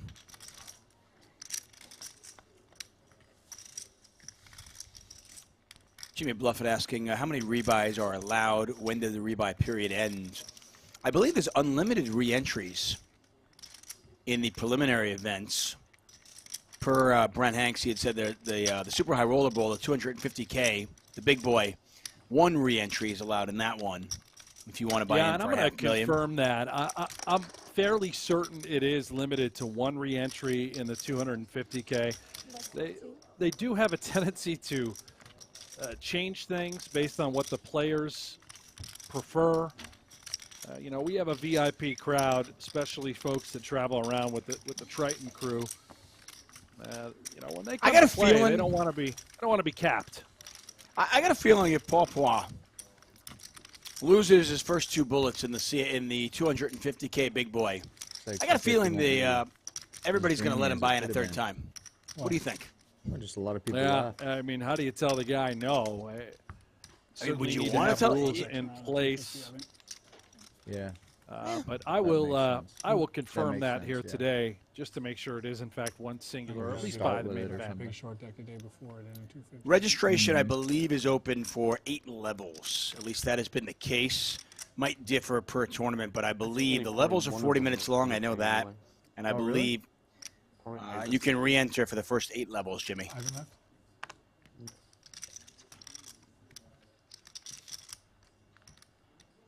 Hard for people to get away for 215 Sure. days. Yeah. They have businesses and things to do. No, I agree. We should. It feels like 10 days is kind of like the max. Yeah, these trips are serious, man.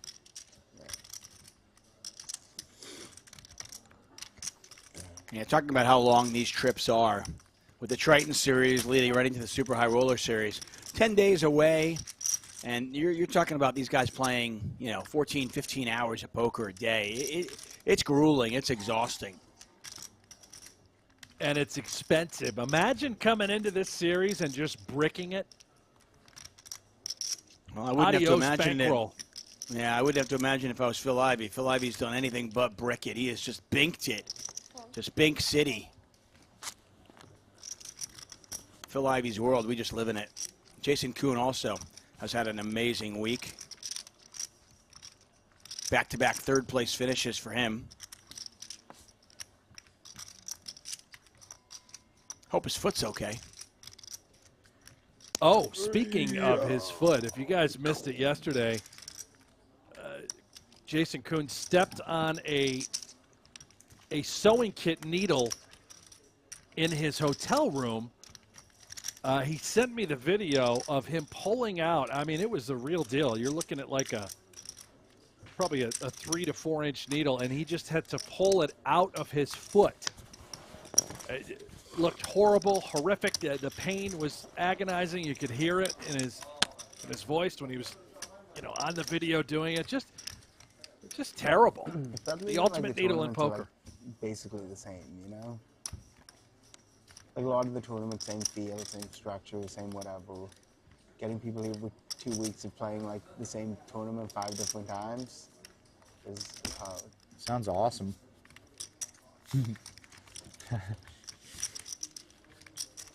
Sounds awesome to me. Yeah.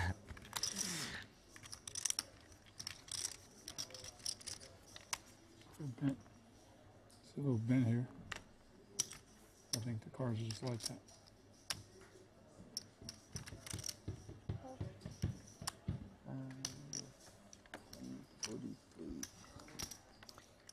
You notice last hand, Ivey, Chidwick were all in.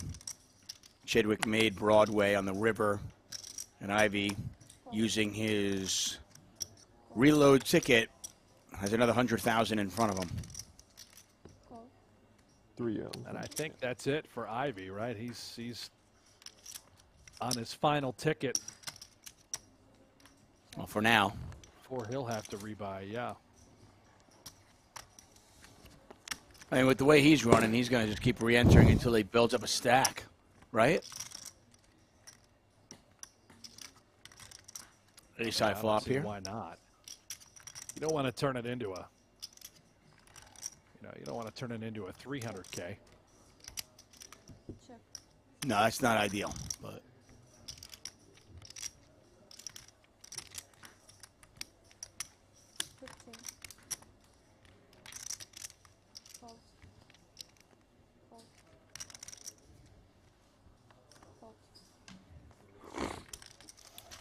Some superstars of poker at this table, as you might expect. Jason Kuhn, Phil Ivey, Stephen Chidwick. Who's with me? Who are you asking about?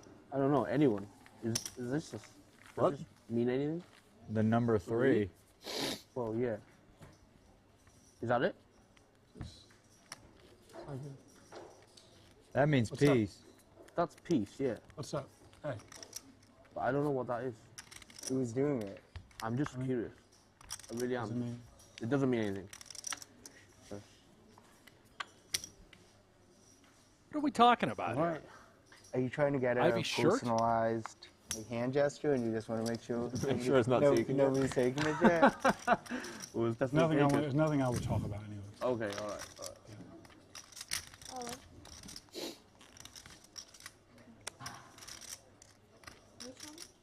Huh? Brent, I'm not going to lie. I'm in the dark on that Right one. there? I don't know. I don't know what was going on there, but we got an all-in from Kuhn. Ivey all-in over the Mine's top. Mine's at 82, I think. Chidwick might want to gamble here. Queen 10 suited. This is a fun spot. Kind of just part of the game and how you accumulate getting in these 2- and 3-way all-ins with these sorts of holdings. 82. Obviously, if Chidwick sticks it in, it's not like he thinks he has the best hand. It's more about equity and understanding that he'd be in a fine spot. Can see everyone is live as far as cards and distribution are concerned. The first 5 or 6 levels of this game just feel like, okay, you got something connected? Yeah, go with it. 82. See if you can build a stack up. Just in case. Give me a little pre-count. In case I have a little change. I like it. That's why I pull mine back every time, too. He might have counter-jinxed me. I don't know, man. Saw that? Yeah.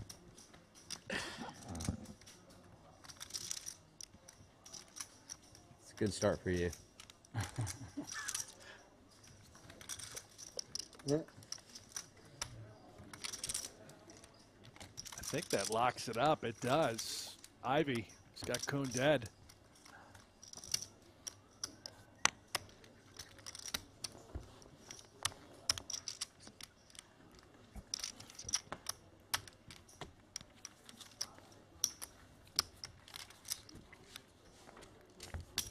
Ivey now up over 200,000. Kuhn turning in that reload ticket, give another 100,000.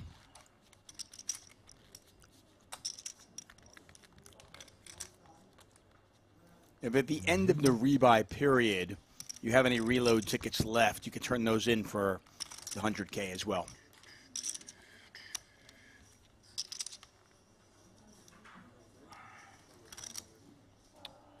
There are no blinds in this game, just antes. Everybody I was antes. just about to address that. Yeah. Everybody antes, the button antes twice. Action starts just to the left of the button. They are playing no limit. So if you want to play, you got to just put an extra ante in there. The button can check if there's no raises, and anybody can raise. You'll see a lot of premiums dealt. 2 kings here for Chidwick. Not nearly as valuable as a couple of kings in no limit hold'em. Very vulnerable. Chidwick's going to press the envelope. Just kicks it up to 30,000. Sort of an invitation for a lot of hands. Come on. Come party. Greenwood's got a fun one, ace-7 suited. He bows out. Yeah, and look at these equities. I mean, 10-8 suited versus kings, and Chidwick's a 2-1 favorite. That's it. And because of that, that really...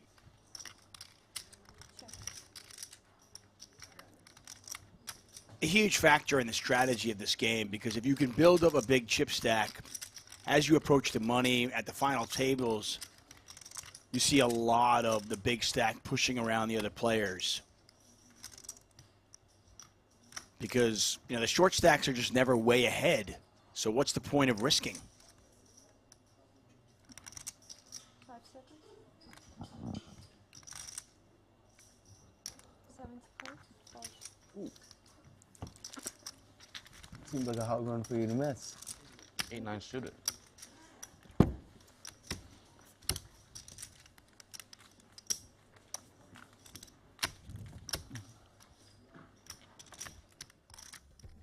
I know Daniel Negreanu tweeted about coming out and joining the party with his good buddy Phil Ivey as we take a look at current chip count leaderboard. Danny Tang up top. Chidwick also the pot there. He's in second. Ivey, the man of the week, the man of the moment. Greenwood, Kuhn, rounded out. Tuckman, I mentioned Negreanu. I don't think I've ever seen Daniel Negreanu, of all the shows that we've ever covered, play short deck. I don't know if that's the same for you, but I'm pretty sure that Negreanu is They're putting less and less. been short deckless. Remember, at least on my behalf. I mean, in fairness, the game's not spread very often. You said you RIP'd it in Vegas, at least at the PokerGO studios. He certainly was not. I don't think he's been in a Triton series yet. No. Might be the only game Daniel Negreanu's never played that's been televised is short deck. Fold.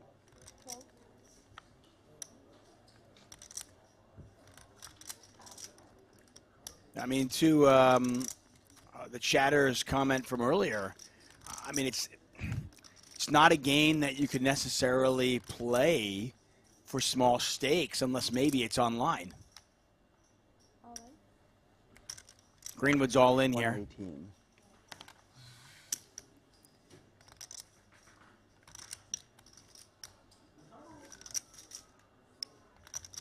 Kuhn thinking about it. He's got 7DK. He's actually in pretty good shape here.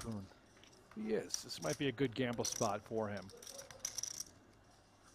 Not sure what he's looking at. Maybe the clock of some sorts, understanding the blind levels. Or the Ivy's all in. Ivey. Yeah, he's going to stick it home. So it's ace-queen versus ace-queen versus king-jack. And look, see Kuhn's thrilled. Give me the money. Yeah, it's no need for the run out. Just triple it up. Let's see what we got here. Kuhn is absolutely thrilled with this. 70,000. He's got his opponent sharing cards. He's so live right now. I can't wait to see these percentages. You have a chance he's a slight favorite. I would imagine he is at this point. I sure do. Whoa, slammy. Who's ace queen of hearts? Yeah, Greenwood with the 80% of the royal draw.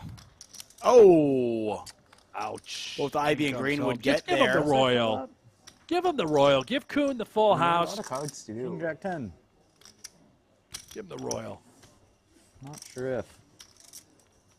Ivey and Greenwood chop up Kuhn. And you hear him say, "That's not fair." I'm just mad Danny didn't complete. That Ivey up to about 250,000 chips. It's just, he's about to give me and Phil 3 more K to split, I feel. That's why I'm good. Yeah.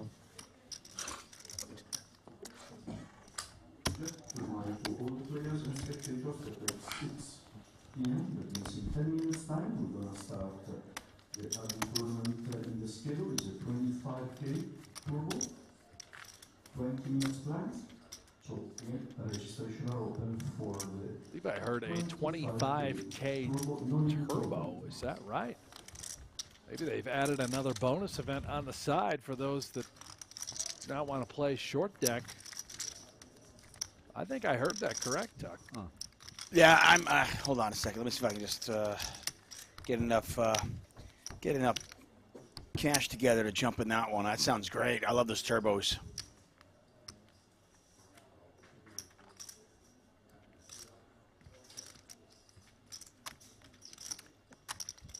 Yeah, you mentioned it before. I mean, the players kind of, you know, they run the asylum there.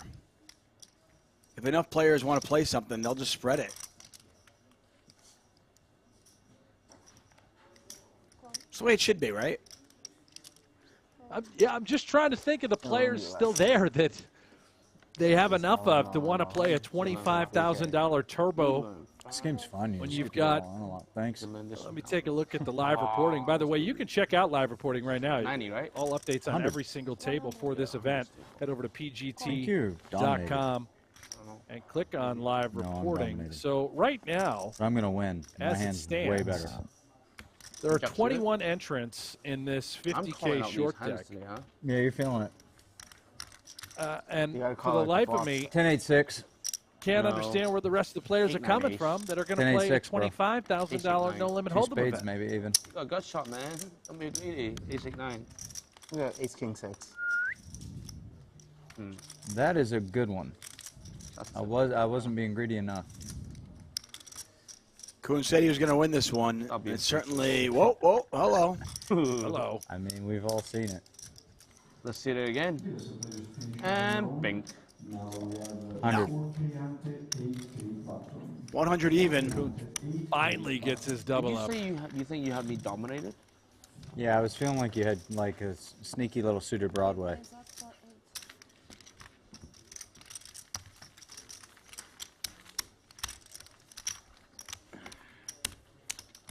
Well, you can fold queen 10 of clubs there?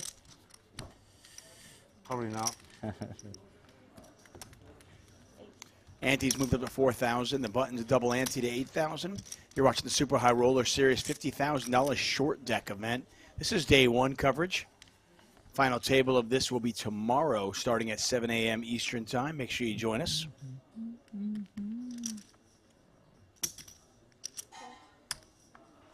Jamie T.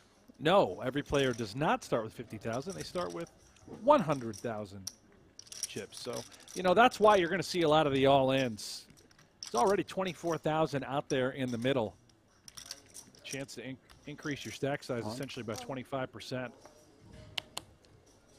Uh-oh, Greenwood, queen jack off right into the aces.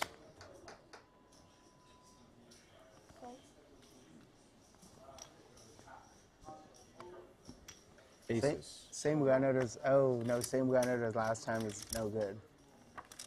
Oh no! Don't muck my hand.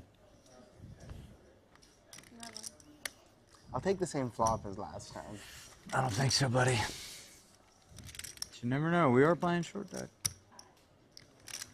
Yeah, Kuhn favored here, but not nearly to the same extent as you might see in the other games. And wow, that's not bad. Greenwood is most definitely not dead. Looking for a ace, a queen, or a 9. Give that man his set. Oh, dirty! It's dirty. Greenwood. It's short deck. I feel like that should be a T-shirt. I know you guys got a lot of T-shirts available. How about it's not dirty? It's just short deck. You know, and they've seen it time and time again. You heard Kuhn say we've all seen it before. Just aces are just not that big of a favorite. Gets any two cards. It's incredible. Yeah, another similarity to PLO, where, yeah, aces are the best hand pre-flop, but a lot can happen, and it often does in this game. Danny, it's 8.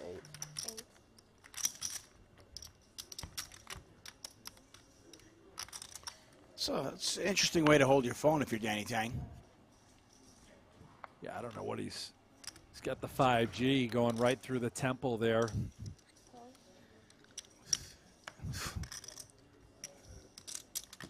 I don't know. I'm not a conspiracist, but Maybe he's uploading a short deck solver. Look at those glasses. I think many of us have suspected that Danny Tang was some sort of a robot, and I think this just confirms it. 253.05. If you're going to have your phone at the table, you might as well do it right. Just put it right on your head. You know, let everybody know. You don't need to be discreet or subtle. Try to hide that you're texting the nanny, whoever you're talking to.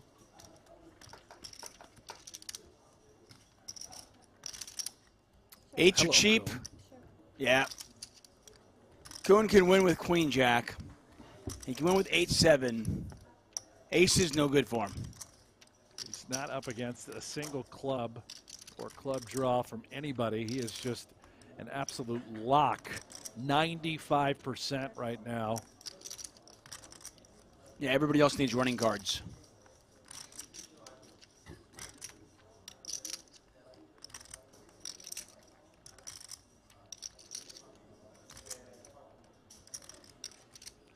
And I think it is on Tang, if I'm not mistaken. Queen on the turn, and nobody's got a queen. Unfortunate for Kuhn. Nobody's got even anything. Let's see if anybody wants to take a shot at it. It's so hard for not, you see a pot 5 ways and only one guy has something. Not even a draw for anybody else. Danny obviously has a sort of a small gutter. That's it.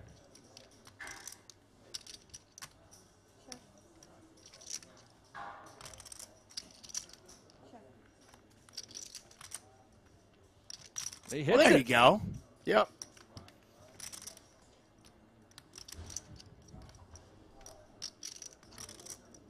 Only 40,000 in the pot.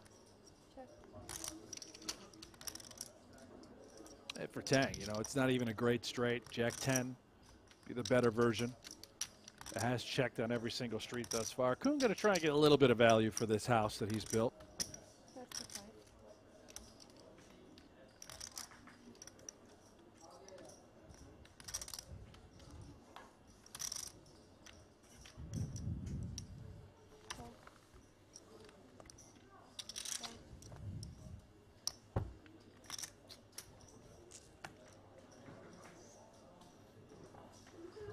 Tang hates it.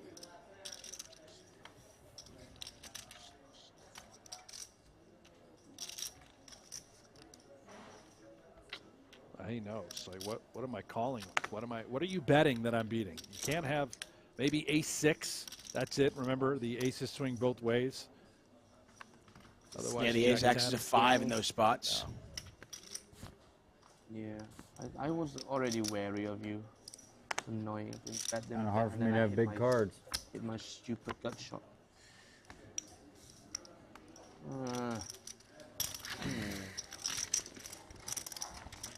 Annoying. Just stick it in with Danny with. Like I stopped this 100% of the time probably, normally, but then he was there. He was just there. Oh, yeah, man.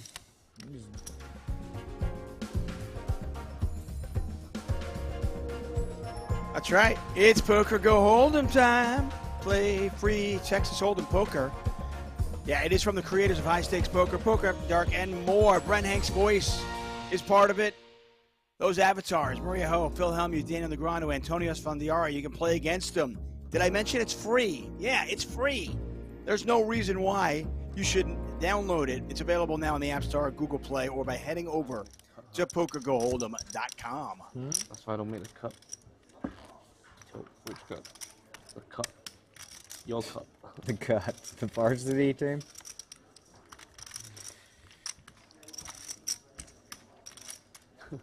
You must have been thinking, what the fuck is he staring at? No, you always stare. I was only staring at you, though. I mean, I'm likely to have low cards, for sure. Not as likely to have the big ones. A gambling hand, Queen 10 suited. We're all in here, baby. 120. All right, time to get him back. 128. Yes, let's get him back. Let's get Get him him back, Danny. I believe in you, buddy. I can't. No. Well, I might need to donate them too. Oh yeah. Greenwood will call. You lose. Doesn't have Kuhn in Kuhn great dominated. shape, although wait till you see the equity. It's like 60-40 still. These are the I'm exact pretty same sure. cards. It's very close. Knocked me out of the last one. Paul had Queen 10 of clubs. I'm waiting. What? I'm waiting. Yeah, this doesn't feel like me. There you go. There you go, indeed. 2 pair for Kuhn. Ah, 2 pair for Greenwood. I can't take it back yet. Brutal. Brutal indeed. Greenwood just Jason Kuhn. keeps pipping Kuhn, yeah. Jason Kuhn leaves the mic, walks away. Not sure. I think that was his second I think that was his rebuy already. So I'm not sure if he'll rebuy again or not. We'll see. Well, he will, because Kuhn You just want the prize pool big? really does believe he's one of the stronger short deck players on the planet. He'll absolutely dive back in here. He believes he has an edge against the field. Yeah. I think a lot of these guys would tell you the same thing. He does have an edge. Some people in the chat seem to really be upset about the dealer suspenders. I mean, far be it from me to tell you what to get upset about and what not to get upset about, but this seems somewhat trivial in 2022. I'm sorry, the suspenders? I haven't even noticed it. What are we talking about here? I mean, I noticed that the dealer has suspenders. I don't know. I'm just saying, in the year 2022, I don't want to tell you what to get upset about, but this seems like there's something that probably shouldn't bother you that much. Just going to put that out there. Suspenders. I mean, Yeah, see, there you go. what's wrong with that? That's not good. I like I said, whether you like them or not, I don't know. It's in the world that we live in, if this is what bothers you, might I suggest you go get some help? Ow. Because he wins. He beat you. Yeah, he crushed me. He beat you in the game. He beat you in the Don't Smile game. Okay. Sensei, by the way, says there's not enough suspenders in the world. I'm with you. I like suspenders. I don't have a problem with suspenders. I'm having a hard time thinking. Well, I don't really understand what the issue is. Yeah. As I mentioned, in the year 2022, coming out of a pandemic, the world is at war, and suspenders are tilting people. Doesn't feel right. Nonetheless, we continue here at the Super High Roller Series in Northern Cyprus. Chidwick, Ivey, Tang, Greenwood. Staring at a Queen 10-7 2-diamond flop. You got a superstar at the table. Tang with a pair and a flush draw. He really comes well. Nobody makes flushes in this game, though. See, I say it. You see what I did there? I don't know how you summoned the flush. And I did. I did, yeah. Put the jack of diamonds out there. I'd like to see 2 straight flushes. That's what happens. I made the flush happen. Let's do it right. This, by the way, is the 4th flush we've seen in short deck this week. I've been keeping track. And I won the over. You set the line at 3.5. Well, I've come to collect. Yeah, you crushed it. You crushed it.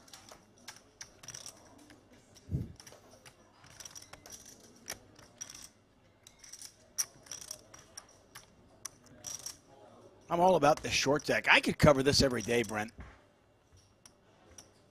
I don't believe you, David. Oh, well.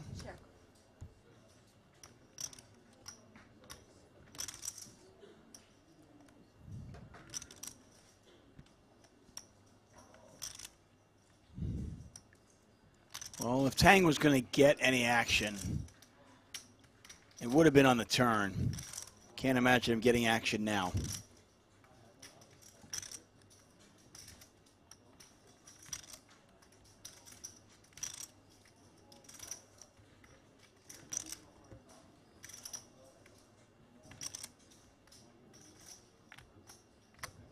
let's get real, Tuck. What is your what's your least variant of poker to cover?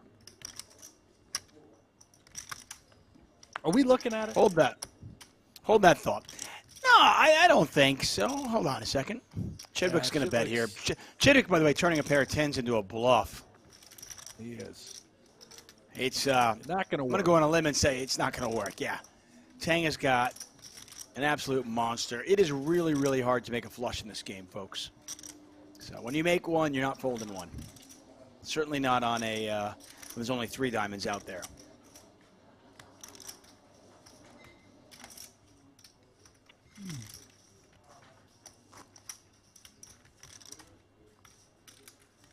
This will be a raise and an insta-muck from Chidwick in all likelihood.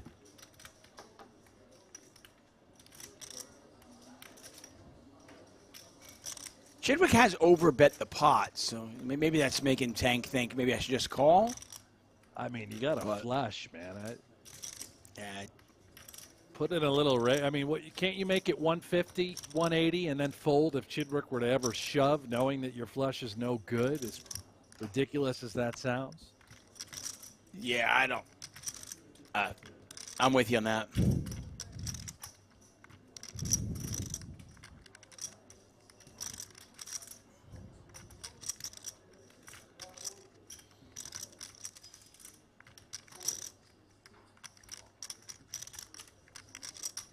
Here comes the raise. Here comes the insta-muck. Yeah, you know what? I really enjoy covering every variant of poker. Brent? Yeah. I have been really lucky in my career that I have, I've been able to cover the Poker Players Championship numerous times, the World Series of Poker, where we get 8 different games. I've covered PLO, I've covered Stud 8. I've covered all the great games, and I actually quite enjoy short deck. I do think the early portions of a short deck tournament are probably more fun to play than they are to commentate on, simply because it is just, there's so many just all-ins, you know? Yeah. You were very polite about that. I actually do like short deck at the final table when you see a little bit more of the strategy and the nuance in the game, if you understand what I'm saying. I hear you. There certainly is a great deal of strategy involved. You want some? But yeah, early on when everybody's short stack though. But when I get green tea, I don't get it in the the special That's not the green tea I get. They don't give me the glass. You pot. tip them? Yes. Really? Yeah. You asked for this then. Well, I don't need to answer my own question. I think I've done that plenty of times. When I told you that we RIP'd short deck as a part of our PokerGO studio majors, it is no longer a variant that will be played. That's because we play blackjack. Enough said out of me. That's That's where I stand. I'm pretty good at squeezing cards. I think.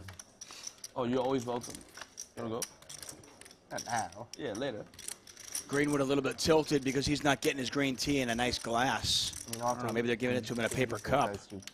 Well, listen, Greenwood. What's your deserves that favorite? green tea. What is your favorite variant to cover? I'm simple, David. No limit hold'em. The Cadillac. I don't think I got your number anymore, by the way. We were looking is, for a cash game player last night. Very much my favorite. Was Elton playing? Yes. Elton had one. But I didn't have any. Extremely fascinating game for me. Short deck or long deck? Let me see.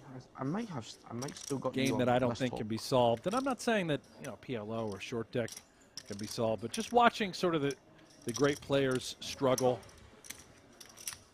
in spots with no limit hold'em, I think that it's interesting.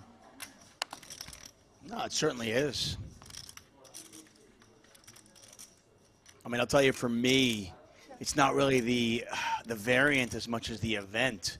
I mean, sign me up and, the 50K Players Championship at the World Series of Poker, or you get a 250K Super High Roller Bowl, inject that directly into my veins. I love that. I love No Limit Hold'em when I covered the main event at the World Series. That's just amazing. Nothing better than that. It's the stakes. It's what they're playing for. It's what's up for grabs. It's the 1%, right, too, of poker. You know, only a select few are that good, have accumulated that much wealth in order to participate. And of course, you know, you're going to get your business guys that are worth infinite. What's your name on getting out there taking shots? To me, that's also exciting. I haven't used that stock Watching since, the amateurs compete against the best players. But let's see if you got notification. Kiat Lee has joined the table on 222,000 chips or 56 antes. But yeah, I mean, obviously the money is huge, but it's also just like what it means to the player. You know? Is it easier just taking your WhatsApp? Is that me? Yeah, WhatsApp's better. Watching somebody If they don't mark the cards. put themselves on the line for something they've wanted their entire lives. Me again? What'd you have?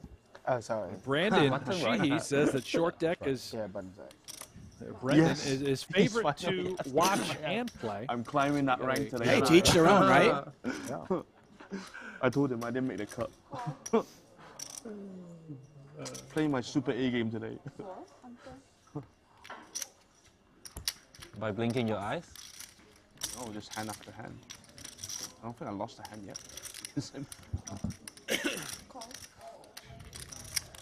But I had it every time.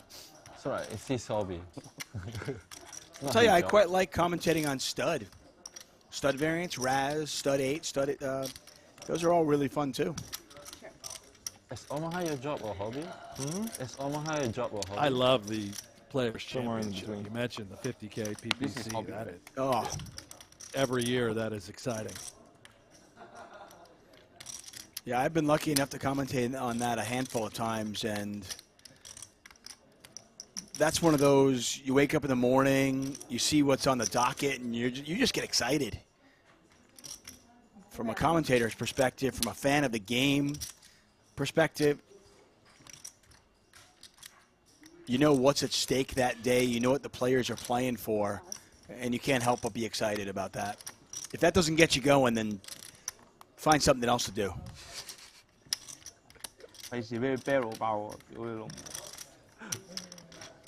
Nice bet there from Lee, and quick fold from Danny Tang. Coco Mac. Brandon Sheehy does point out something. Yeah, someone who has a show called No Gamble No Future should love this variant. The long deck is your hobby, but you never do it. All you do is Fair work. point. Brendan, a fair I point. played it yesterday. I played it yesterday, 40K. You talk as if like you giving him short deck action and he should give you. Oh yes, PLO you played? No, I played it yesterday, the cash game. Oh, cash game. Do you play cash game? If I invited you to play cash game, would you come? Depends. Cove. I thought you were gonna say always. Oh, he has a baby, you know, or infant now, I suppose. Don't worry, you still got your seat. You don't have to. Yeah, I'm just saying. But you only got a seat on the bracket though.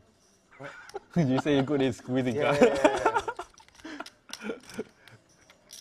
Well, I don't like squeezing cards at the TV table because, like, then you just. That's right. We get a private bracket table for you to squeeze.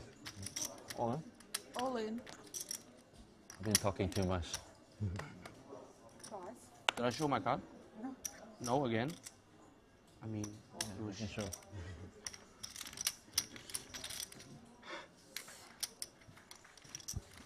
Chidwick has already made a final table in short deck this week. See if he can go back to back in these events. Yeah, did you message? No, you need to message me. I don't have your number. You just scan me. Okay, then give me the thing to scan. I put it there for like half an hour, bro. Oh, no, I didn't. Oh, I didn't realize.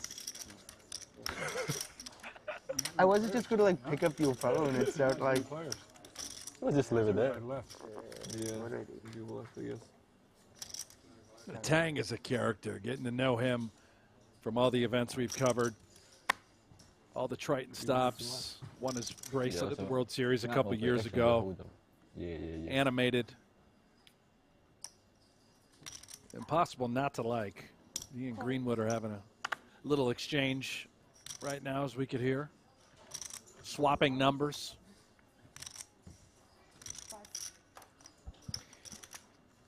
Yeah, Sam and his brothers are an interesting group of guys. A little more.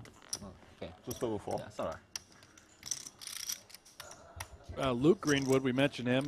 Used to play a lot of these events. Tremendous player. The other one, Max, back in the day was a poker player. You okay?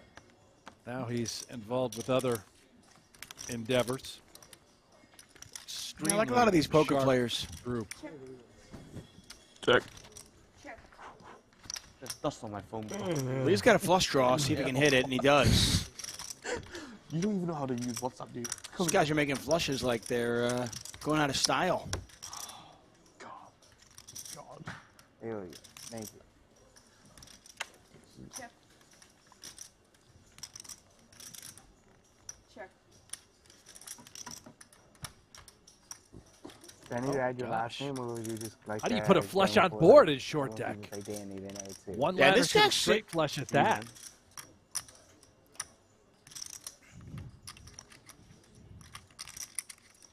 Chidwick with a set of 10s, but he can't beat a straight. Can't beat the flush on board. Mike, I mean,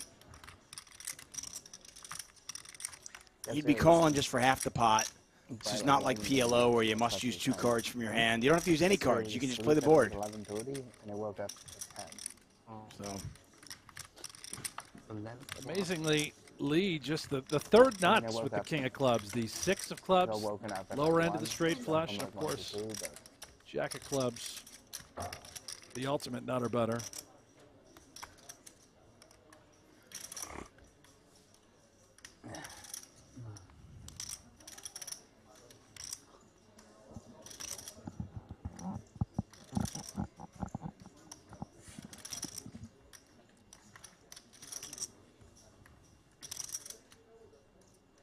Call. Showdown,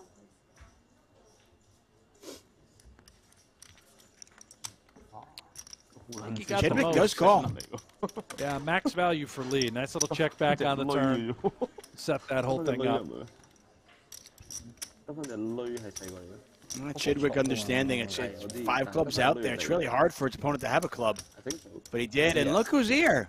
Hello, Gary. El Jefe. Everything just ridiculous. Cats. He won't miss any of these high roller stops. He's going to travel with the Triton Series, followed by the Super High Roller Series.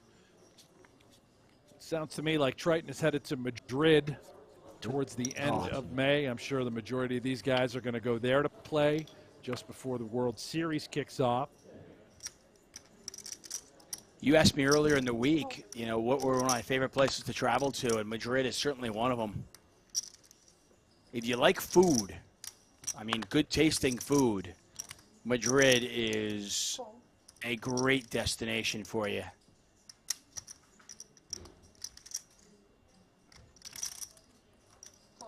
Well, I don't like food, David.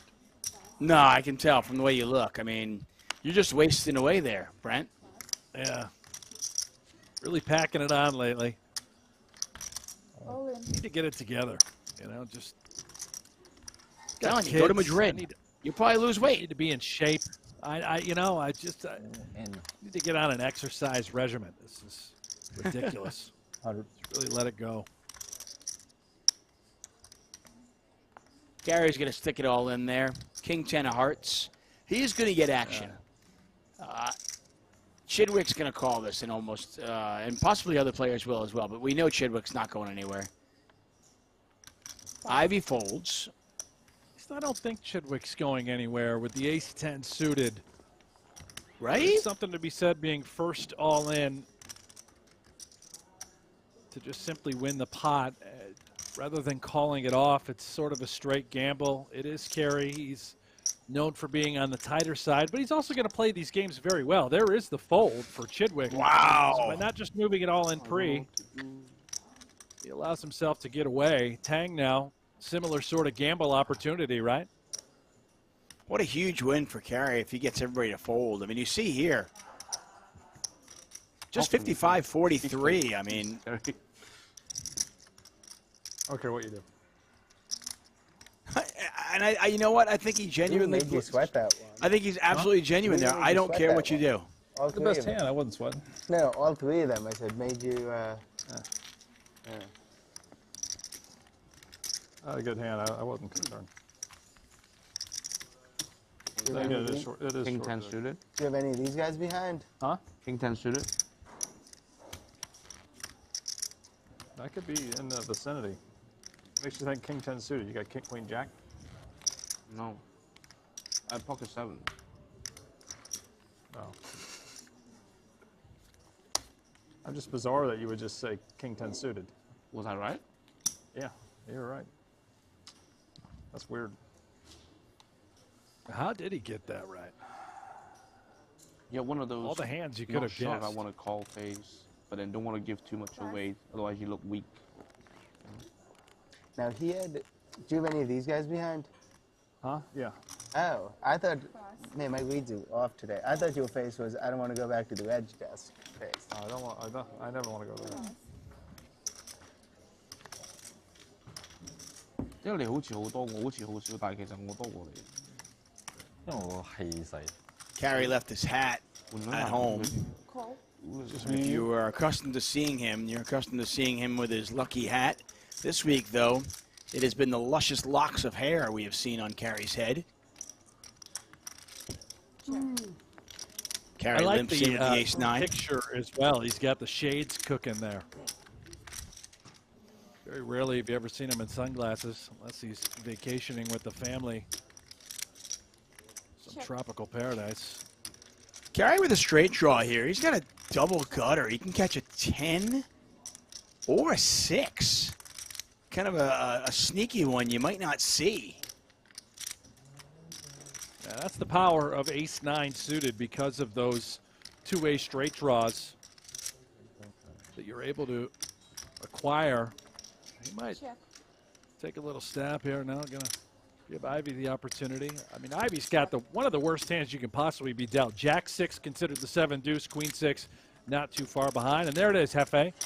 That's how you make a straight with the ace-9. Remember, the 5 swings both ways. It goes low.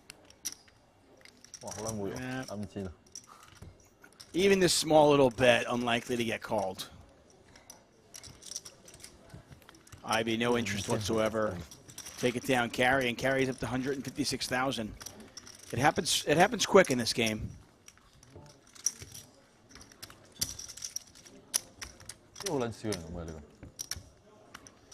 Carrie's evolution as a poker player is really remarkable. I think people just assumed when he first started playing that he was, you know, the businessman. He was a spot in the game. But he has shown over the last few years that he's got some poker chops and he's been quite good.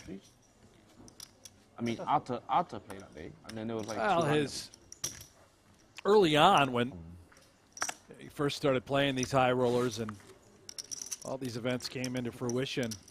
I mean, a lot of people left, right? You know, I think he would be one of the first to tell you he was not elite in those games. He was a spot. He was a bit of a dog, but he's just wired in a way that. Is he playing?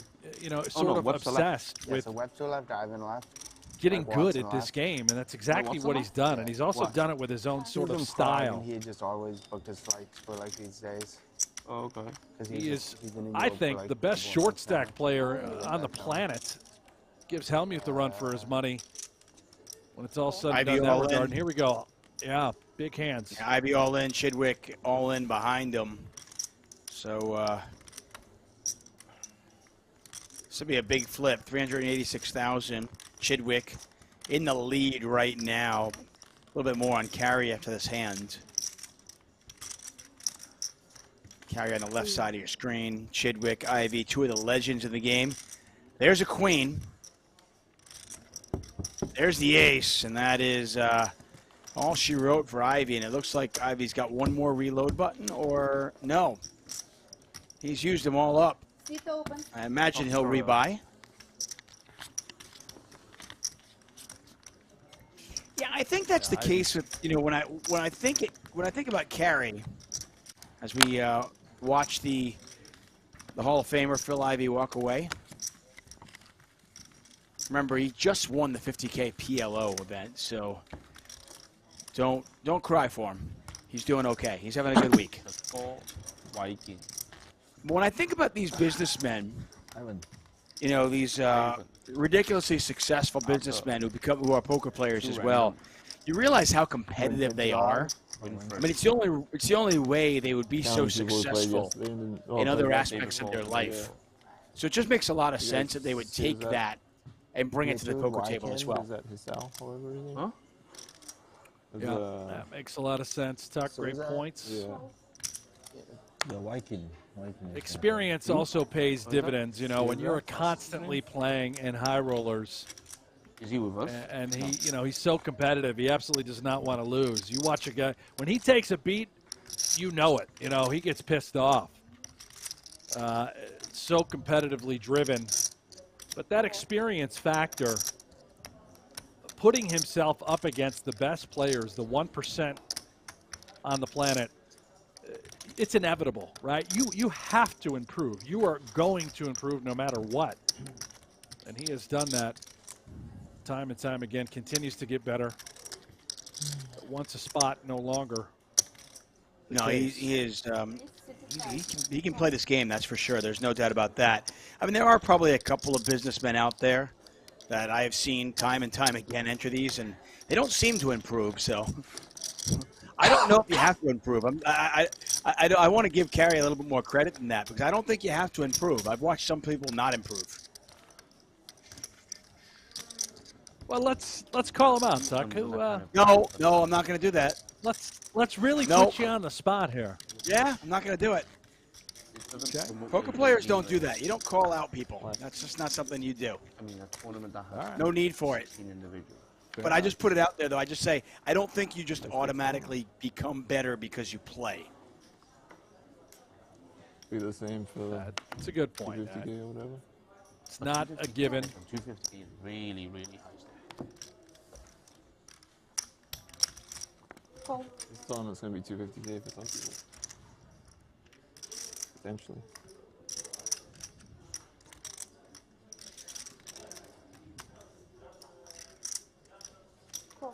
I do appreciate you trying to get me to call him out. You know, a little dirt, Tuck. I just wanted to get a little dirt out of you. You took the high road as a true professional.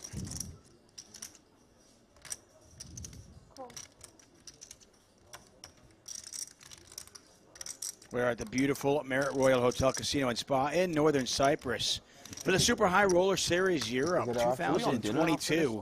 Or level 8. Level 8. Got five-way action. Brent Hanks, David Tuckman calling the action as we look at this Ace-King 9. Board. Nobody in love with this flop. Tang does have top and bottom pair. Check.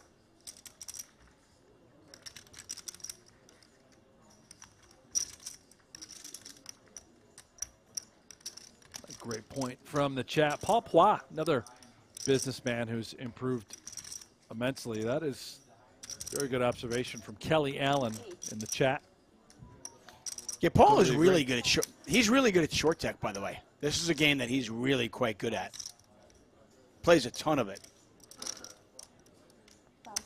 They'll play this game tournament style and cash games, by the way.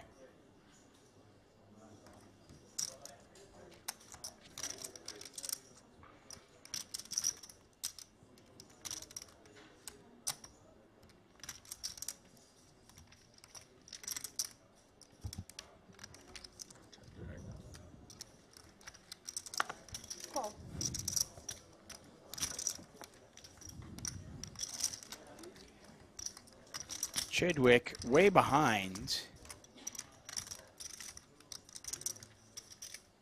Check. A king and a king only. Yeah, certainly had a little backdoor potential. He's toast now. You know, I'm not gonna lie. This seems like an odd. It seemed like an odd call on the flop. Ace, king, 9, 1 diamond, 5-way action.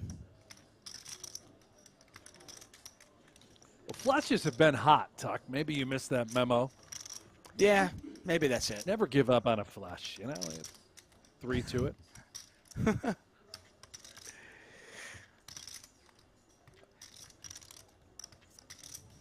Check. Interestingly enough, Chidwick actually got the run out where he could theoretically bluff at it. Check's good. Check. Showdown.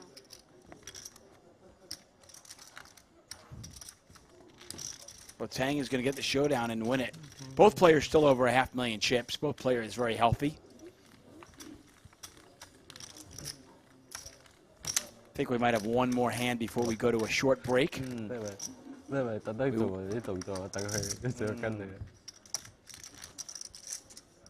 People in the chat wondering what Phil Ivey is. He did bust out. I imagine he will rebuy.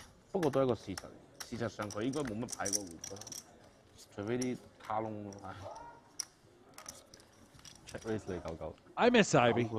I'd like to have him back, Tuck. We've had a lot of them this week. He's now made 5 final tables. He's won 2 events in Northern Cyprus. I can't. I have 7s. He's made a lot of deep runs. I check raise too much. Range check raise. But you can never have too much, Phil If Ivey. you run into 9, so be it. Gustavo wondering where Jason Kuhn is. Jason Kuhn also has been eliminated.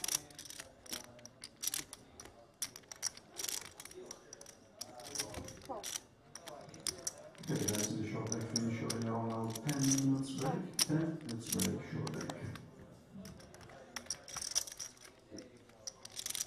A lot of pretty hands. Lee now, ace king. He might just grip and rip. 36,000 out there already. All in? Yep, there it is. Question becomes, does Hefe decide to want to gamble with king queen off? That's a quick fold. Tang, he's got to fold the queen 10 suited. Stuff and collect for Lee. Yeah. And that shove from Lee will take us to the break. Let's get a quick glance at the leaderboard before we head out. Super High Roller Series, the 50K short deck. This is day 1 coverage. Danny Tang, Stephen Chidwick, healthy with over 500,000 chips. Got a quick 9-minute break. See you then.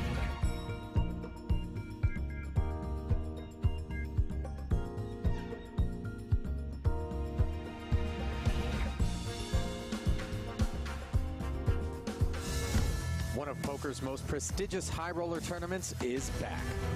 With a $300,000 price of admission and a $3.6 million first place prize, luring 36 of the game's elite to a 3-day fight on the felt.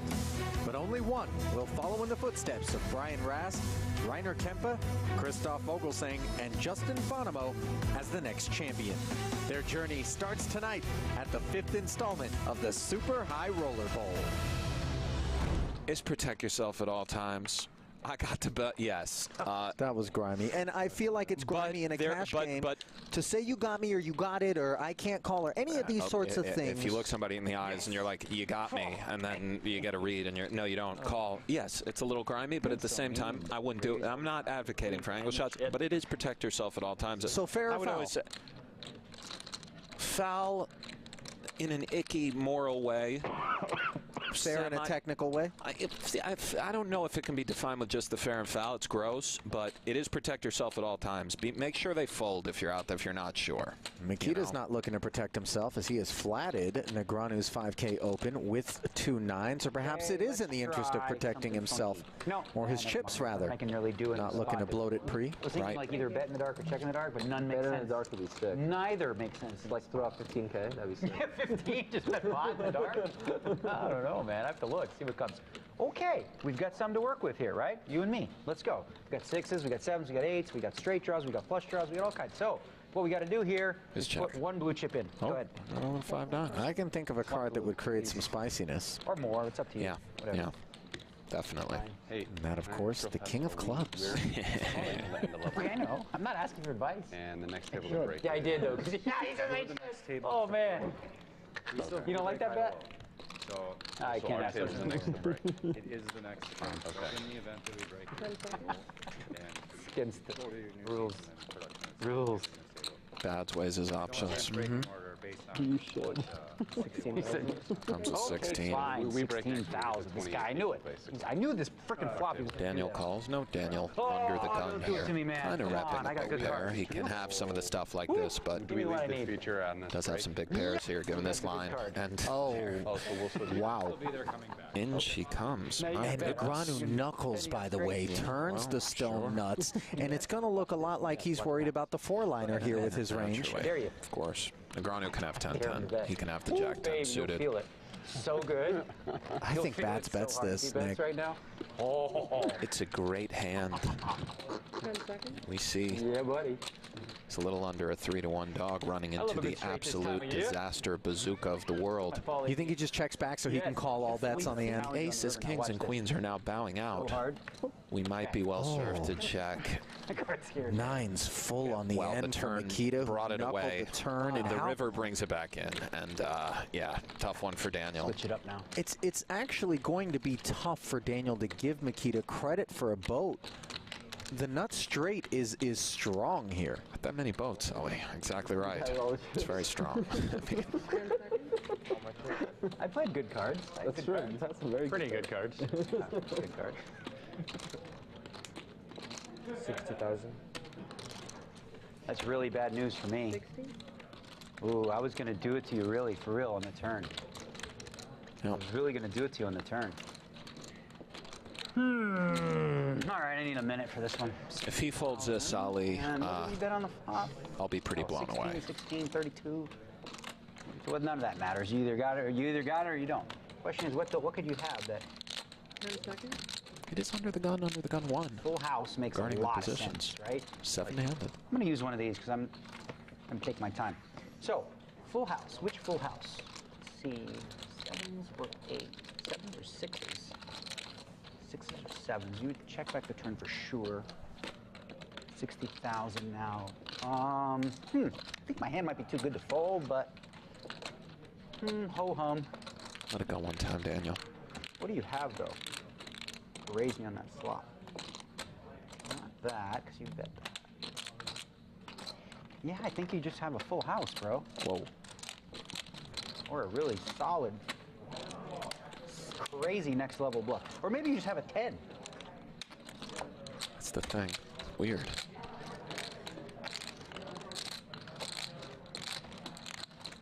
See the deer. 10 seconds.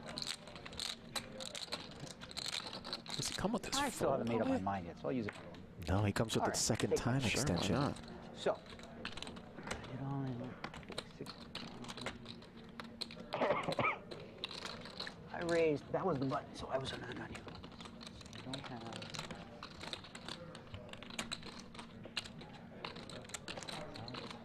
Just a no. Jack, no.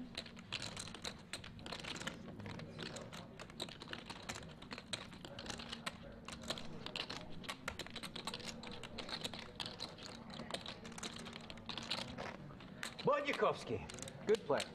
Good player. I bet less I would have paid a long time ago. No. 60 into I'm 47. gonna try to win, like you said. I'm trying to win. Otherwise, I wouldn't use 2 of those. 10 seconds. Oh, do it, Daniel. What a fold. Awesome. Wow. Sevens or sixes? Fours? Find out. 6. Beauty. Oh, wow. Oh, what a rough spot for Jake. Cooler alert. Yeah. And on this sort of texture, it is real tough to see a path. What happened pre-Ollie? Do you have a Yeah, a Smith line? opened to 4,500. Schindler 3-bet it to Yeah. 14,000. Smith just baiting his man. Yep. Flats. Doesn't look to get any more in there pre. Now he is knuckled. And Smith is just thinking maximization here. What line will be the one that yields the most profit? 10 seconds. These cards just don't rate to have connected with Jake. And flats. board pairs on the turn, and the 7's not supposed to help anyone. So ugly for Schindler, yeah. Everybody's been in this spot a million times. Snapchat. Not really. Deeply or HD? Yeah. I was told I was too old for it. Nah. Not too old. I don't like it. Yeah. I already have Instagram and Facebook. Yeah, I'm not a fan of it. I mean, Instagram has all that anyway, if you want to do that, yeah. They stole it, right? Yeah, they did steal it. There's 30 pairs above the 7 that we beat. Facebook has stories, too. Yeah. Snapchat's useless. 6 that we What don't. The market, nothing. Oh, they have filters. Yeah, None that we chop cool with. filters. Some hands that have an 8 in it that aren't even paired. A little bit. Just a really rough spot for Mr. Schindler, and what's the bet? you empathize. Been there. But he's done pretty well for himself, and maybe he'll hit a king. But yeah. Well, the bell tolls for Jake Schindler, who Yeah, has for no whom? add-ons.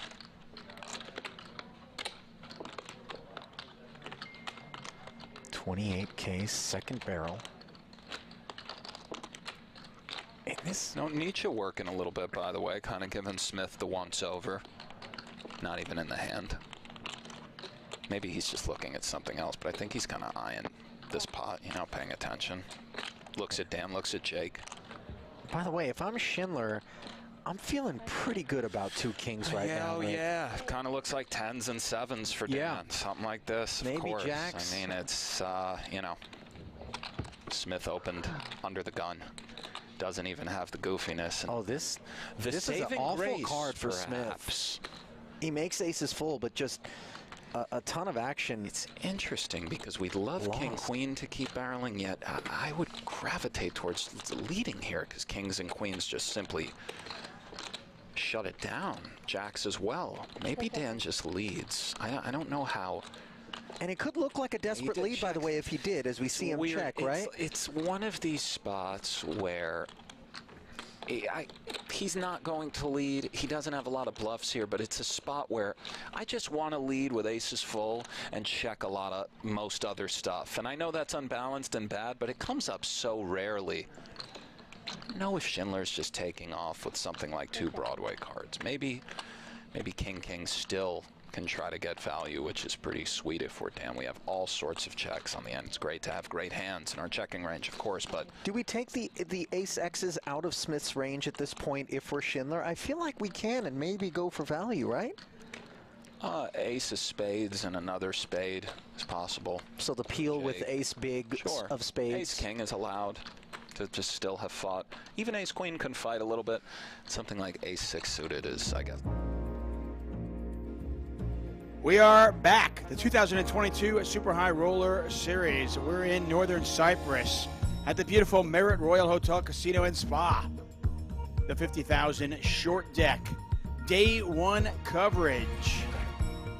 Brent Hanks, David Tuckman calling the action. And look at that. Just an absolutely gorgeous hotel. Take a look at our featured table. It's a new featured table. Ooh. That's right. Sang, Nikita Badzukowski, Chris Brewer, Lun Loon, Jason Kuhn. As we look at our Merit Poker feature table leaderboard. We got the Loon, we got the Kuhn, we got the magical mullet. That is Chris Brewer, and of course Elton Sang.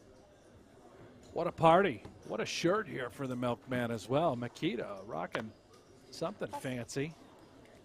Yeah, Makita won an event earlier this week. He just absolutely dominated the short deck tournament. Defeated Phil Ivey in that one. It was Makita, Phil Ivey, Jason Kuhn. And the Milkman won that one going away. Came to that final table with over 50% of the chips in play and just never looked back.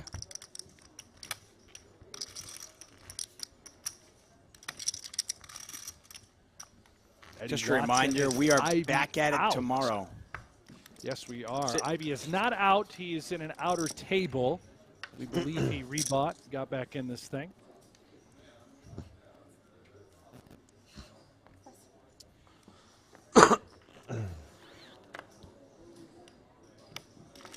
to thank you all for joining us. Regardless of where you might be watching, if you are watching on the PokerGO YouTube channel, that's where we're paying attention to the chat.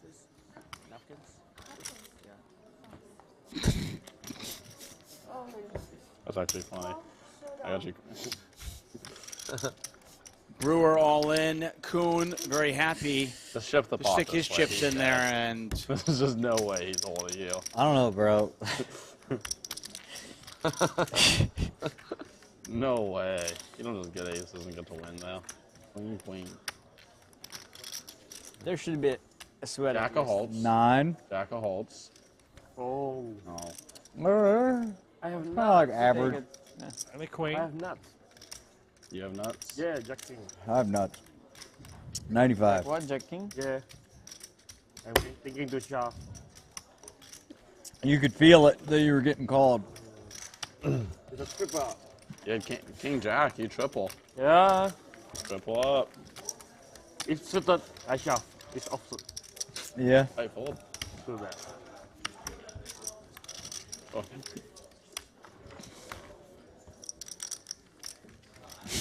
When you laughed, I thought you had something like that. He's like the way you looked at it. I was like, oh no. Yeah, I mean, I was aiming them at you. Yeah, I was yeah. like, this is outrageous. It's like, what I suited? feel like I dissolved a little sand there. Yeah.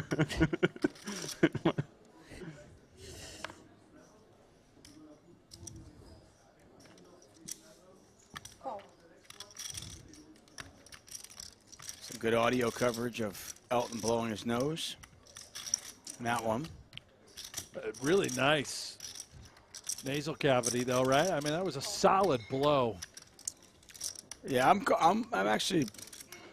concerned about Fold. his ability to blow his nose, but no longer. Yeah, he got it all out. Brett Hanks, David Chuck been here for the Super High Roller Series.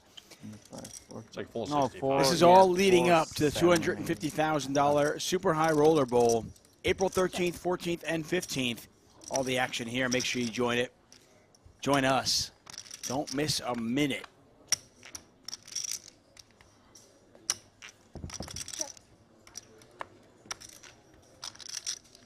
King 10-6, 3 spades out there.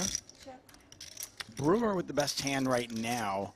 Also has the best draw with the Jack of Spades.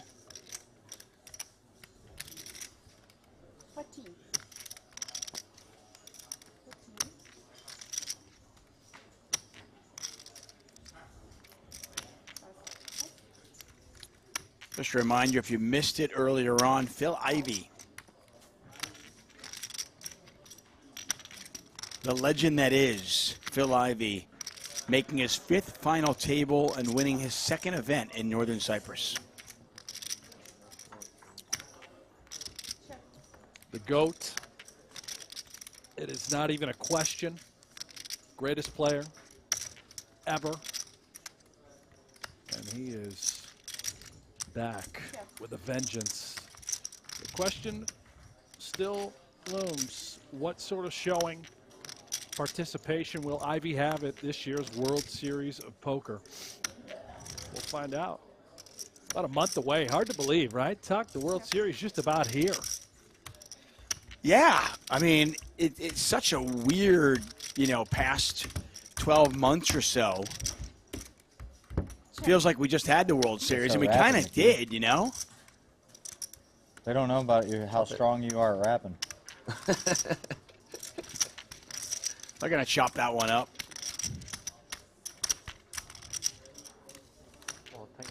Continue on. But yeah, that World Series of Poker, it's an interesting year as well. Yeah, he does. We're leaving the Rio, English and the World Series will be at Bally's and Paris. So it'll be on the Strip pretty much. Yeah. For the first time ever. Much of a skill. Okay. We're back to the normal dates, though. I'll do a karaoke. Essentially, I'm not May Loaded, 30th absolutely through loaded karaoke group. July 18th, Why 19th. Ken, Paul, Average temperature about a $120 Ivan. throughout the Those summer. dudes can sing. Can you sing? Nah. Not really. Can you sing? Maybe when I'm drunk I can. Yeah, I mean, you definitely get in the box. couldn't care less if it was like on the right tune or not.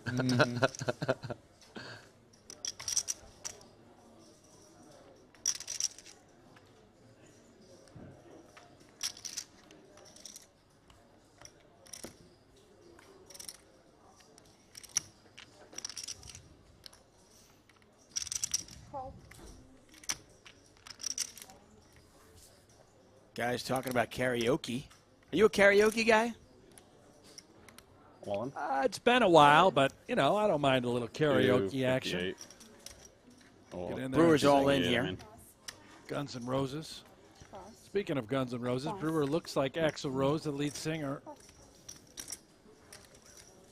Man, I guess if you close both eyes and squint.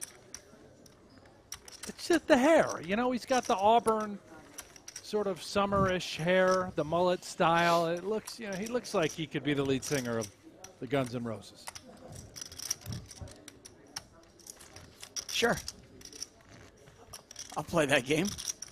I'm okay with that. Yeah.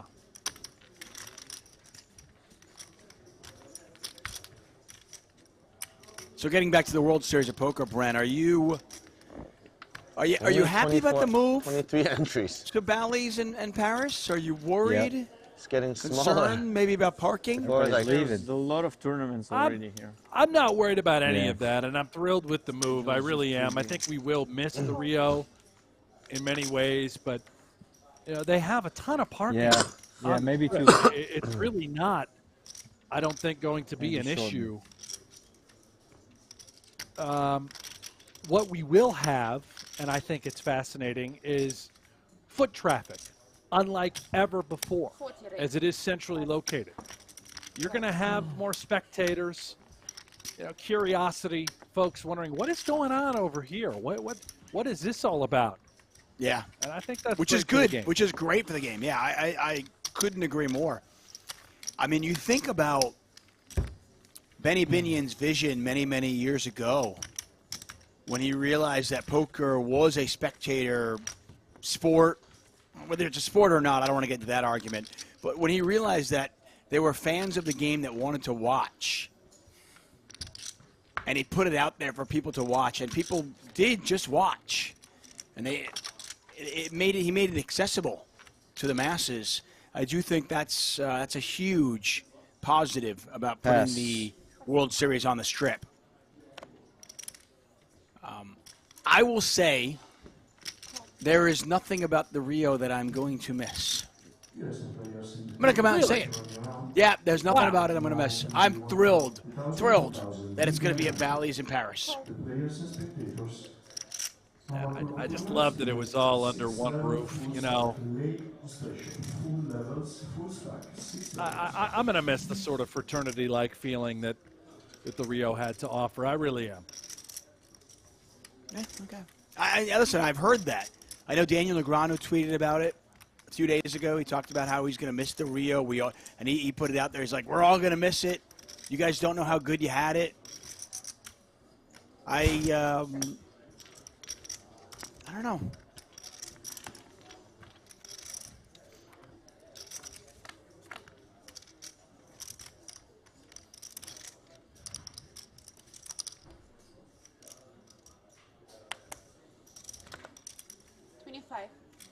I mean, am I really going to miss the fact that Hash House is never open?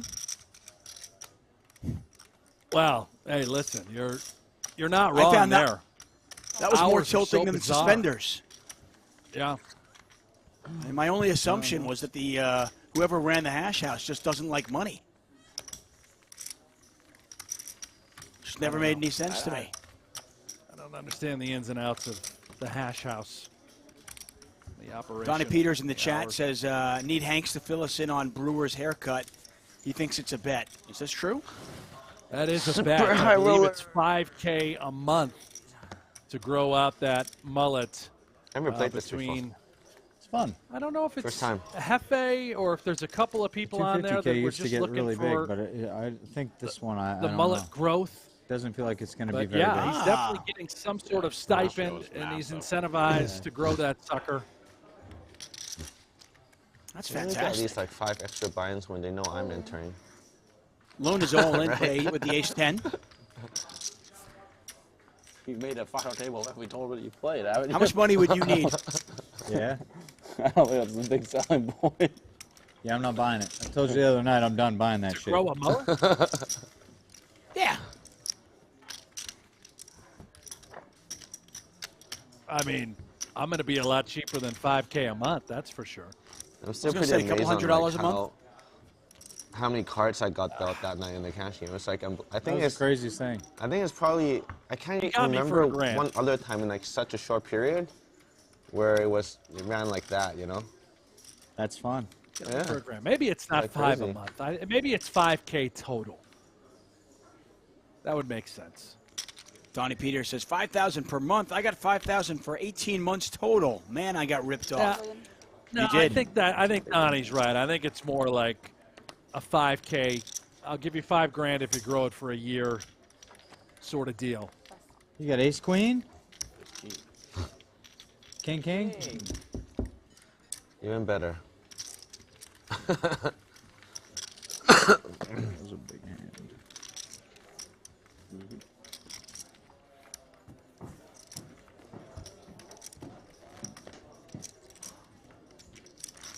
There have been some ridiculous prop bets in poker throughout the years. Look, we could talk about those and short deck on day one as we look at our Merit Poker leaderboard. Sang still pacing the field at 568,000. The Milkman on 417. The Mullet, Chris Brewer on 248. Jason Kuhn just trying to put together some scratch there. Still under 200,000. Bruh. Bruh. Bruh. Oh, bruh.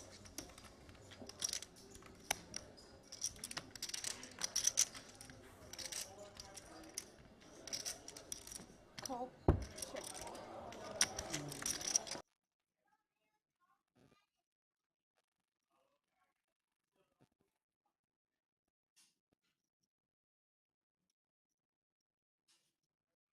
And this is a straight draw for Sang. Remember, the fives do swing low.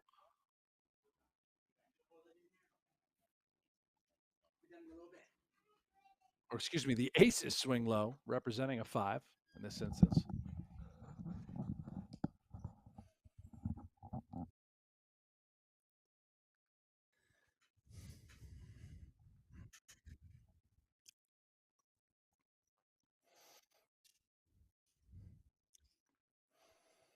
Bodziakowski in a tank here.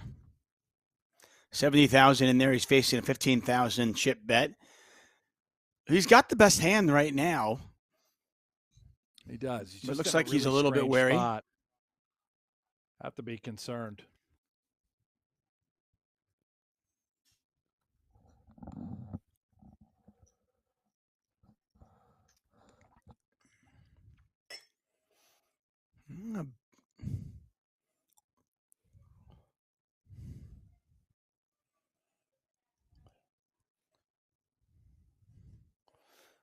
Sang with the straight draw, but we can see the 9 would be no good as it would give Loon a full house.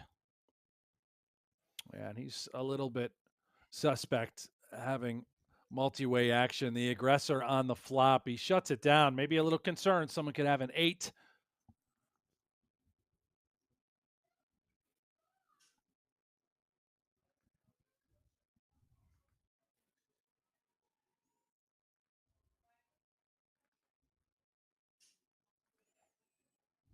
And somehow, some way, the Kings hold up. Not something you see a lot of.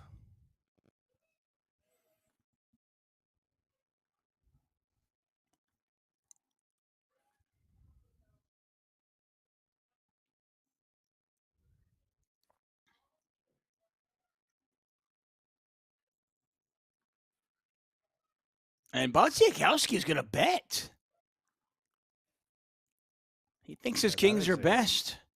Going for a little bit of value here. He's so good at poker.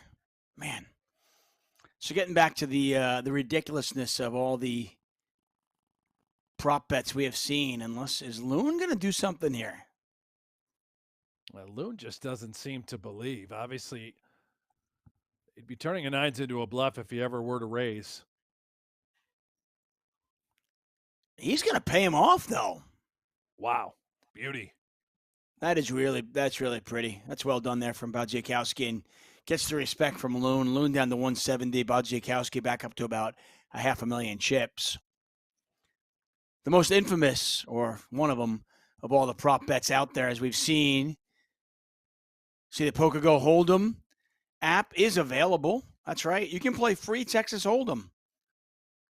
Be part of the shows that help shape the game with an authentic online poker experience. PokerGO Hold'em, available now in the App Store, Google Play, or by heading over to PokerGoHold'em.com. Bill Perkins, Jeff Gross. I was wondering what your favorite prop bet has been along the years. Well, I mean, there have been some ridiculous ones. I mean, the Antonio Esfandiari one where he had to did he have to crouch or something, or couldn't leave the Just table? The water bottle under the table. Yeah, that a little one. Trouble. Yeah, I think it was he had to like lunge to every single place he went to, and including the bathroom. I don't remember the details of the story. Bill Perkins finds himself involved in all of the more ridiculous prop bets, though. That was certainly one of them. Brewers all in. By the way, pretty good shout here from Johnny Hunter with Brewer and the mullet. He says Cam Smith went straight from the Masters to the poker table. Very nice. Brewer, Cam Smith, Kenny Powers, Billy Ray Cyrus. There's a few mullets out there that are large and in charge. Loon doesn't like what he sees here. Ace Queen, Ace King, not as big a dog in short deck as it might be in No Limit Hold'em.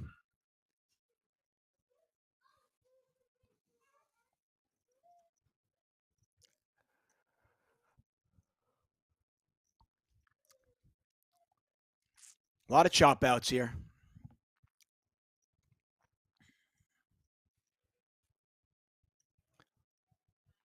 No chop. Ace King Not plays. one of them. No. Brewer with the big hold. Yeah, Brewer up to 433,000. Loon has been eliminated.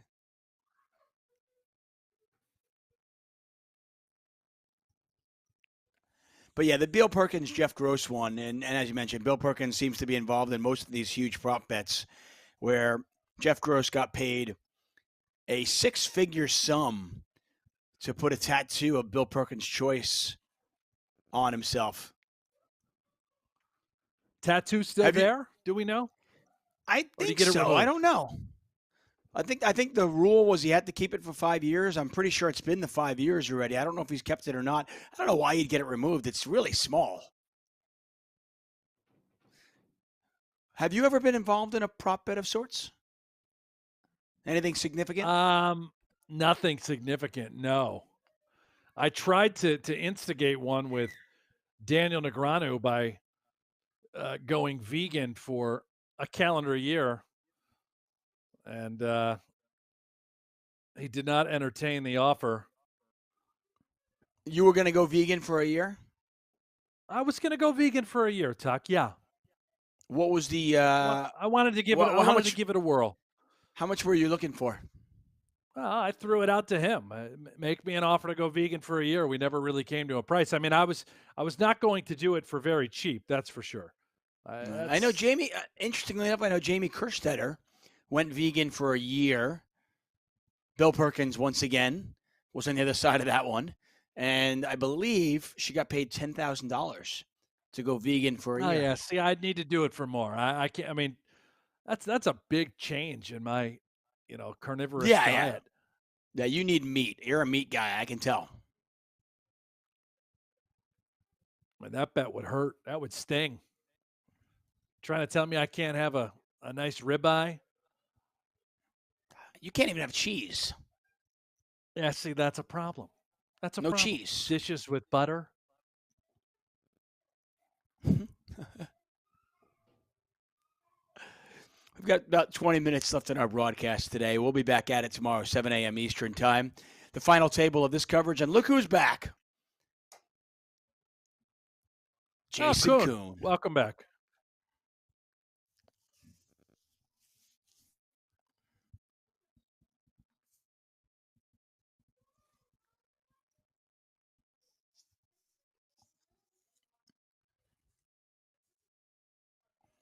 Yeah, and there you go. Yeah, Esfandiari had to lunge everywhere at the PCA for 48 hours to win 50,000. Wow, 50 grand to lunge everywhere for 48 hours. I mean, that's... I still don't understand how it resulted in him going to the bathroom under the table and into a He was so canister tired. or some. So he, out of fatigue, he had to go. He just couldn't get up. He couldn't feel his legs. Yeah. He just couldn't Wow. bear to. He just couldn't bear to lunge to the bathroom. He was that exhausted. So instead, yes, he went to the bathroom under the table and got DQ'd from the tournament in the process.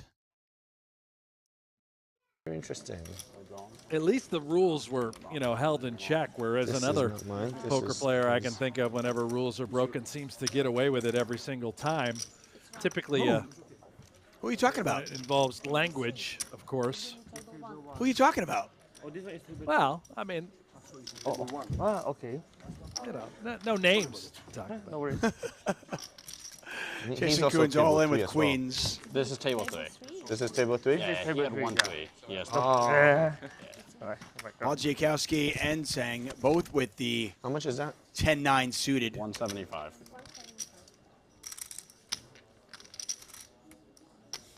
I mean, I guess if you're going to get called by one 10-9 suited, you might as well get called by both. Let you live. See if he lets me live is the question.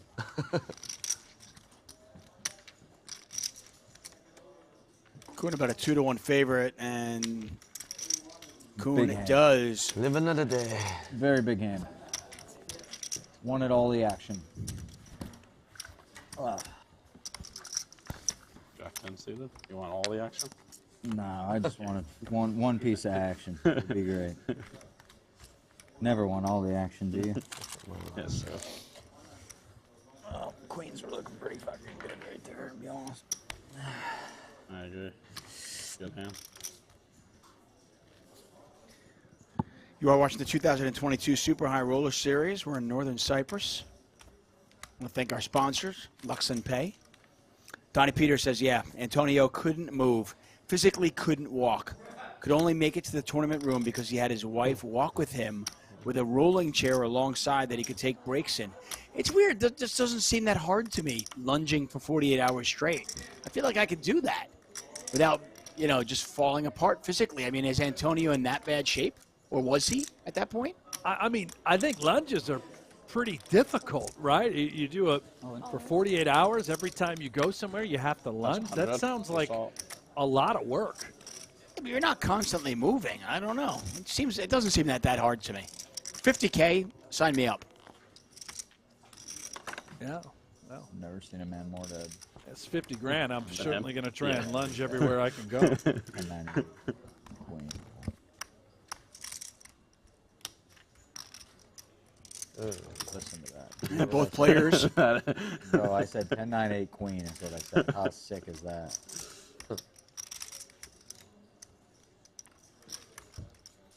Ben Krevelin, all in with the ace jack. It is good right now. Oh! Sean Winto's coaching you? Bro, that was spooky. I looked at him, I said, I've never seen a man more dead. 10-9-8 queen. And then I said 10-9-8 queen. Sick. That's gross. That's male.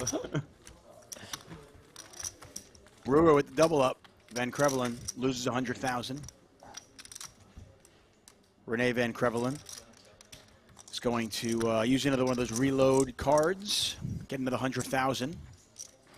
Go right back at it. See if he can get a little luckier. Brewer's got himself a little pile cooking over there, accumulating early. Yeah. Yeah, 550. So you cover. 25, 425.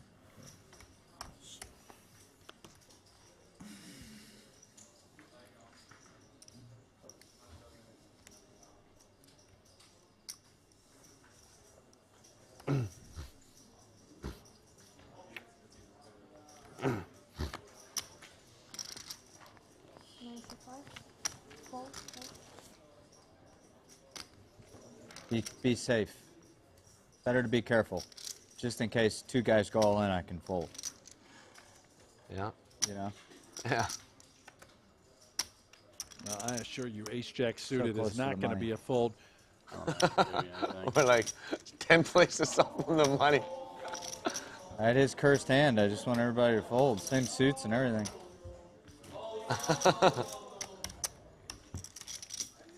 Ace-jack diamond. Jason Kuhn finished James. third in Oh, a short no. deck event earlier this week. No. Oh, yeah. So many old no's. We are live. Is it a Actually, multi-violin or what? Probably. That's what it sounds like.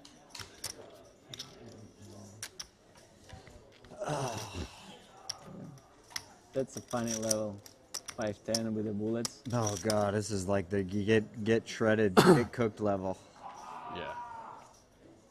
You just you're screaming all across the room.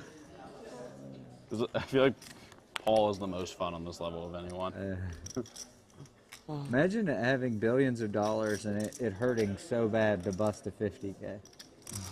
I feel like it doesn't for him. I think he just finds it all like fun. Yeah. I don't know. He really wants to win. Yeah. I think it holds KOE more though. Yeah, that's true. Yeah. Paul, like, it holds. He wants to win, but he's having mainly fun. KOE's dying inside. Can't believe it. These idiots all holding against him.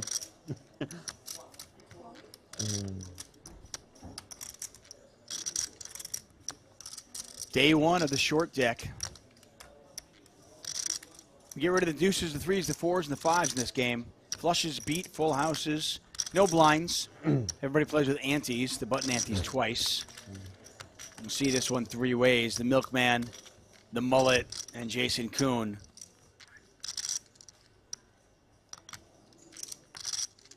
ooh. Another massive flop.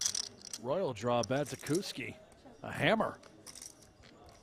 Yeah, that is a heck of a flop there for Badzakuski. 80% of a royal.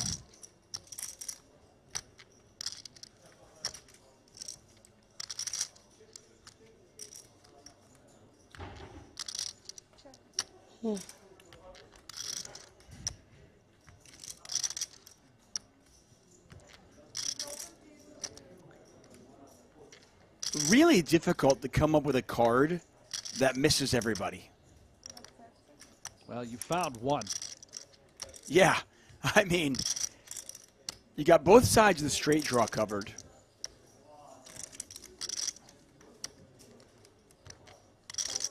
Kuhn's going to get rid of the ace-6. Badzakuski certainly not going to fold this. At least I don't think.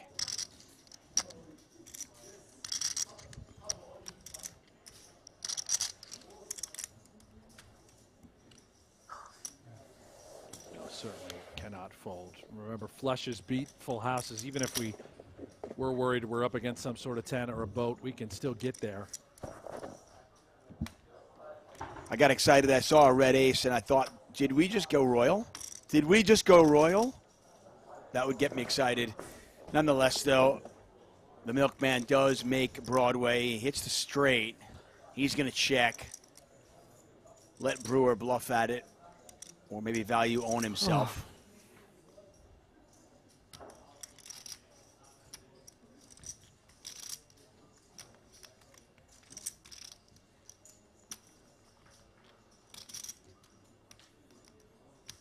Brewer just obviously nothing but 9 high. I think he has to bluff in this spot, and he's not.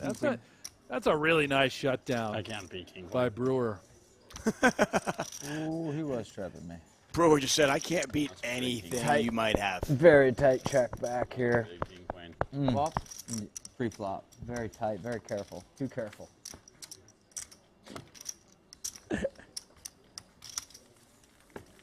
No more trapping you then. And no more trappy. Nope. I'm glad no diamond. Not that I had one, but just not that I had a flush, but I'm just glad no diamond. I had exactly one. That's when you fear him the most. I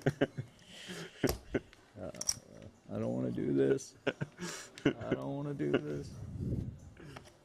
It's pretty easy, I guess, man. Yeah.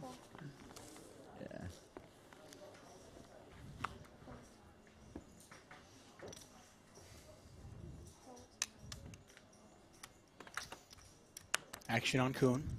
He's got 9s. How much you got behind? 200. All in. Fuck, I can't remember this one. It might be a small torch for me to call, so I'm going to be careful. But I think I'm maybe supposed to call. I fold. What is it? What's like maybe a torch, but maybe a call here? Check these 9s. No, I would have fucking called that. Nice. Come I think on. it's close, man. I think it's close. Yeah, if he's not just jamming everything. Yeah, 40 annies. Yeah. It might be a call, yeah. You're supposed to just have a bunch of fucking ace wheel offsuit, right? Yeah, it's supposed to just have like ace 7 off. Yeah. I mean, if you just slam in king queen suited, it gets pretty bad pretty quick, but.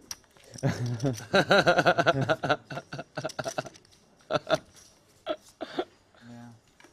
He's not raising but jamming, you know, king jack suited. I know. That's why I said it might be a torch. I would have called your ass, Makita. I would have called you just quick. Just whatever. Show me ace 7 all. Yeah, I think I told him he's definitely call. Yeah. I wouldn't slow roll. No, I'm just thinking.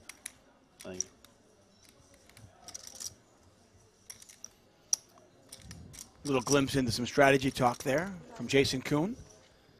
35. They've done the work.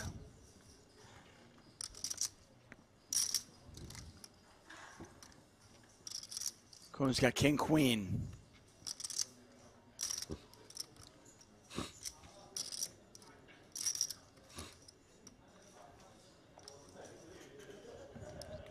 He might be considering ramming it home All in. at 195. There it is. That's exactly what he's going to do. All in for 200. What is it? 200. I don't think I'm getting away. 125, 200, 40 antes. 7, 33, yeah. I think There's I've the call. dominated. No, we're flipping.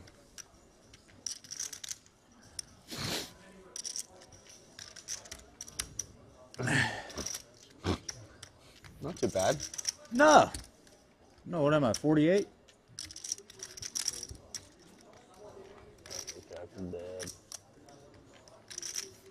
There's a king. Bodziakowski looking for a 9 of queen right diamonds. now, or an ace. 8 of diamonds is a little safer, right? How about the 8 of hearts? Am I Nostradamus? It's all good until Jack of it's not. spade? Bro, I swear I was going to say the jack of spades. 200. The 9 of clubs. Oh, man.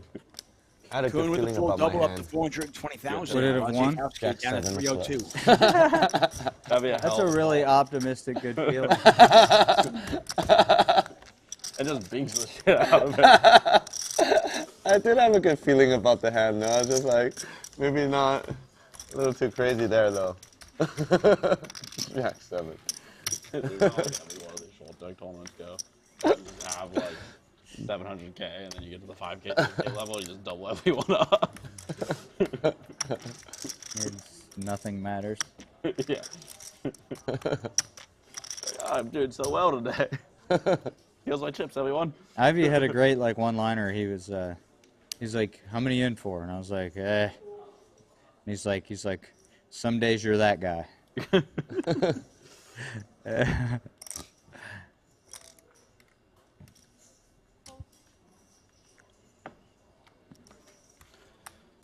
It's been a battle today for Jason. He has back-to-back third-place finishes here at the 2022 Super High Roller Series. Today he's been battling, but he's finally up over 400,000 chips. Badziakowski now down below 300,000.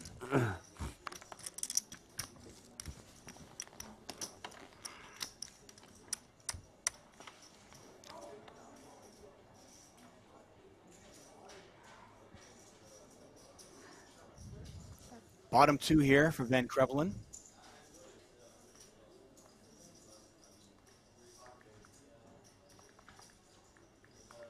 And in short deck, yeah, we love having two pair, of course. Bottom two, very vulnerable. And fortunate to not be up against anything. Both players have to fold. Yeah, it's a good shout, Hanks. I mean, when you get called, I think people just don't realize with a stripped-down deck, with no deuces, threes, fours, and fives, if your opponent is in there, there just aren't as many bricks. They're not going to miss as much. So,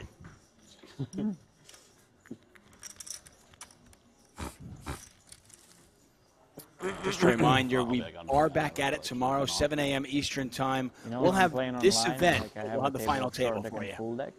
I'm switching the full deck tables from the big blinds into real money. Yeah. Just because like it's easy to go all in 50 VB. Yeah. Yeah, do something to keep on.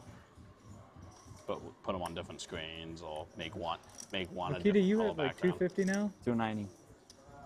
And Elton, you got a bunch, and Chris. I have like 500. About 500. Okay.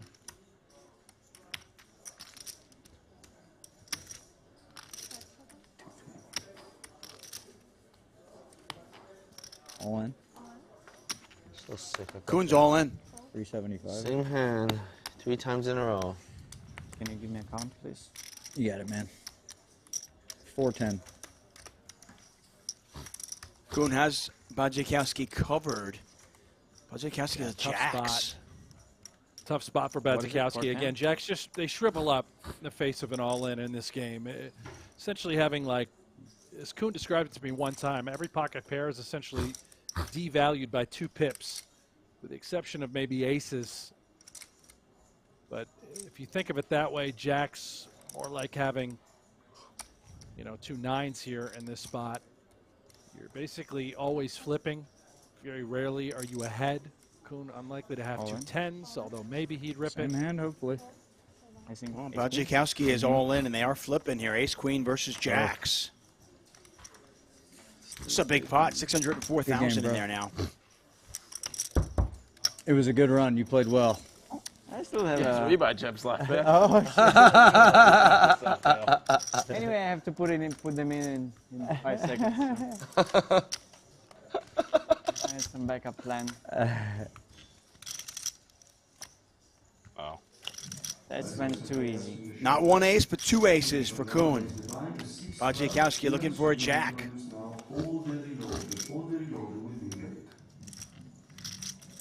Still 2 Now just a jack. So unlucky I didn't have Jack 10 of diamonds there. I guess I won anyway.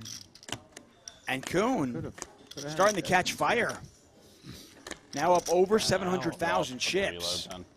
And I think I'm going to pull up live reporting, which if you guys, when our stream ends, want to continue to follow along, head over to pgt.com. Yeah, I know.